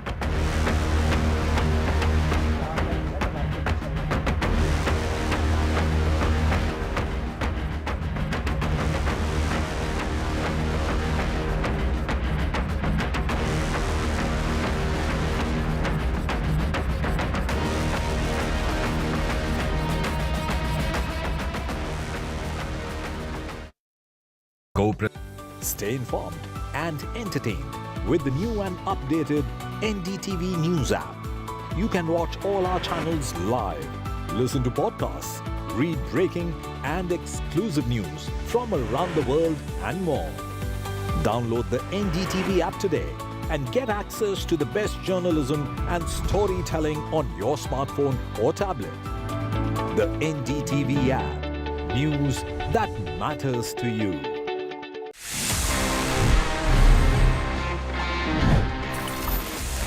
Do you know that the world's first smartwatch was like 1977 में develop कर लिया था? It was straight from HP. Yes, Hewlett Packard, जो लैपटॉप आज दिखता है HP के, ये HP ने ही अनवील किया था, and the model was HP01.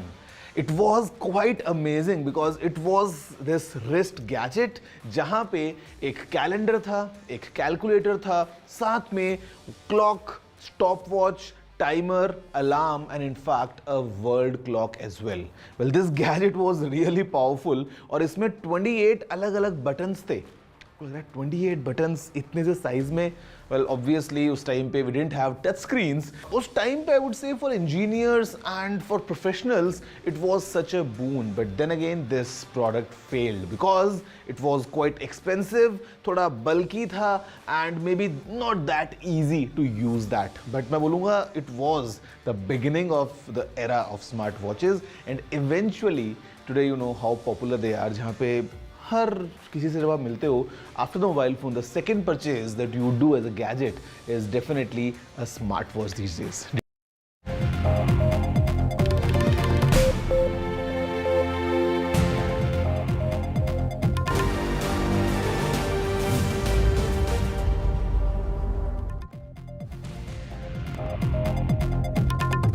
Hello and welcome. You're watching The Last Word. I'm Vedant Agarwal. This is our special broadcast on the Prime Minister's crucial two-day state visit to Russia. He touched down in Moscow earlier this evening. There you can see those visuals of a rousing welcome for the Prime Minister in Moscow. In fact, he was received by the first Deputy Prime Minister of Russia and who also accompanied Prime Minister Modi to his hotel, a rare gesture there.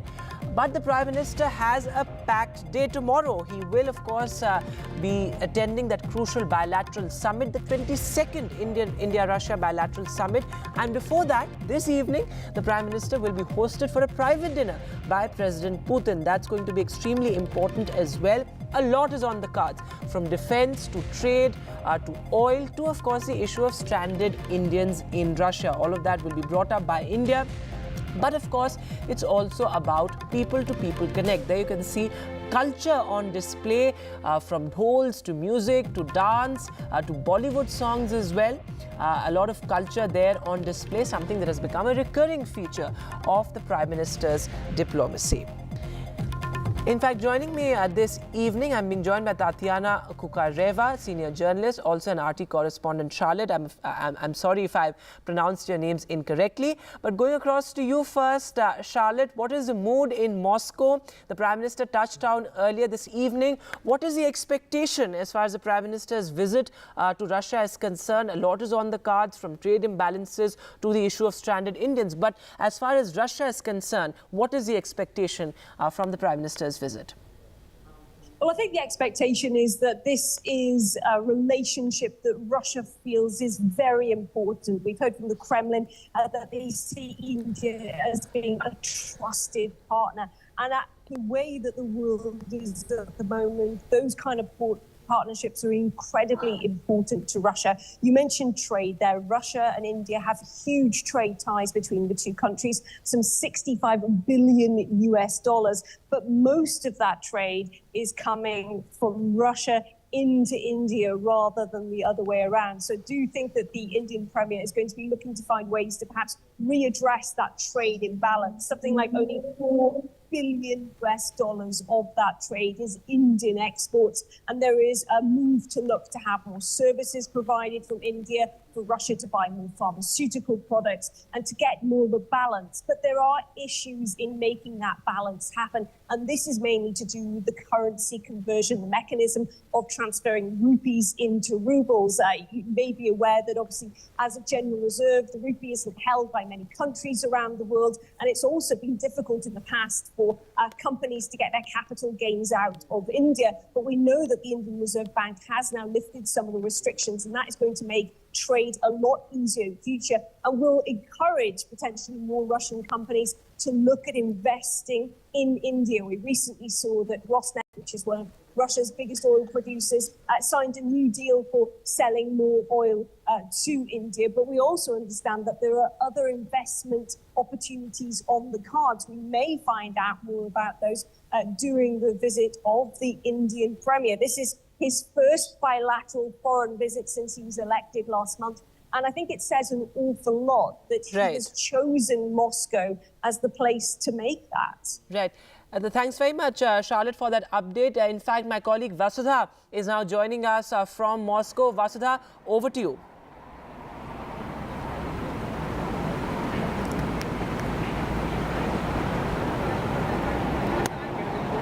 Vasudha, if you can hear me?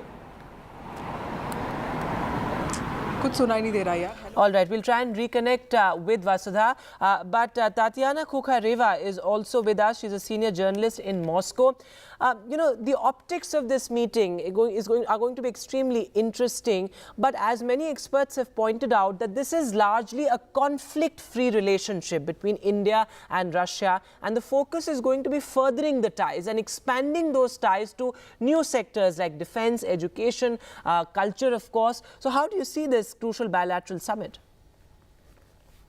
Well, and let's not forget, you know, energy being one of the most important, you know, corporations so far. We know that there's, you know, this nuclear plant that is under construction, and you know, we've heard in Prime Minister Modi has set, you know, already some ambitious goals for his energy agenda. You know, he's been looking to make India more energy self-reliant, and so Russia comes in incredibly handy in this, you know, in this task that he has set for himself. Which is why actually tomorrow I think he's due to visit the Rosatom exhibition in Moscow as well. You know, Rosatom being the agency that's constructing those nuclear reactors. So this has been a very fruitful relationship, as you said. You know, it's a conflict-free relationship, and I think that this has been the major message between, you know, the BRICS nations being, you know, very respectful of one another, and you know, just not trying to fit a relationship into a certain box, basically. So I believe we can go across to her. Vasudha, over to you.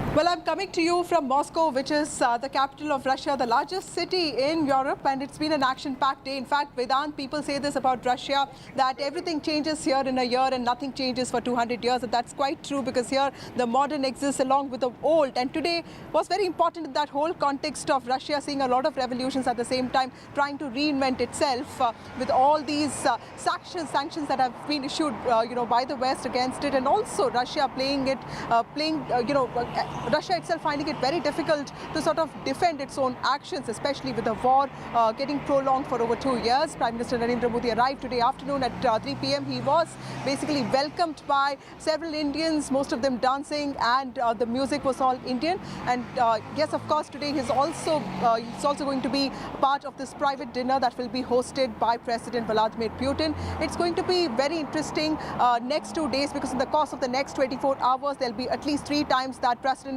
Putin and Prime Minister Narendra Modi will meet each other. This is the first proper bilateral meeting that's happening between these two leaders after 3 years. And this is Prime Minister's first visit to Russia after the Ukraine-Russia war broke out. So clearly many firsts there, but of course we can expect a lot of announcements in the sectors of economy, specifically trade and also tech transfer. Most importantly, India is also pressing for the early release of Indians, over 35 to 50 of them who have been in some ways is misled to fight on the front lines of Russia-Ukraine war. So that is something that India is focusing on.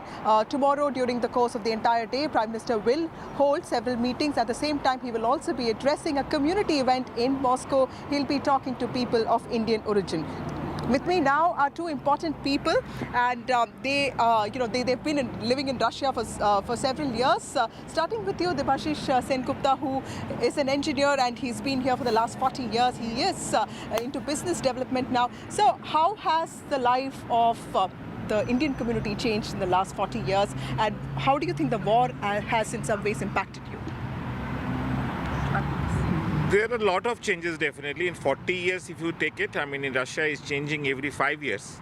That's why you have to understand in the 40 years there are several changes. So I had seen Russia, I mean, before anything had happened, I mean, before even the perestroika. And I was in the time of perestroika, and then, now, I mean, you can see the modern Russia. When the Soviet Union is no more, then we are not, I mean, we don't know what is Soviet Union. I mean, this new generation doesn't know.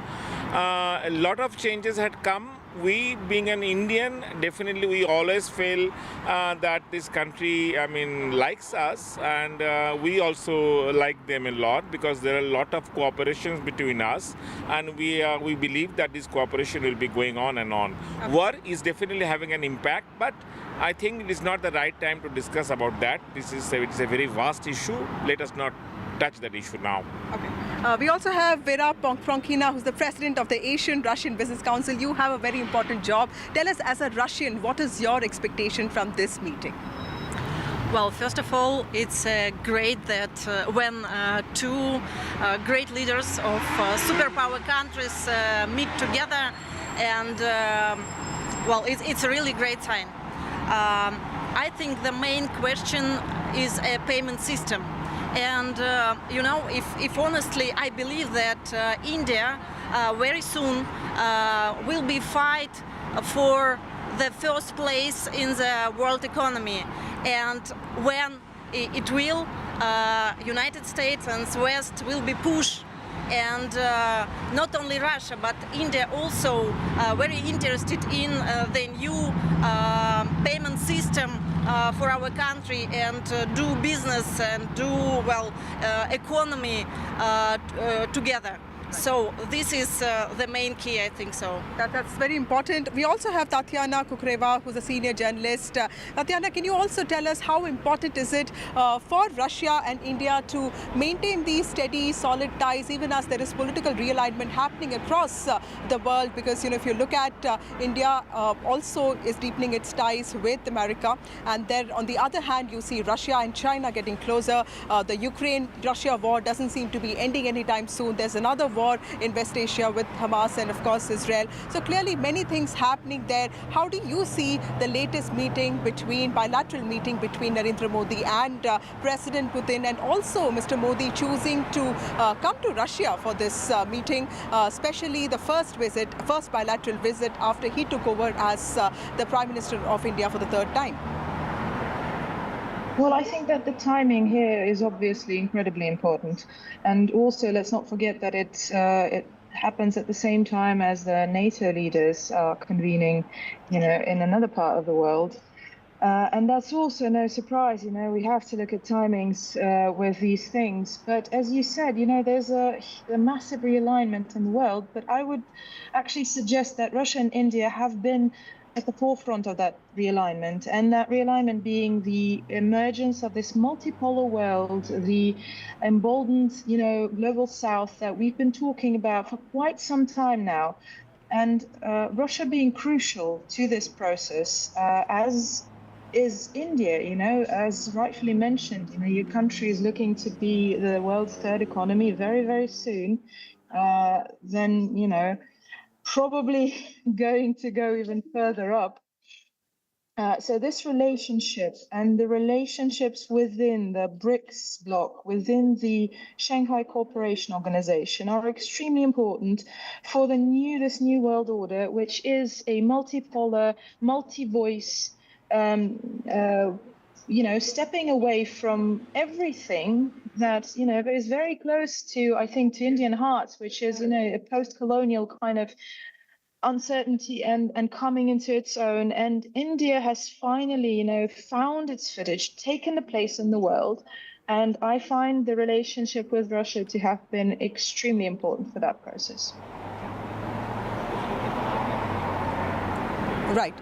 Devashish, coming to you again, you were talking about how certain things are really complex and nuanced, but when you look at the community here, it's not as big as the diaspora in the United States of America. How do you guys manage to stick together, and what kind of impact does this have on you psychologically, on your children growing up here, the war, and also what is your expectation from Modi 3.0 specifically with relations with Russia? Okay, I mean, it is not one question. Basically, you have to understand that you are asking me 3 questions. I'm trying to make it very fast. The community here, we are all together because we have different associations here. For example, I represent Moscow Durga Puja committee, being a Bengali, but that doesn't matter. I mean, Bengali, non-Bengali, because it is now it is not a Bengali affair only, it is all India affair. But we have different community programs, and we are all, coming at the same time, at the same program, and that's why we are enjoying our life here, because it is our own life which we had made it in Russia. This is the first thing. Second thing, Modi 3.0 and the relationship, I believe that it should grow, it will grow, because we are all part of BRICS, and Russia always grows when there are crises. If you see the history of Russia, it always grows. And for India, this is very much important that we are growing together with our relationship.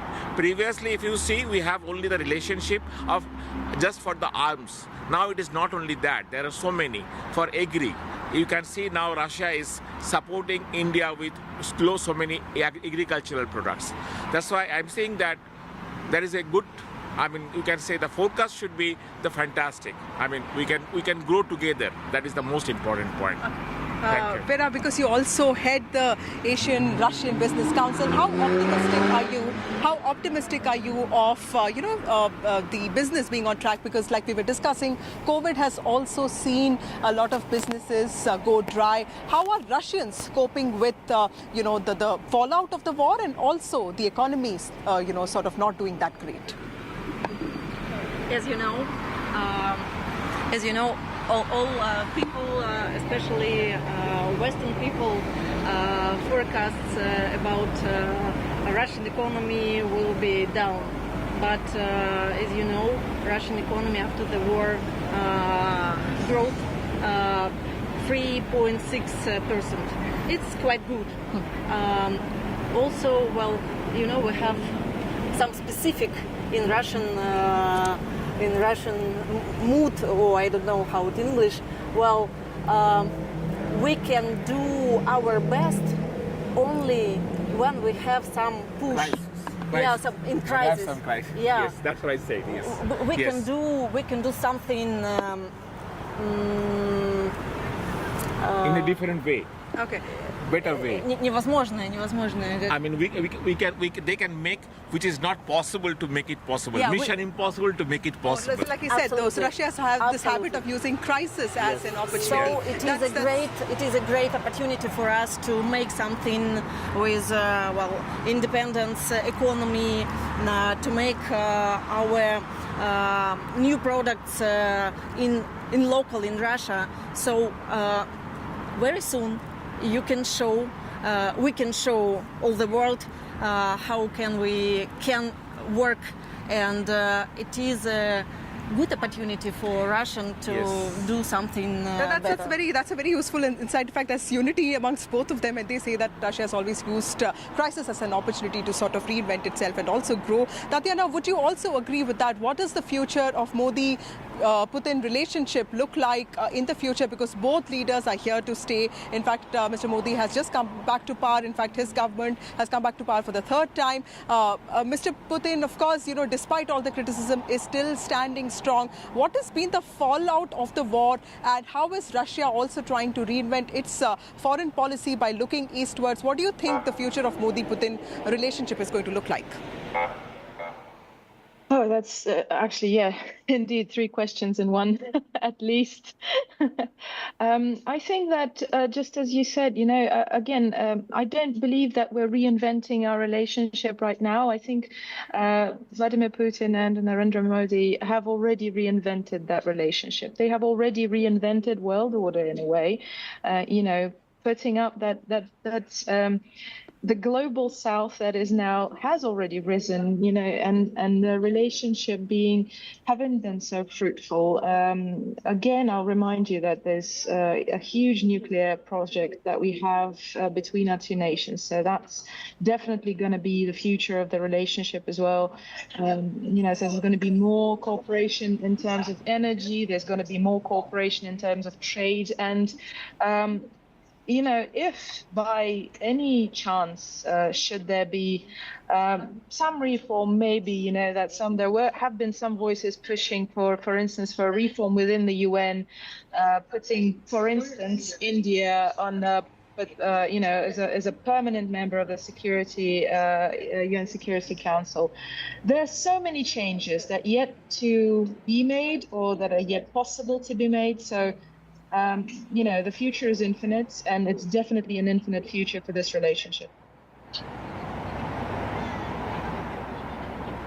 Right. Thank you, Tatiana, for speaking to us. Also, thank you, Debashish Da, and thank you, Vera, for speaking to NDTV. Earlier today, I also spoke to Abhay Kumar Singh, who is Bihar-born, India-born lawmaker from Putin's party, and he spoke to me on the agenda that could be priority for both President Putin and also Prime Minister Narendra Modi. Let's listen into what he said.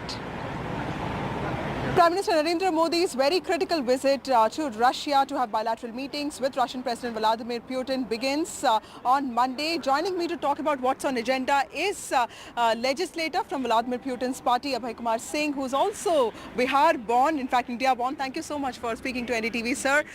You come from a place in West Russia which has a huge history, and you've been in Russia for many years. You started out very simply as a medical student, and clearly a very inspiring life that you've led. But now, as the legislator of Putin's party, what do you think is on agenda when it comes to Narendra Modi, Putin's meetings? You know very good my biography, so no need to say about that. And about visit of Narendra Modi today in Moscow, not only Vladimir Putin is waiting for that, every citizen of Russia is waiting for that meeting.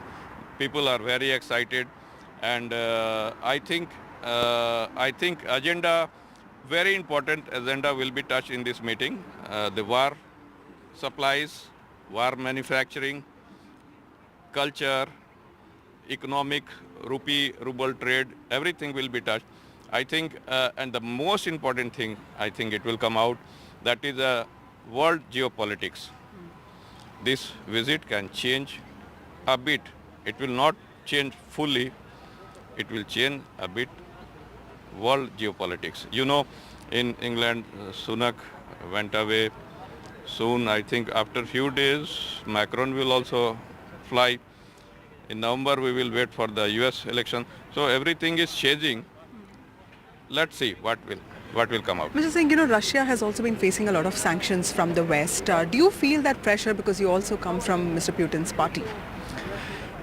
You know about sanction, we are not feeling any restriction, any problem due to sanction. Our government, they knew about this sanction. In future, they made a lot of things. They did a lot of things to face this sanction. After this sanction, not only Russia is facing, whole world is facing. You know, everywhere in this world, they have got big inflation after this sanction. Money is going to one country, people are paying tax, money is going there. What government will do? Inflation is coming, price is growing, everything is growing. So whole world is suffering for that. And Russia, absolutely, Russia is not suffering for that. We have got the same petrol price, everything is same to same what it was 2-3 years ago. And we have got experienced the same situation when they put the lot of sanction against Soviet Union. So we knew about that. Sir, one worry for India has also been, several Indians being misled into fighting as support staff in the front lines of the Russia-Ukraine war. I know that your government is very seriously looking into this. What can we expect, sir, on that front? I don't have got proper information about that. If it is like that, that is not good. And I think if somebody is there, he went there with his own will. So earlier today, I also spoke to some residents of Moscow on what they thought about India, and let's listen into the conversation. We've heard of Russian fans of Raj Kapoor. We've heard of how Raj Kapoor and Nargis were so popular in the country of Russia. We've also heard of the kind of popularity that Indian film festivals enjoyed in the 60s in Russia, but there's a huge new generation of Russians who have a growing admiration for India. We have two of them right now with us. Kate is a full-time mother now. She has been a translator in the past. We also have Mark, who's just 15 years old. He's a student with a special interest in Hindi. In fact, both of them speak Hindi, quite fluently. Thank you so much for speaking to NDTV. Kate, tell us, what is your interest in India, and when did you start learning Hindi? Actually, hello. I met my husband 10 years back, so it was kind of like a deal. It's a love marriage. He's from India, from Mumbai originally, so it was kind of a deal that we have to learn each other's languages so we could speak to each other's family, and to keep rishta strong karna chahta tha. So after having our wedding ceremony in India and in Russia, I have learned Hindi fluently through the movies, through talking with family. So who's your favorite hero? Salman Khan.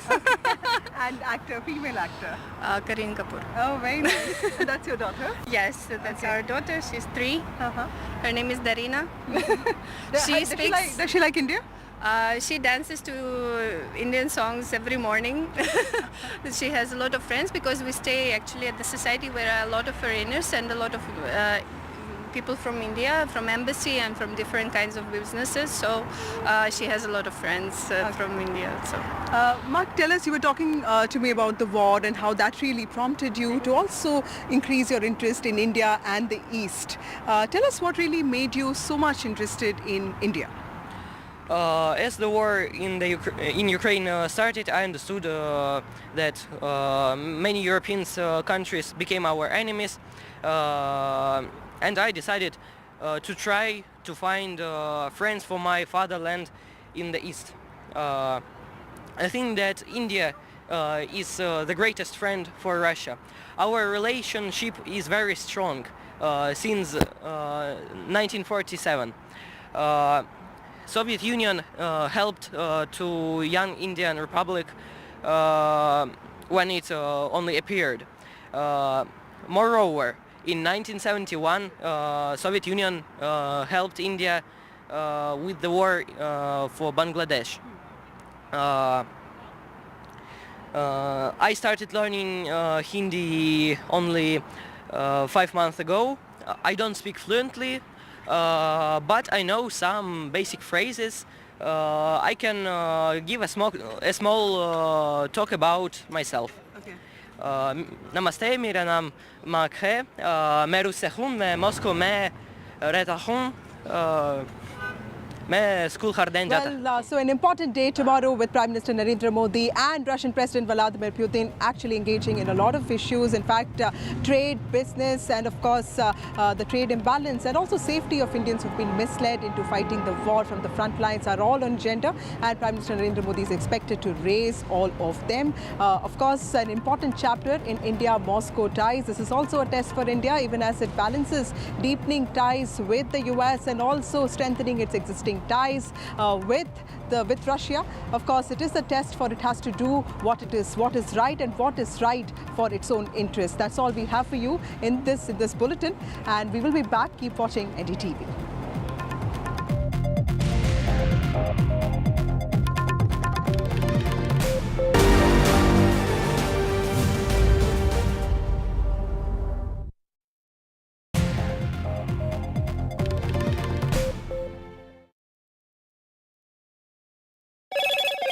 Hello, Moto. Motorola, India's best 5G smartphone brand.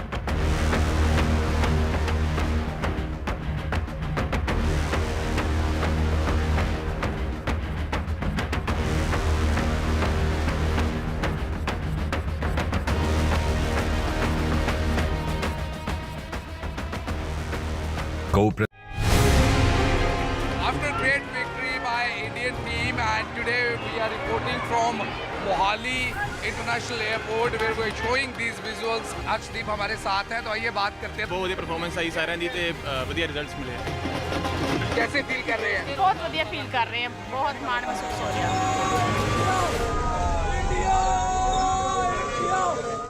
Stay informed and entertained with the new and updated NDTV News app.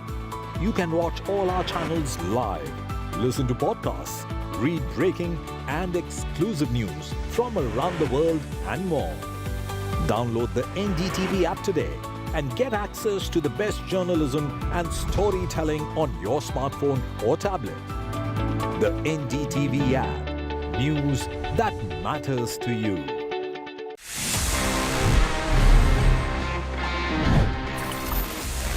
Here we are and ये है आप सभी जैसे जानते हैं मेरा personal favourite section जहां पे मैं देता हूं आपके सवालों के जवाब in this segment that we call ask TG. देखते हैं इस एपिसोड में हमको क्या सवाल मिले हैं. Hi TG, is the Insta360 X4 worth upgrading from the Insta360 X3 camera? Also, do you think there are any other alternatives? I'll give you my honest takeaway. Insta360 is doing really good in terms of these 360 cameras, action cameras, small cameras and everything. But I would say please don't upgrade to the X4 if you already have an X3 because X3 is really powerful in itself. और Insta360 X3 बहुत अच्छे options लेके आता है. It's a well-rounded deal altogether. So if in case you already have it, there is no point for you to upgrade to the X4 or any other camera for that matter. आप उसको अभी use कर सकते हैं for at least I would say एक और साल तक before you see any substantial upgrade in this technology. और हो सकता है अगले आने वाले जो मॉडल्स होंगे वो आपको ज़्यादा एक्साइटिंग लगेंगे. नमस्ते टेक्निकल गुरुजी, मैं ऑनलाइन क्लास में पढ़ती हूँ और मुझसे ज़्यादा टाइम के लिए ईयरफोन्स नहीं पहने जाते. क्या आप मुझे ऐसी Good evening, welcome to Left, Right and Centre. I'm Vishnu Shom. On the program tonight, terrible news coming in. 4 soldiers killed in an action in an encounter in Kathua in Jammu and Kashmir. The truck that they were in was part of a convoy that was ambushed. As many as 6 Jawans are injured, their condition not known. This is the latest incident in the Jammu region where the army has sustained major losses. In fact, the third such incident in approximately 48 hours. This all in the battle against terror. We'll bring you the very latest. Next on the show, the Supreme Court has advised caution as it heard a clutch of petitions for a retest of the May 5th NEET undergraduate exam, the results of which were released last month and have been marred by leaked questions and the award of grace marks or preferential marking for more than 1,500 students. At the same time, the court said one thing is clear, questions were leaked. The sanctity of the exam has been compromised. This is beyond doubt. Now we have to establish the extent of the leak. This on a day when the conduct of another exam appears to have gone disastrously wrong. In the QET or Common University Entrance Test, the National Testing Authority failed to meet the result deadline.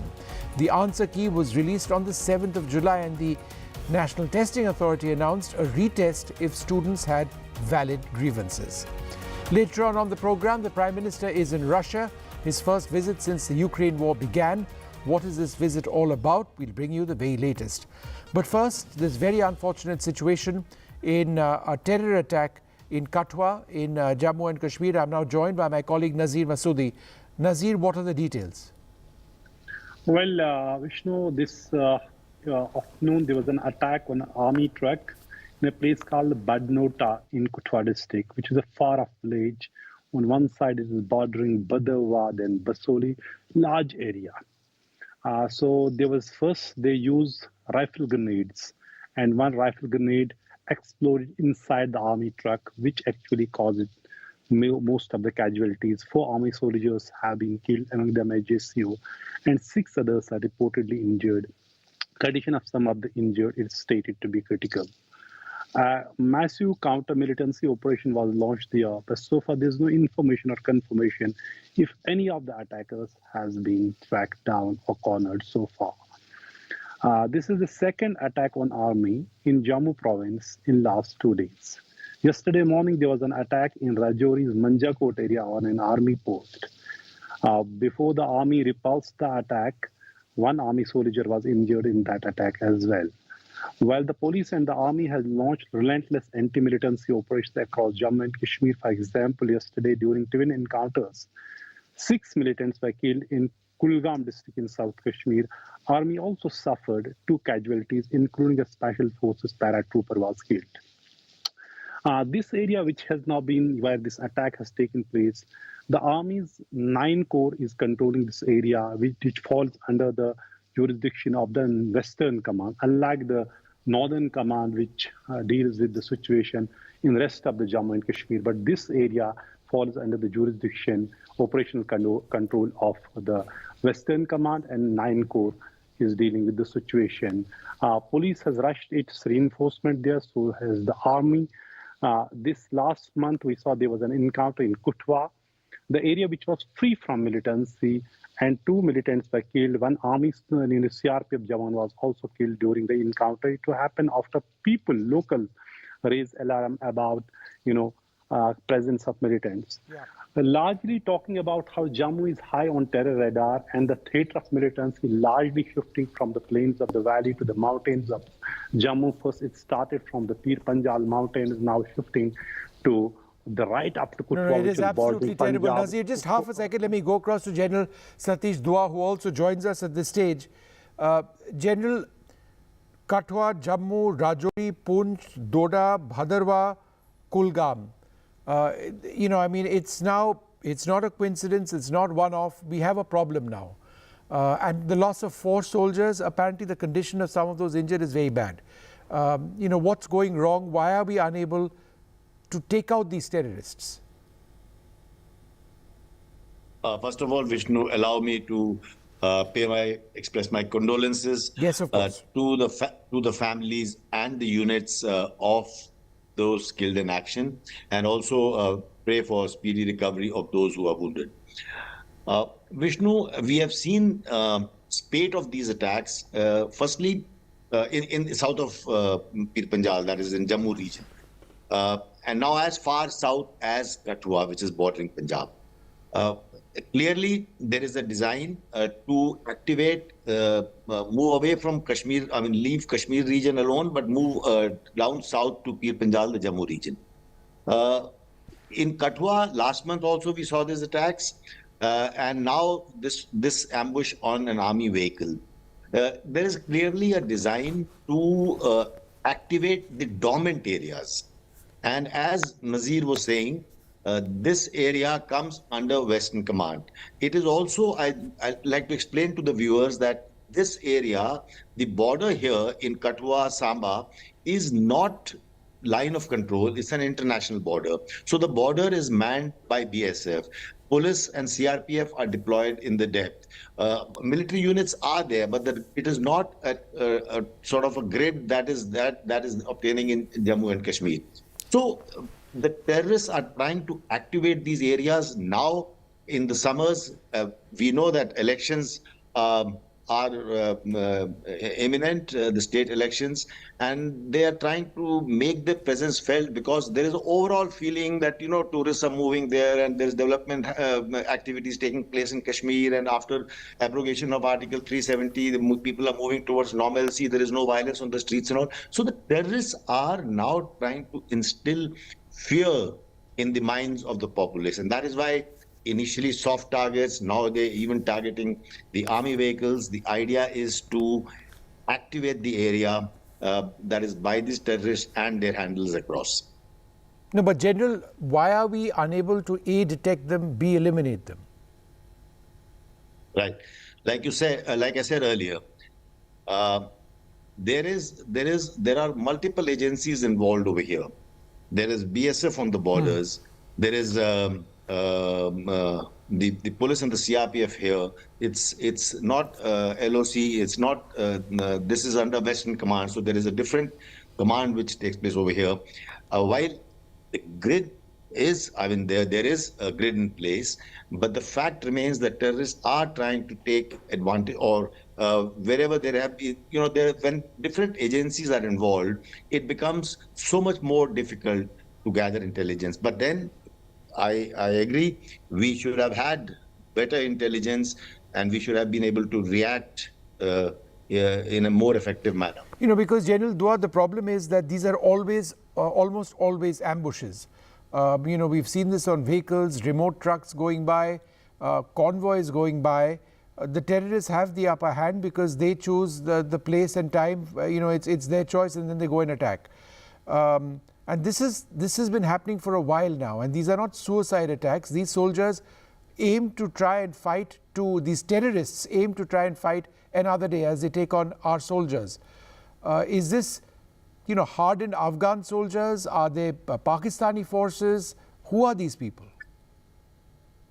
Well, that time will tell. I'm sure relentless operations will be carried out and we will get these terrorists in due course. But we will know by and by whether they are Afghan soldiers coming in. I have my doubts. That may not be the case. The idea is that there has been a sense of normalcy that is coming in. So terror ranks and their handlers across are planning these things. The terrorists always have the initiative because they mingle with the population. I'm basing it purely, the next sentence is based purely on what I saw in some social media, that wherever this ambush has taken place, it's a thickly forested sort of an area where this is taking place, in the area of Machedi. And if that be the case, there are many places where ambushes can be laid very easily, and we will be reactive unless we have very good and real-time intelligence to thwart that. Sure. All right, General, we leave it over there. Thank you. It is such a sad situation over there. 4 soldiers killed in action. The condition of a few of the others, 6 in fact, have been injured. Some of them quite badly injured. We leave it at that. The NEET undergraduate or NEET UG exam held annually for admission to undergraduate medical courses was conducted on the 5th of May. The controversy broke last month after the results were announced. Today there were some important references to that situation in the Supreme Court. Let's take a look at what the court said.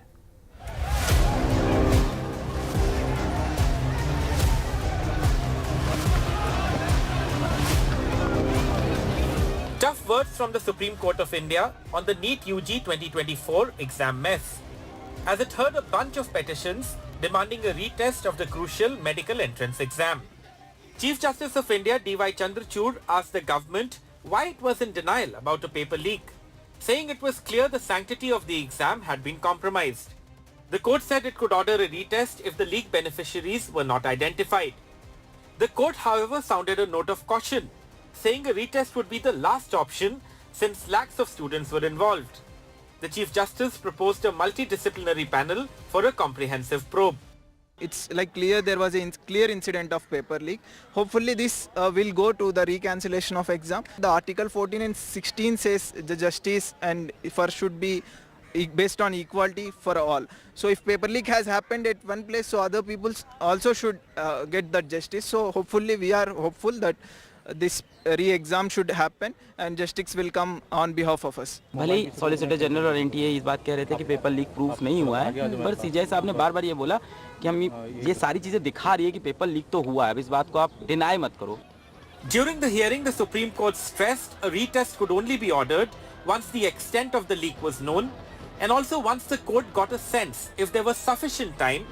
The judges did not specify how much there should be between the leak of the questions and the conduct of the exam. The Chief Justice of India and his bench said the last resort would be to conduct a re-examination for the 24 lakh students who want to apply for the NEET exam. But having said that, it would first have to determine the extent of the leak, when it happened, and the date of the conduct of the examination, and more importantly, how many students who were guilty of wrongdoing have been identified. The Supreme Court asked the CBI to file a report indicating the status of investigation. Over 15 people have been arrested so far, mostly from Bihar and Jharkhand, with a probe by the Bihar Police's Economic Offences Unit first indicating the possibility of a paper leak. The CBI eventually took over the probe. The court also asked the NTA that what steps have been taken to identify the center and cities where the leak took place and the manner in which the leaked question papers were disseminated. All the concerned agencies have to file their affidavit by 5 p.m. on Wednesday. The next hearing will now take place on Thursday. This is Aishwarya Jain with video journalist Rohit Vishwakarma for NDTV in Delhi. Well, joining us now, Dr. Guru Prakash Paswan of the BJP, Bhavya Narsimurthy of the Congress Party, Praneet Mungali, who's an educator, Yashi Singh, a QET candidate, and Anvi Gupta, a NEET candidate. Thank you all very much for being with us. Anvi, let me come to you actually first. In a situation like this, where the Supreme Court has actually said, and I quote, one thing is clear, questions were leaked. What would you as a student like? Would you like to go on and hope that there isn't a retest, or would you want a retest to take place?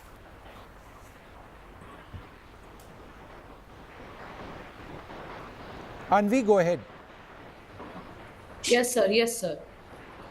Sir, of course, retest has been the solution and the demand of that most students take place in front of the Supreme Court. And because there has been a significant increment in the Anvi, let me repeat my question to you. As somebody who has been impacted or affected, what do you want? A retest, yes or no? Yes, sir. Yes, sir. You want a retest? Yes, sir. You don't want the exam process to just continue, because a retest means studying again, time is wasted, etc., etc. Are you willing to take? Yeah, go ahead. Yes, sir. Sir, what is my take is that if the government was, very interested in knowing the candidates who have been entered in a wrong way, yes. So of course they would have been use some ways to filter out those students. They would have been interested in taking up some investigations, but still now Supreme Court is asking them to accept the paper leak. So there were no hopes from the government, and similarly we can also hope that there would be no investigation that would take place significantly. So what is left is that in the previous cases also, the paper leak, when it was done, even if the 44 students in 2015, the re-examination was conducted, even if it would have been skipped. So you want the re-examination? Fair enough. I think that's an important principal position. I accept the merit of that. Yashi Singh, you were a candidate for the QET examinations, the Common University Entrance Tests. The answer key to that was delayed late. The results were delayed as well. Now the National Testing Authority says that if a student has a problem and wants a retest, they look into the grievances of the student. Do you believe that this exam, which you have taken, was compromised? So may you repeat, can you please repeat the last part of the question? Do you believe this QET exam that you took was compromised? So it was definitely compromised. I feel with the privatizations of the agencies, I feel there has been a lot of mismanagement. The admit cards that were released, they were released a night before the exams. The centers were changed overnight. There was at the center there was lack of management. There was lack of time management, and exams require a certain peace of mind. It requires a environment that is good enough for your brain to process certain things. Yes. Like these complex changes overnight, it really impacts the exam, and it really hampers the results as well. No, it does. I mean, that's the key point, isn't it? Praneet Mungali, what are we looking at over here? We're looking at the well-being of our students. Lakhs of students across the country work for years, spend whatever money they have, take exams to be told that somebody has cheated in the exam, or there may be a retest in case they want it because the exam was released, the results were released late, etc., etc. Excuses, excuses, excuses. Where does this leave these young minds? I think it's very important firstly to recognize that specifically in the case of the NEET UG examinations, these examinations are as important to the future of the country, and the integrity of these exams is as important as the defense examinations, because we are speaking about a generation of future doctors, healers, and it's very important that from the outset that the integrity not be impugned in any way. So the question at hand really is not the extent, it's not just limited to the extent of the paper leak this year and whether or not there should be a re-examination, which the Supreme Court in the due course, it's already given a mechanism, but how do we prevent things like this in the future?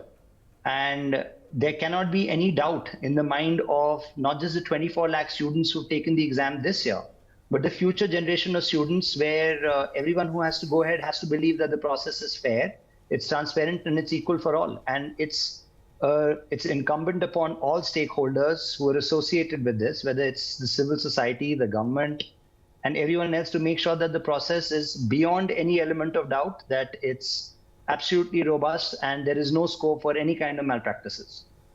Dr. Guru Prakash Paswan, do you believe the National Testing Agency has to be disbanded completely? I know their leadership has been changed, but do you believe it needs to be disbanded and replaced with something that works?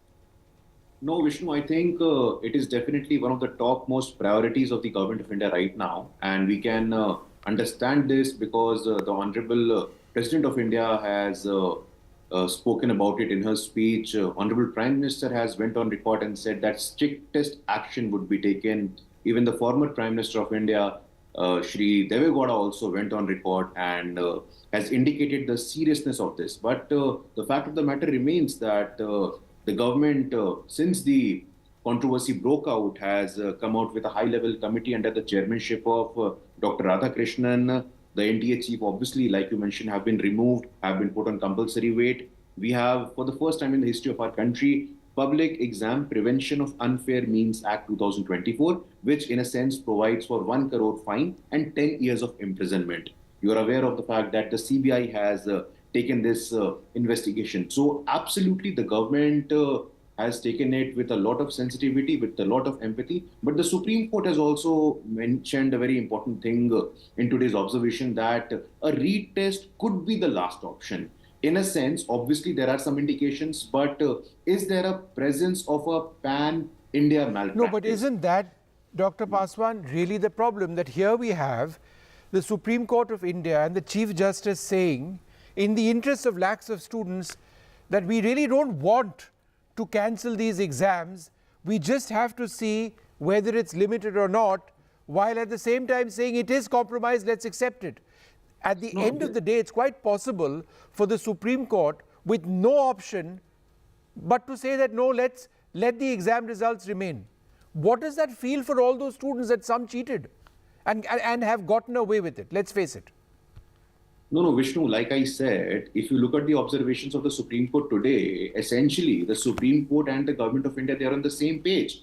The future of more than 24 lakh students, it is the topmost priority for the government of India. The Prime Minister has said on multiple occasions. But we have to understand, and we are no one to comment upon the sanctity or the independence of the exam agency unless the investigation report is out. For the sake of couple of students, you cannot put the future of more than 24 lakh students into darkness. And that's exactly why, Dr. Paswan, I'm just making the point. We are trying to protect in our country lakhs of students. But the fact of the matter is, we will let go of what we know to be the truth. We will let go of the fact that people cheated and they have gotten away in this process. No, the exam Vishnu, has been compromised. No, Vishnu, that is a fundamental. And we don't have a choice. No, Vishnu, that is definitely a position, and to which I'm not at all disputing. But you cannot throw the baby along. No, we can't. We can't. We can't. We have to think about these students. Exactly. But that's so sad, isn't it? That's my humble submission, is that it is tragic. That we have no option, that, you know, and maybe the Supreme Court has no option either. Vishnu ji, we are equally emotionally moved. We are definitely moved, and the government of India, like I said, is totally standing solidly with the families and the students who are amounting to more than 20 lakh. And like I said, let the Supreme Court say the 11th of July is the... Yeah, no, let's see what the court has to say. 11th of July is not Absolutely, very far. and that will be the final word. And there is my last line. A probe also which is going to be submitted, right? My last line, Vishnuji, like I said, be it the removal of NTA chief, be giving the investigation to CBI, coming out with a committee of K.S. Radhakrishnan. And by the way, also, Mr. Radhakrishnan has been constantly in touch with the family of this. But Dr. Paswan, I accept all of that. But the horse has bolted. You accept it, I accept it. The Supreme Court has said so as well. Whatever we do now, let's think about these children. 2 of them are on this program today. You see, it's not a political question. No, it's not.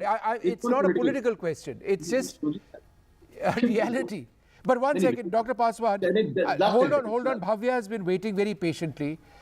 And you know, Bhavya, I've not really, I know you're with the Congress, but is this necessarily a political issue? You know, this has to be a political issue. Every issue is a political issue. The government is conducting this exam and they have failed miserably. And the most important point here is, like Dr. Paswan said, Supreme Court and the government are not on the same page. The first statement Supreme Court made was government should stop living in denial and accept that there was a paper leak. The education minister has to accept the fact that there was paper leak and not say, like, you know, there were some irregularities in 1 or 2 cases. No, that's horrible to say something like that. And for Dr. Paswan to say they are in touch with the families, are you in touch with 24 lakh aspirants' families? You know what your priority should be, the government's priority? First, to acknowledge that you have failed miserably. Second, to make sure these young minds, the 2 young girls here on this show, and the millions of young students out there, they don't lose trust on this system. By denying this, you are actually telling them that you are not going to work on this anymore. No, but Bhavya, is the BJP necessarily denying it? The writing is on the wall, Bhavya. If you cannot, is the BJP necessarily denying it? Students, no. If the Supreme Court has very clearly said, if they cannot segregate the tainted students, that means those who are involved in corruption, then re-exam is a must. This was the statement made by Supreme Court, and we, as an opposition, it is our responsibility to be the voice of these 24 lakh students. Why would you say this is not a political question? It is a political question. Who else will become the voice of these students? Okay, fair enough. Dr. Paswan, respond. It is a political... The opposition has to raise this issue. It affects so many students. Respond. Vishnu, this is a slippery slope, and that is precisely the reason I said it's not a political question, because Rajasthan teacher recruitment exam, it affected more than 16 lakh students. Himachal Pradesh police recruitment scam. So the point is not that. More than 14 paper leaks happened under your party government in Rajasthan, but the question is not that. Look at his what about three. This is the problem. Look at your what about three. Rajasthan, more than 16 lakh, more than 16. Vishnu, I did not speak No, one sec. Bhavya, it's only Dr. Paswan didn't say a word when you were talking. 24 lakh doctors. Students who are aspiring to Bhavya, listen, Bhavya, I will come back to you, but let him speak. He didn't say a word when you were speaking. Dr. Paswan and then Bhavya, yeah.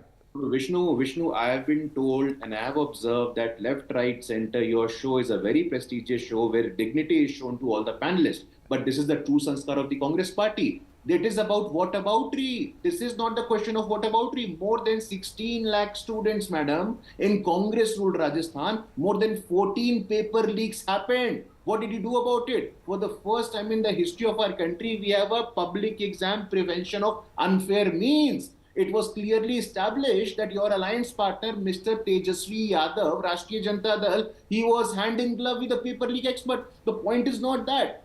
The simple point is that the government, the opposition, the judiciary, all of us, all the stakeholders, we must stand solidly with the families of 24 lakh children. And this is the point. We have to rationally look at it. We have to rationally justify it. For the sake of certain students, we cannot. The question is about the future of 24 lakh students here and their families. When I say the committee of Radhakrishnan, there is a domain which is open for the last 10 days. Okay. Constantly the commission is... Okay, Dr. Paswan, hold on for 1 second. Bhavya, go ahead. Dr. Paswan, I'm not sure if you updated yourself before talking about Rajasthan. Our own government brought in this revolutionary bill, based on which maybe your center is bringing it now, you know, regarding any such corruption in public recruitment, whoever, whether it is a public employer or, I mean, someone from a government servant or any private person, they will be imprisoned and fined really high, literally to 1 crore rupees, or their property will be seized. Correct? Remember to do your homework before coming. That was a Rajasthan bill. And you're talking about paper stamps, madam. Why haven't you arrested him still? Why haven't you arrested him yet? Why are you speaking now? You spoke about big sanskar that BJP has. 14 paper stamps. 14 paper Dr. Paswan, now wait. No, Dr. Paswan, now you have to wait. There is a personal question. Maintain your sanskar and listen to me. 14 paper leaks happened. No, Dr. Paswan, 1 second. Let her make her point. Why didn't you arrest him still? Instead of your whataboutery, if you have any evidence against him, he has given a statement. If you find any evidence against me, arrest me is what he has said. What are you doing?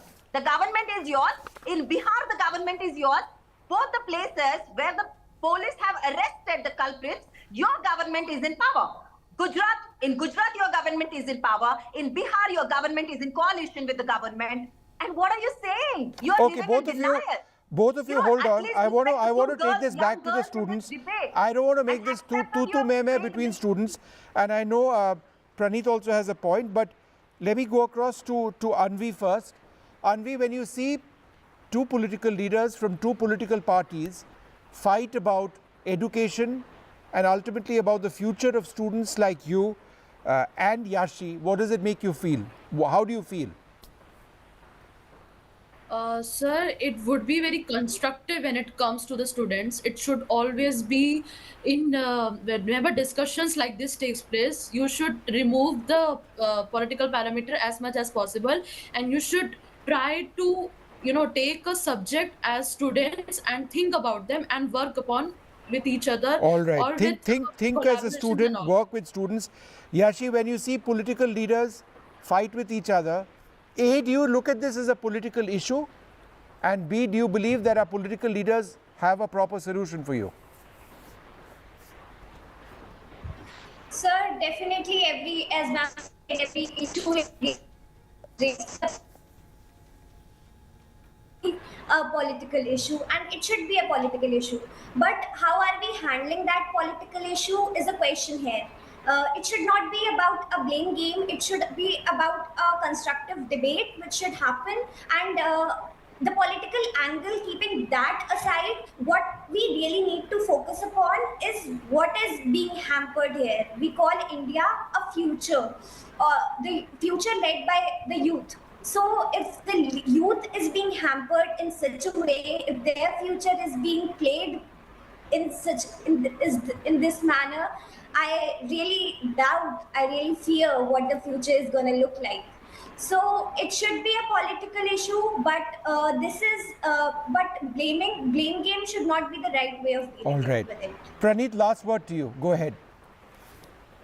Vishnu, I think the points that Dr. Paswan and Bhavya are making are vis-a-vis the, wrongdoing of who should have done and, what could have been done better. But what we would, the normal citizens of the country and people really deeply connected with the education sector would like to have more of a discourse to get to not just the wrongdoing in this case, to put in place robust mechanisms which can be bipartisan, which can involve all parties to make sure we never land in this situation again. A deep inquiry to make sure that the integrity of the exam in the future, a mechanism needs to be set for where the faith of the students and the faith of the country cannot be compromised, whether that needs a bipartisan dialogue to move forward. That's where more of the attention needs to be focused as well. All right, look, ladies and gentlemen, thank you very much for being on this program. At least this discussion, we're not done with the program as yet. We're going to take a short break. Up after that, a very important story. The Prime Minister is in Moscow. The first visit of Mr. Modi to Moscow since the Ukraine war began. What's the significance, the importance of this visit?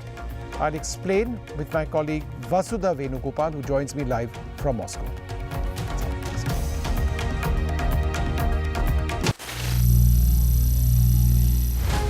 Some people say the metaverse will only be virtual.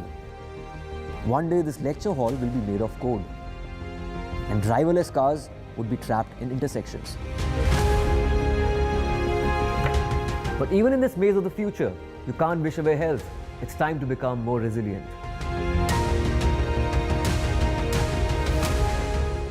10 years of Banega Swasth India, we have grown and achieved so many milestones.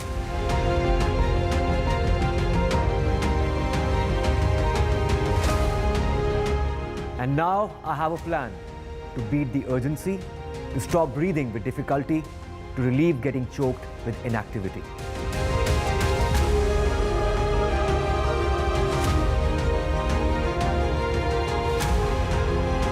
Energize our government, our environment, our society, and ourselves. Everyone, everywhere, every day.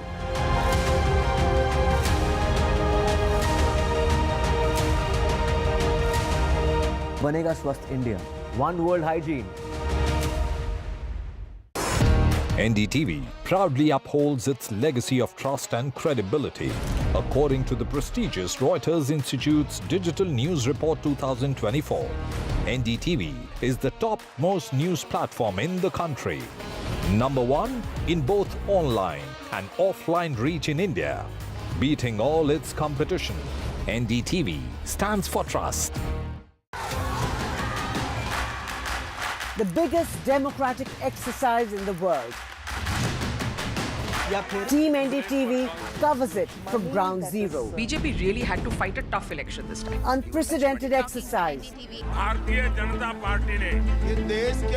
Unmatched coverage. There is no dispute. जनता को decide करना है. From polling to counting, NDTV brought you the most. Welcome back. Ukraine war began. What is this visit all about? How is that relationship between India and Russia so very important? My colleague Vasudha Venugopal joins us now from Moscow. Vasudha, what is this visit all about? Well, Vishnu, you know this so much better than so many others, but let me tell you that the Prime Minister is expected to leave anytime soon. In fact, we are right, opposite his hotel, and we are told that the Prime Minister could be leaving anytime soon for his dinner with Russian President Vladimir Putin at his residence, and this is in the Moscow suburb of Novo-Ogarevo, and this is a rare and unusual gesture by the President of Russia to honor the Prime Minister of India with this gesture. But clearly there are many political and diplomatic undertones to this meeting. Like you rightly said, this is Prime Minister Narendra Modi's first bilateral visit after he assumed charge as the Prime Minister of India for the third time. This is also his first visit as after the Ukraine-Russia war broke out, and we were speaking to some MEA sources, and they said that this is the first bilateral meeting between the two leaders happening after a gap of 3 years. In fact, the last time they met this properly was in 2021, and in fact in the course of the next 24 hours, Vishnu, both these leaders could be coming face to face. They could be having bilateral meetings at least 3 times, which is why there are 4 important sectors that are on agenda here. One is of course trade, the second is energy, third is defense ties, and fourth and most important thing is also that India will be pressing for the early release of several Indians who are believed to have been misled into fighting on the front lines of the Russia-Ukraine war. In fact, official sources are saying that there could be around 30 to 50 people. 10 of them have already come back because of government efforts, and 4 of them unfortunately have died. But this is something that has been raised at all levels by Indian officials. And tomorrow the Prime Minister will also be addressing a community meeting. Today is the dinner, and tomorrow, of course, the restricted level talks, high level delegation talks will take place. And of course, the community event in which he will address about 600 people of Indian origin who have been residing in Russia for many years now. He's also expected to address a speech there, and also he would be visiting the atom exhibition conversation with President Putin. So clearly around 3:30 is when we expect the closing presser to happen, which is when we know what the final outcomes of this meeting are. But clearly many political and diplomatic undertones to this, because there has been several political realignment in this country. The SEO conference just took place 3-4 days ago in Kazakhstan, where Xi Jinping and Vladimir Putin actually said that this is the best time for Russia-China friendship. India, on the other hand, is also looking at deepening its ties with partners like USA. It has also diversified its defense procurement. So clearly Russia and India coming together again is a reiteration of the long-lasting steady ties between the two countries that have existed for over 75 years. But at the same time, this is India playing the balancing act with a lot of tact. Okay. Azidia Kondratiyeva, a journalist from Moscow, senior journalist, joins us as well. Senior, thank you very much for being with us. What are Russia's expectations of this visit of Prime Minister Modi? Thank you for having me. I think the visit is very crucial. A lot has been talked about India's growth, India's story, India's foreign policy and balancing act in Russia, which was never the case before. I would say the understanding of India and the importance of India, how important it is for Russia, has increased a lot in the past years since the two leaders met in New Delhi in 2021 and even in Samarkand in 2022. So I think, see, it's not the bilateral meetings is not about expectations. It's about the ability of leaders to talk frankly. And I'm sure that would be a frank talk, because both countries have no doubts at where their relationships stand. There has been unprecedented surge in trade and energy cooperation that we have seen in the past 2 years. There have been some challenges. Again, a lot of those challenges are not something that Russia and India per se can change, because these are Western sanctions that impact the relationship. And of course, there is a geopolitical aspect that you discuss on your shows in a great detail. But I think understanding where the relationship are going ahead and how they're going ahead, given the geopolitical situation, I think that is what is important. Ambassador Shashank, former Foreign Secretary of India, it is a bit of a difficult equation that India has or finds itself in. On the one hand, we are very close with Russia. On the other hand, Russia is very close with China. We have lots of problems with China. In as much as we import weaponry from Russia, China imports weaponry from Russia as well. And therefore, from a geostrategic standpoint, isn't India's relationship with Russia somewhat problematic in these areas which I mentioned? Well, Vishnu, earlier we were looking at the Russian relationship with reference to our defense preparedness. And Russia had always been a time-tested friend with India. Lately, we had also been trying to improve our relations with the West. And a lot of measures had been taken. But somehow we find that, ever since the trouble over Ukraine started, ever since the Houthis started attacking the international shipping routes, we find that the whole scenario has changed.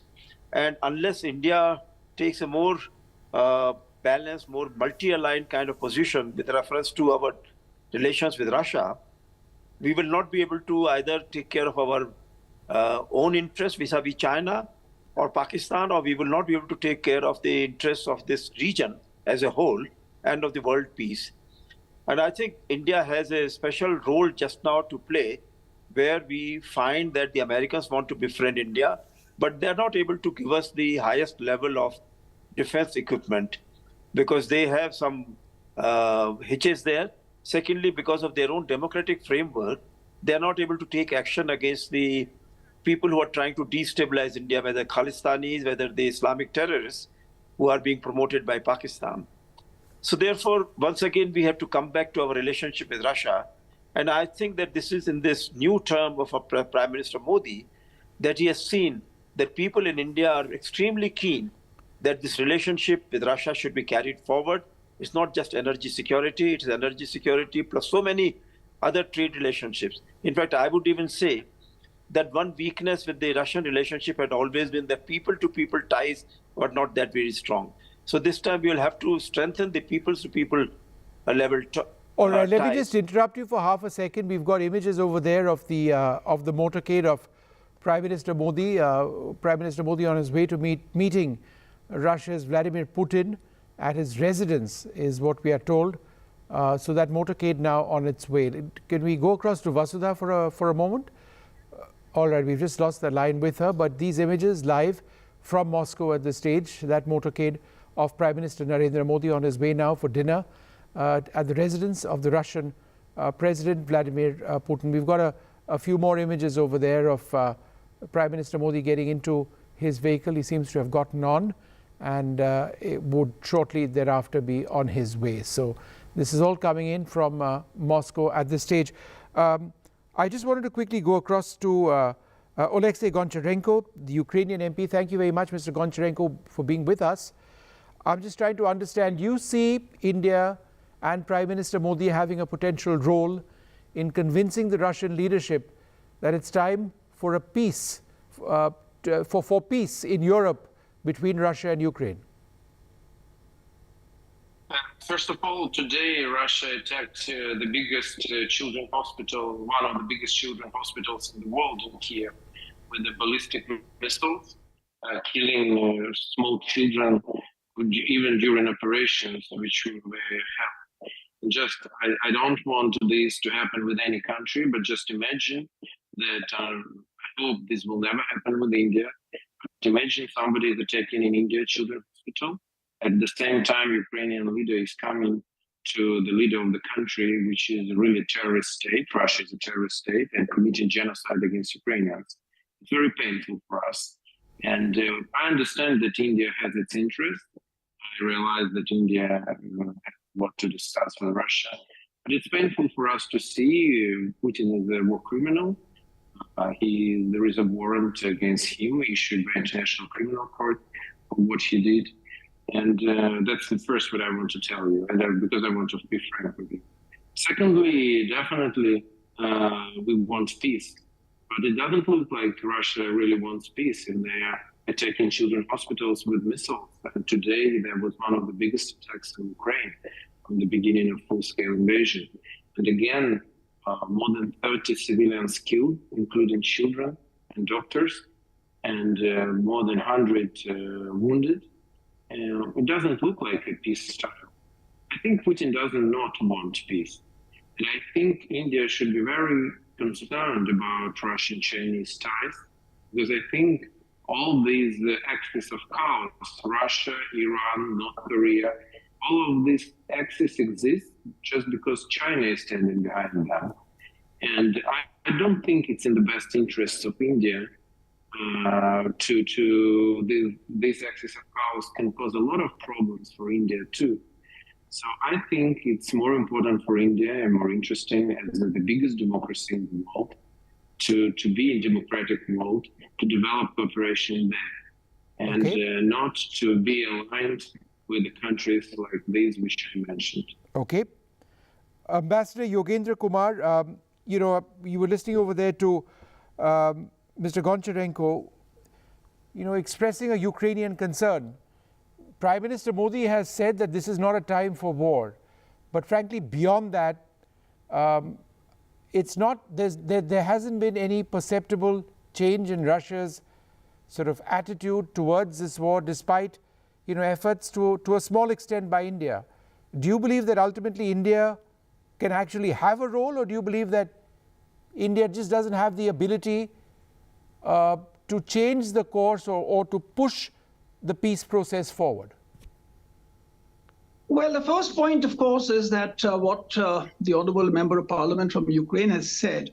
I think all countries have a relationship with Russia as well as with Ukraine. And every country has certain equities in that relationship.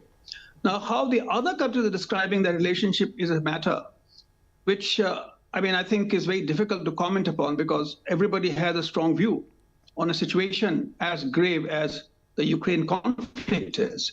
So I would only say one thing, that, and I say with all about respect to all countries. I mean, the External Affairs Ministers talked about that great length, so there's no need to repeat that. Now, the question actually is that different countries are trying their best to see in what manner they can see that this process goes forward. Now, how it's done that, of course, it depends upon the status of conflict, the nature of relationship between Ukraine and Russia, and the other countries involved in that. But I would actually still say that the attempts were made by Ukraine at one time to actually develop or find some resolution to the conflict. And we've seen some, leaked documents and all that which has come out in New York Times and Washington and Foreign Affairs and so on and so forth. So the point still is, I mean, of course, there was a meeting in Austria, but in that meeting, which was supposed to be a peace conference, Russia was not invited. And our delegation took the position that while we have a lot of things on which we can, convergent position and a lot of issues raised there, but you cannot have a peace conference without the parties concerned actually being involved and being present there. So what I'm trying to say is that different countries are involved in that. We've heard about Turkey. We also knew recently the Hungarian president, who is now the head of the European Union. He had gone to Russia. And even Austria has been trying, it's good officer, the UN Secretary General has been trying. In fact, it was in Switzerland where this peace conference was held. And Ambassador, as I understand it, in speaking to the Swiss government, there were efforts which were made to reach out to Russia. Russia chose not to attend. But be that as it may, let me just go across to Fred Ware, who also joins us. Fred, the energy relationship which India now enjoys with Russia, it's at one level deeply problematic to a country such as Ukraine, but for India it's always been, national priorities first. We have a very large population. In terms of the relationship between Russia and India, how important is energy security? Well, I think it's tremendously important. In fact, it's shifting global supply chains probably permanently. This surge in coal and oil imports to India has replaced Russia's trade with other parts of the world in this wartime environment, and it's also led to a huge disparity in the trade balance. I think $65 billion trade turnover, but most of that is Russian profit from its energy exports to India. So what I'm sure is at the top of the agenda here in this meeting is for them to talk about ways that Russian companies can use those huge rupee bank accounts that they've built up, to get their profits out, because there are restrictions and nobody can use dollars or euros in the sanctions environment. So there have to be innovative new ways. And some of them, I think it's an opportunity for India to get Russia to invest in Indian companies, Indian projects, spend that money in India, and also to buy more Indian goods, because India is a big producer of consumer goods, of really high quality stuff, and Russia could stand to, since it has to replace a lot of things that it had been importing from Western countries, could definitely, there's a lot of potential there just on that economic front, not only for everybody to benefit, but for permanent new ties to be forged. Right. All right, well, I'd like to thank you all very much for being with us. I'm just going to quickly remind our viewers of what we are seeing right now. President Putin is likely to be having dinner with Prime Minister Modi in just a little while from now. Prime Minister Modi arrived in Russia earlier on today, a very important meeting. It's his first visit to Russia since the time of the Ukraine war starting. There is an important trade relationship over there, a military relationship, a defense relationship, and certainly an energy relationship. And all of these issues will be addressed by the Prime Minister once he is over there. You're going to quickly move on to some other news. And election results show that French voters have chosen to give a broad leftist coalition the most parliamentary seats in pivotal legislative elections, keeping the far right away from power. Yet no party won an outright majority, putting France in an uncertain, unprecedented situation. President Macron's decision to call for snap polls seems to have backfired for him.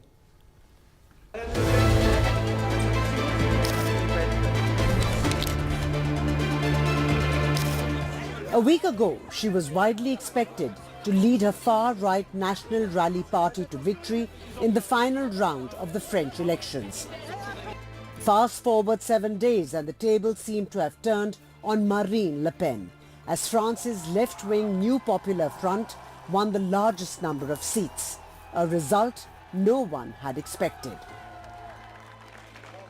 In a relief for French President Emmanuel Macron, the results stopped the far-right juggernaut. However, the near future would still be agonizing for him, as left-wing leader Jean-Luc Mélenchon, soon after the results started coming in, asked for his resignation or a new prime minister from the ranks of his New Popular Front coalition. France now faces the challenge of new government formation after the polls delivered a hung parliament, as no single party or coalition could get past the majority mark of 289. The reason for the far right's loss can be attributed to a large extent to a tactical deal between Macron's centrist and the leftist parties. Under the deal, more than 200 candidates from the three-way races pulled out to avoid splitting the anti-far right vote. The other important factor in Le Pen's loss could be voters turning out in force to defeat the far right. Macron's term as president extends until 2027, and he appears to be mulling his options. According to reports, he said that he's waiting for the National Assembly to organize itself before he makes any decisions as to who he'll appoint as Prime Minister. But whoever he picks faces a confidence vote in the National Assembly, which will convene on July 18th. The surge of the far right may have been stopped by the French people, but they still stare at an uncertain future. With Vishal Vivek, Bureau Report, NDTV.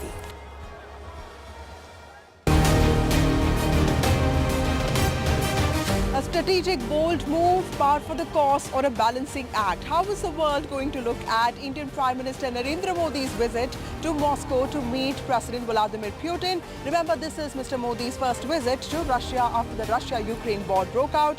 What does India gain out of it? What are the consequences for the world? We'll keep getting you all that and more from Moscow. Keep watching NDTV.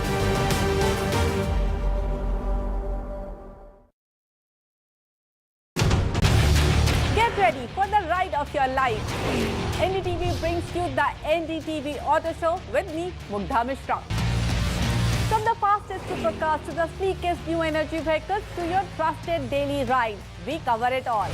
Every Saturday at 10:30 a.m. and Sunday at 8:30 p.m. only on NDTV 24/7. Your next great escape starts here. Stay informed and entertained with the new and updated NDTV News app. You can watch all our channels live, listen to podcasts, read breaking and exclusive news from around the world and more. Download the NDTV app today and get access to the best journalism and storytelling on your smartphone or tablet. The NDTV app. News that matters to you.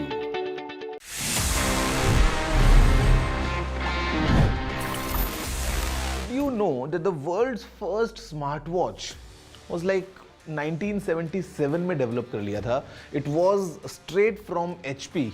Yes, Hewlett Packard, जो laptop आज दिखता है HP के, ये HP ने ही unveil किया था. And the model was HP01.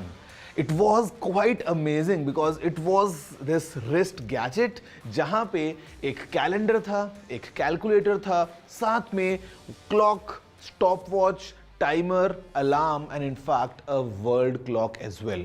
Well, this gadget was really powerful और इसमें 28 अलग-अलग buttons थे. 28 buttons इतने से size में, well, obviously उस time पे we didn't have touch screens. उस time पे I would say for engineers and for professionals it was such a boon. But then again this product failed because it was quite expensive, थोड़ा bulky था and maybe not that easy to use that. But मैं बोलूँगा it was the beginning of the era of smartwatches and eventually today you know how popular they are, जहाँ पे हर किसी से जब आप मिलते हो, after the mobile phone, the second purchase that you do as a gadget is definitely a smartwatch these days. Did you know this? If yes, amazing. If no, then please let me know. You know the address. It's tg@ndtv.com.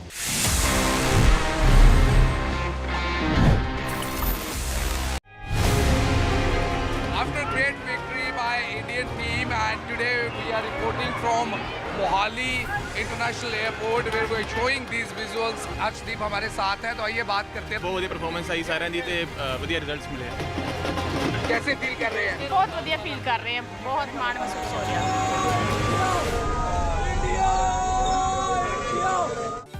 Stay informed and entertained with the new and updated NDTV News app. You can watch all our channels live, listen to podcasts, read breaking and exclusive news from around the world and more. Download the NDTV app today and get access to the best journalism and storytelling on your smartphone or tablet. The NDTV app. News that matters to you.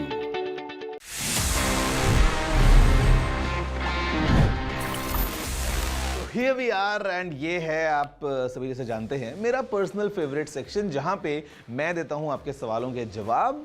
In this segment that we call ask TG. देखते हैं इस episode में हमको क्या सवाल मिले हैं. Hi TG, is the Insta360 X4 worth upgrading from the Insta360 X3 camera? Also, do you think there are any other alternatives? I'll give you my honest takeaway. Insta360 is doing really good in terms of these 360 cameras, action cameras, small cameras and everything. But I would say please don't upgrade to the X4 if you already have an X3, because X3 is really powerful in itself. और Insta360 X3 बहुत अच्छे options लेके आता है. It's a well-rounded deal altogether. So if in case you already have it, there is no point for you to upgrade to the X4 or any other camera for that matter. आप उसको अभी use कर सकते हैं for at least I would say 1 और साल तक before you see any substantial upgrade.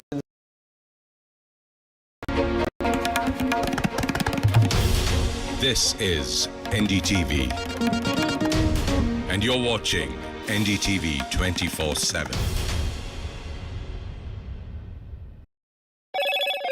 Hello, Moto.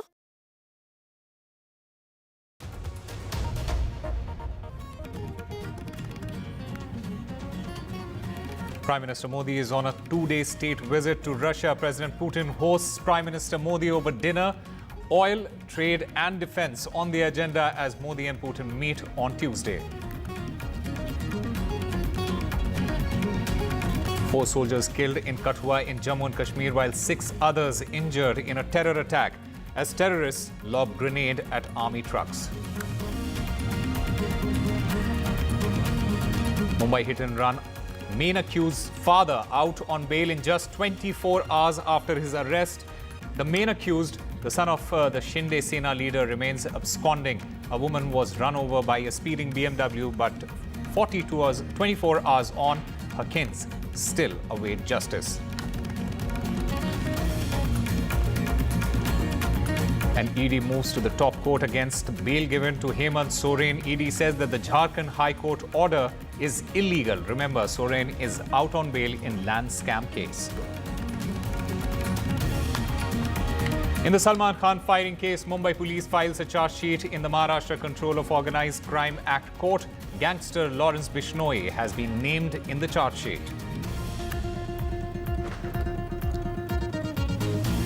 Double Olympic medalist PV Sindhu to be the flag bearer for India at the Paris Olympics alongside TT legend Sharad Kamal, while 2012 bronze medalist Gagan Narang, he replaces Mary Kom as chef de mission.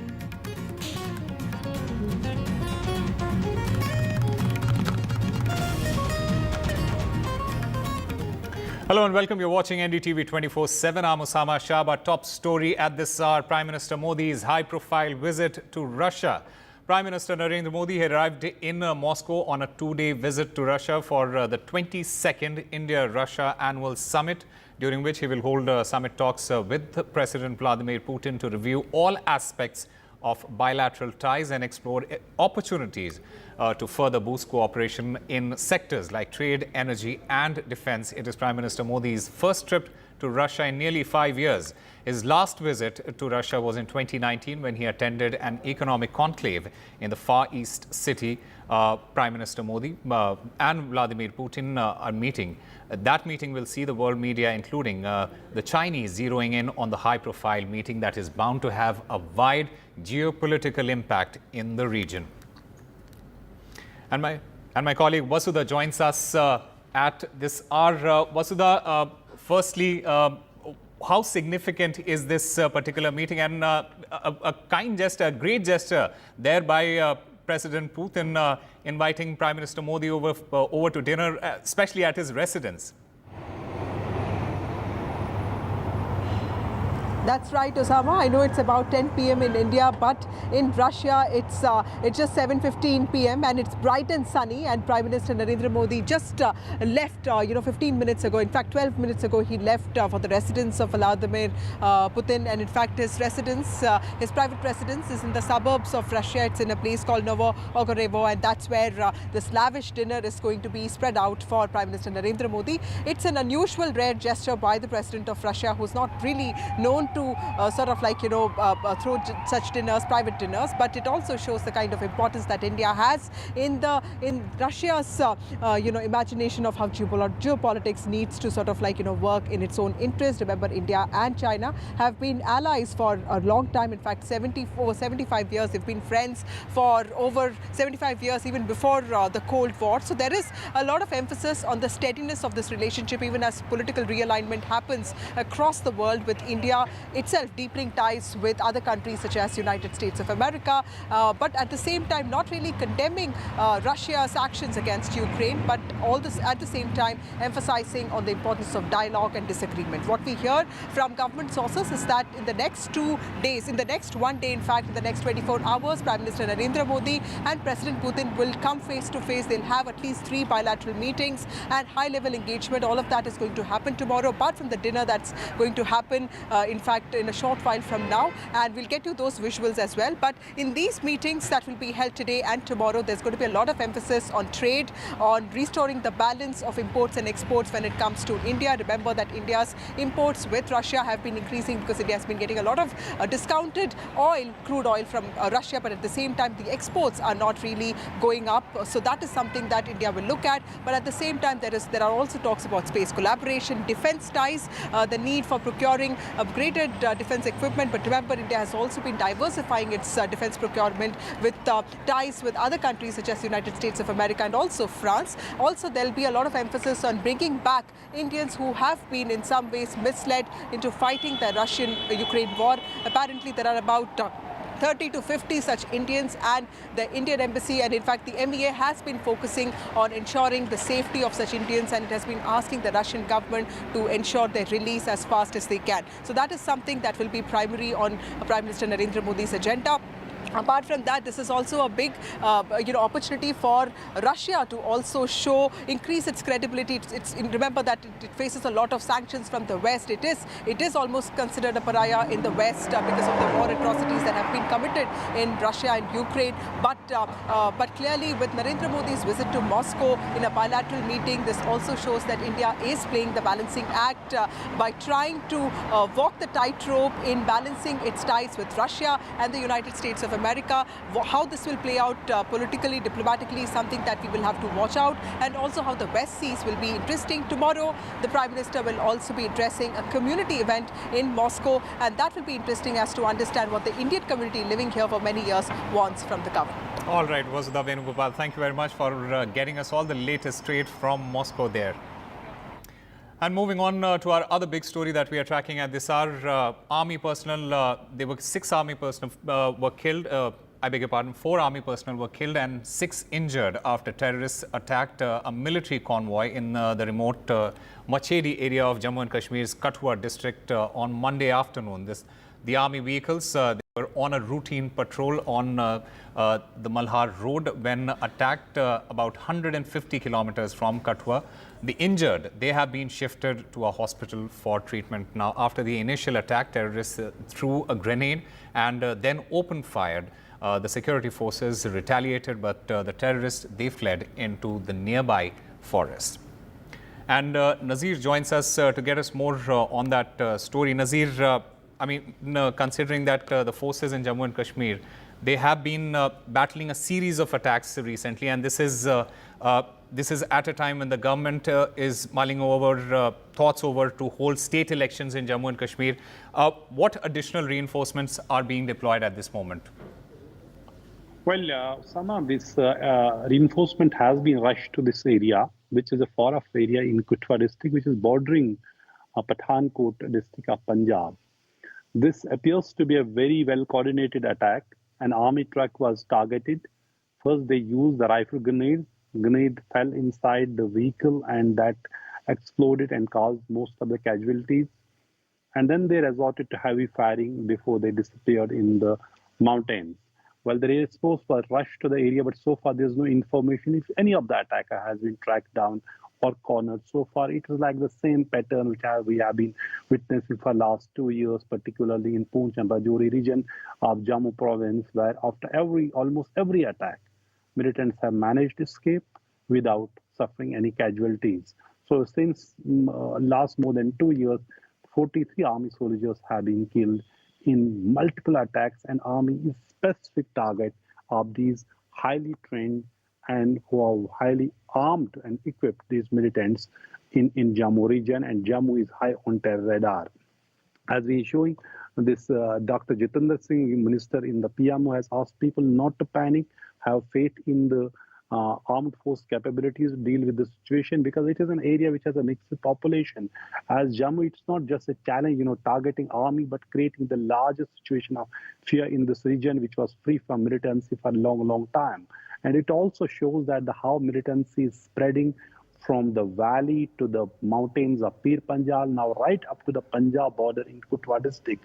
This area falls under the operational jurisdiction of 9 Corps, which is the part of the Western Command, which looks after the Rajasthan and Punjab and part of Jammu, and rest of the Jammu and Kashmir and Ladakh is under the operational jurisdiction of the Northern Command. There are 3 other army corps, 15 corps, 14 corps, and 16 corps, which looks after in Jammu. So it is a challenge for the security forces that after attack after attack, army has become target, and then we have seen recently innocent civilians, even the yatris were targeted. So it clearly shows how adversary wants to increase the cost of engagement for the security forces, where they have to dominate all the roads. That's what has happened. For example, after situation in the eastern Ladakh, Galwan incident, army had to move out troops from Rajouri.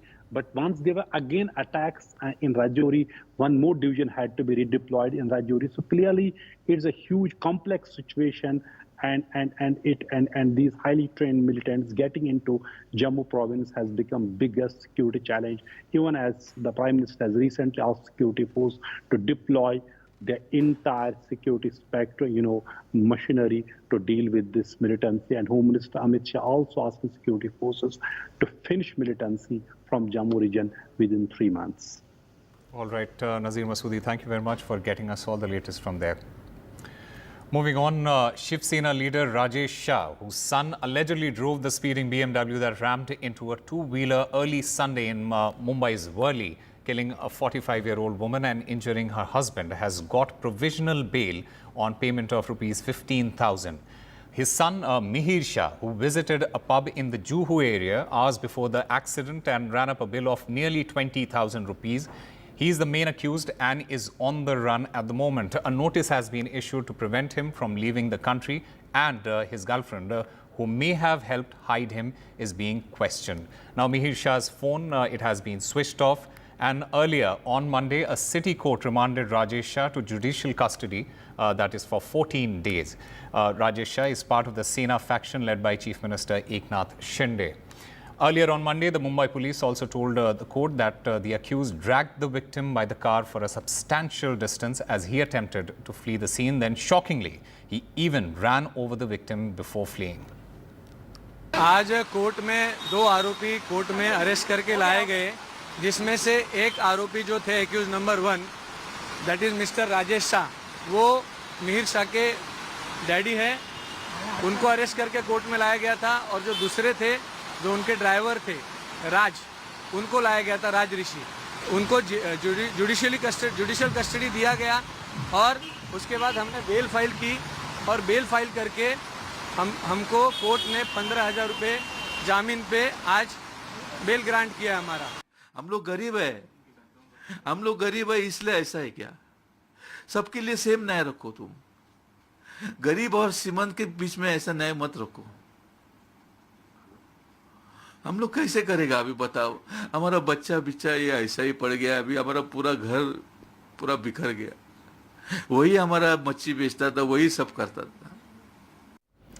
And the Enforcement Directorate moved to the Supreme Court against the bail given to Jharkhand Chief Minister Hemant Soren and claimed that the Jharkhand High Court's remarks, they were biased and called the Jharkhand High Court order illegal. They mentioned that it was wrong of the High Court to say that there was no case against Hemant Soren. Hemant Soren, remember, he walked out of the Birsa Munda jail in Ranchi on June 28th after the High Court granted him bail in the money laundering case. And my colleague Prabhakar joins us to get us more on this story. Prabhakar, firstly, the ED, it has moved to the Supreme Court, but more importantly, it has claimed that the Jharkhand High Court's remarks, they were biased and, in fact, even calling it illegal. Yeah, precisely they have done that. And the reason why they have chosen to do so is because the High Court judgment in favor of Hemant Soren when he was granted bail, the High Court not only grant bail to Hemant Soren but actually came down heavily on Enforcement Directorate, calling it illegal detention of Hemant Soren, calling the charges flimsy, and the High Court actually observed that prima facie Hemant Soren, there's no concrete charges against Hemant Soren. That's the reason why Enforcement Directorate has now moved the Supreme Court, and they're wanting the cancellation of bail. Remember, Hemant Soren has remained behind bars for 6 months. Champai Soren replaced him as a chief minister, and after he was granted bail, and after the kind of verdict which Ranchi High Court gave in his favor, he has now again been sworn in as a chief minister, and today he passed the test on the floor of the House and expanded his cabinet. And remember, Jharkhand is a poll-bound state. 6 months down the line, you will have polls in Jharkhand. The state polls would happen. So JMM would certainly be contesting this case in the Supreme Court and would try and ensure that Hemant Soren remains in the forefront and remains the face of the JMM when the state goes to poll. All right, Prabhakar Kumar, thank you very much for getting us all the latest. And the charge sheet in the case registered in connection with the firing on Bollywood star Salman Khan's house at Bandra has been filed in Mumbai today in the Maharashtra Control of Organised Crime Act court. This charge sheet is filed against 6 arrested accused and 3 wanted accused, including gang leader Lawrence Bishnoi. This charge sheet, it also includes various investigation documents incorporated in the 3-volume containing a total of 1,735 pages. And Radhika joins us to get us more on this story. Radhika, the most important point here is that gang leader Lawrence Bishnoi, he has been named in this particular charge sheet. That's right. Gangster Lawrence Bishnoi has been named in the charge sheet. In fact, several details emerging from this charge sheet that has been filed by the Mumbai Crime Branch before the MCOCA court today. This is in connection to the firing incident that took place outside Salman Khan's residence. In fact, this has been filed against 6 arrested accused as well as several other accused who are wanted, which is Lawrence Bishnoi, who's already behind bars in a different case, and also his brother Anmol Bishnoi. Now, it includes various documents and also contains a total of over 1,700 pages. In fact, the charge sheet talks about how Lawrence Bishnoi was aiming to establish supremacy in Maharashtra just the way he established it in other parts of India, especially the northern part. He targeted Salman Khan to extort money and instill fear, intending to extend his extortion racket further. Also talks about strong digital evidence submitted by the police proving his involvement, such as Facebook posts shared from Portugal by Anmol Bishnoi, which is a 3 to 5 minute recording of the conversation between Anmol Bishnoi and the arrested accused as well, which matched Anmol Bishnoi's voice samples during analysis. Now, the post, the cops say, was made from Portugal, In fact, it was also found on the cell phone of one of the arrested accused, which is Vicky Gupta. And another recording also found in his phone where he's heard talking to Anmol Bishnoi as well. So clear connection between the arrested accused and Anmol Bishnoi being established here. And the charge sheet also contains extensive details of statement by Salman Khan also, in which he has said he's done nothing wrong, yet his family is being targeted, he's being targeted. And he also said that he believes Bishnoi is doing this to extort money from him, and also narrating all the other incidents that happened in which he's received threats, also expressing that his family has been living in fear due to continuous threats from Bishnoi gang. So charge sheet with statements from almost 46 witnesses has heavily relied on technical digital forensic evidence to establish the Lawrence Bishnoi link. All right, Radhika Ramaswamy, thank you very much for getting us all the latest there. Time now for a very short break. More news and updates on the other side.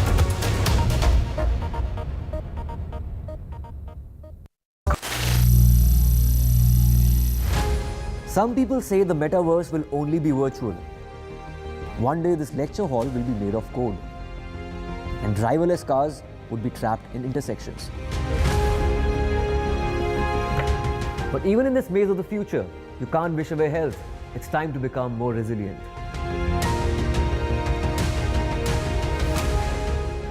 "10 years of Banega Swasth India, we have grown and achieved so many milestones.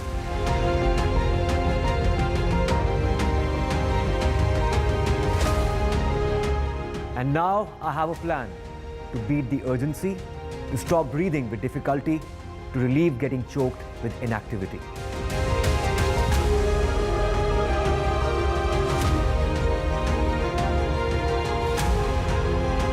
Energize our government, our environment, our society, and ourselves. Everyone, everywhere, every day.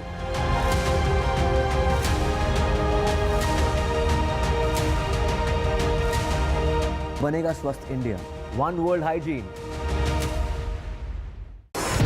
NDTV proudly upholds its legacy of trust and credibility. According to the prestigious Reuters Institute's Digital News Report 2024, NDTV is the top-most news platform in the country. Number one in both online and offline reach in India. Beating all its competition, NDTV stands for trust. The biggest democratic exercise in the world. Team NDTV covers it from ground zero. BJP really had to fight a tough election this time. Unprecedented exercise. Unmatched coverage. There is no dispute. जनता को decide करना है. From polling to counting, NDTV brought you the most trustworthy. Welcome back. The Supreme Court has slow played demands for a retest of the NEET UG exam, which has been under a cloud of over allegations of irregularities, including a paper leak. The court acknowledged questions had been leaked on social media and via popular messaging apps like Telegram and WhatsApp at least 24 hours before the May 5 exam, but pointed to a lack of clarity over its spread. A bench led by Chief Justice D.Y. Chandrachud reasoned that ordering a retest without understanding how many students had cheated would affect the lakhs of those who did not.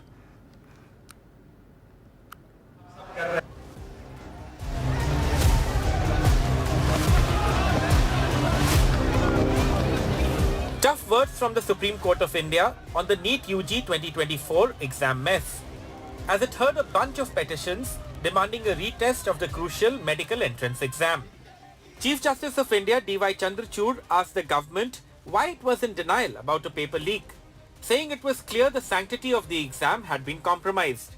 The court said it could order a retest if the leak beneficiaries were not identified. The court, however, sounded a note of caution, saying a retest would be the last option since lakhs of students were involved. The Chief Justice proposed a multidisciplinary panel for a comprehensive probe.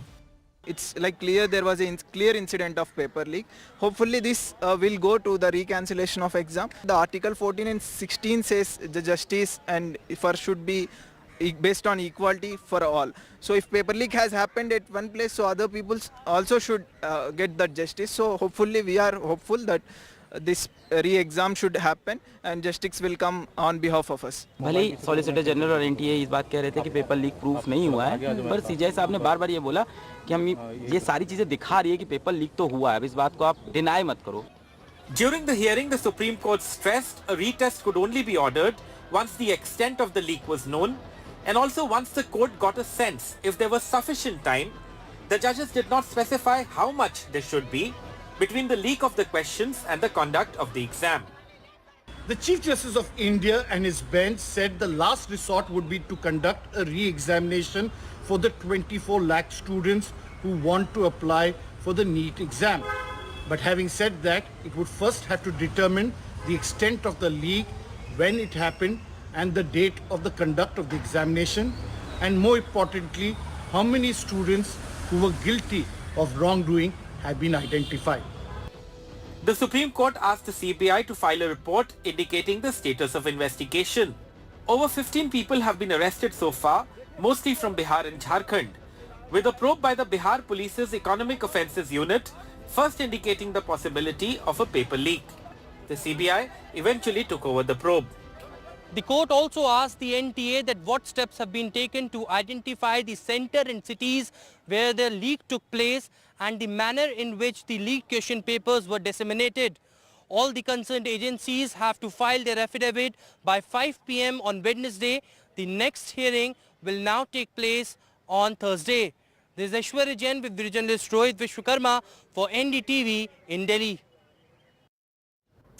All right, Prime Minister Modi, he is there in Russia on a high-profile visit. Prime Minister Modi, in fact, he arrived in Moscow, and as you can see on your screens right now, he's having dinner with President Putin. It's a rare gesture from President Putin to invite Prime Minister Modi for dinner at his residence. Remember, Prime Minister Modi, he is on a 2-day state visit to Russia for the 22nd India-Russia Annual Summit, during which he will hold summit talks with President Putin to review all the aspects of bilateral ties and also explore opportunities to further boost cooperation in sectors like trade, energy and defense.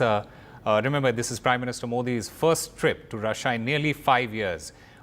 His last visit was in 2019 when he attended an economic conclave in the Far East city of Vladivostok. Prime Minister Modi and Vladimir Putin meeting will see the world media, including the Chinese, zeroing in on the high-profile meeting that is bound to have a wide geopolitical impact in the region. So, as you can see, Prime Minister Modi there having dinner with President Putin. It's a rare gesture from President Putin to invite Prime Minister Modi to have dinner at his residence.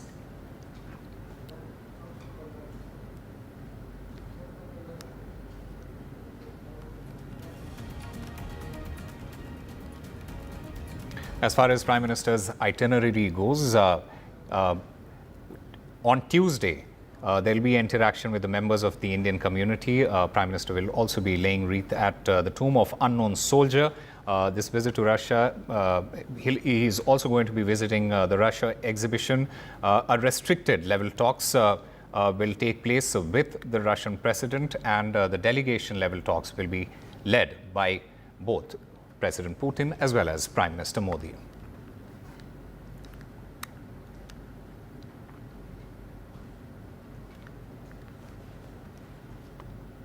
And double Olympic medalist PV Sindhu will be the flag bearer for India at the Paris Olympics, along with table tennis legend Sharat Kamal, while the 2012 bronze medalist Gagan Narang, he replaces Mary Kom as the chef de mission. Now, 4-time Olympian and 2012 Olympic Games men's 10-meter air rifle bronze medalist Gagan Narang, he was on Monday chosen by the Indian Olympic Association to replace Mary Kom as the chef de mission of the Indian contingent to compete in the Paris 2024 Olympic Games that begins on July 26, while PV Sindhu, she will accompany table tennis star Sharat Kamal as India's female flag bearer in the Olympics.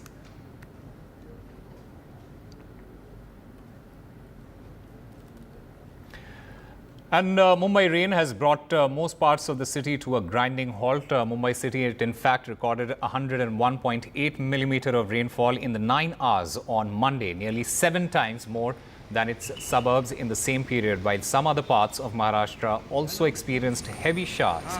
But it led to traffic jams. Some local trains were partly affected. At least 50 flights were grounded.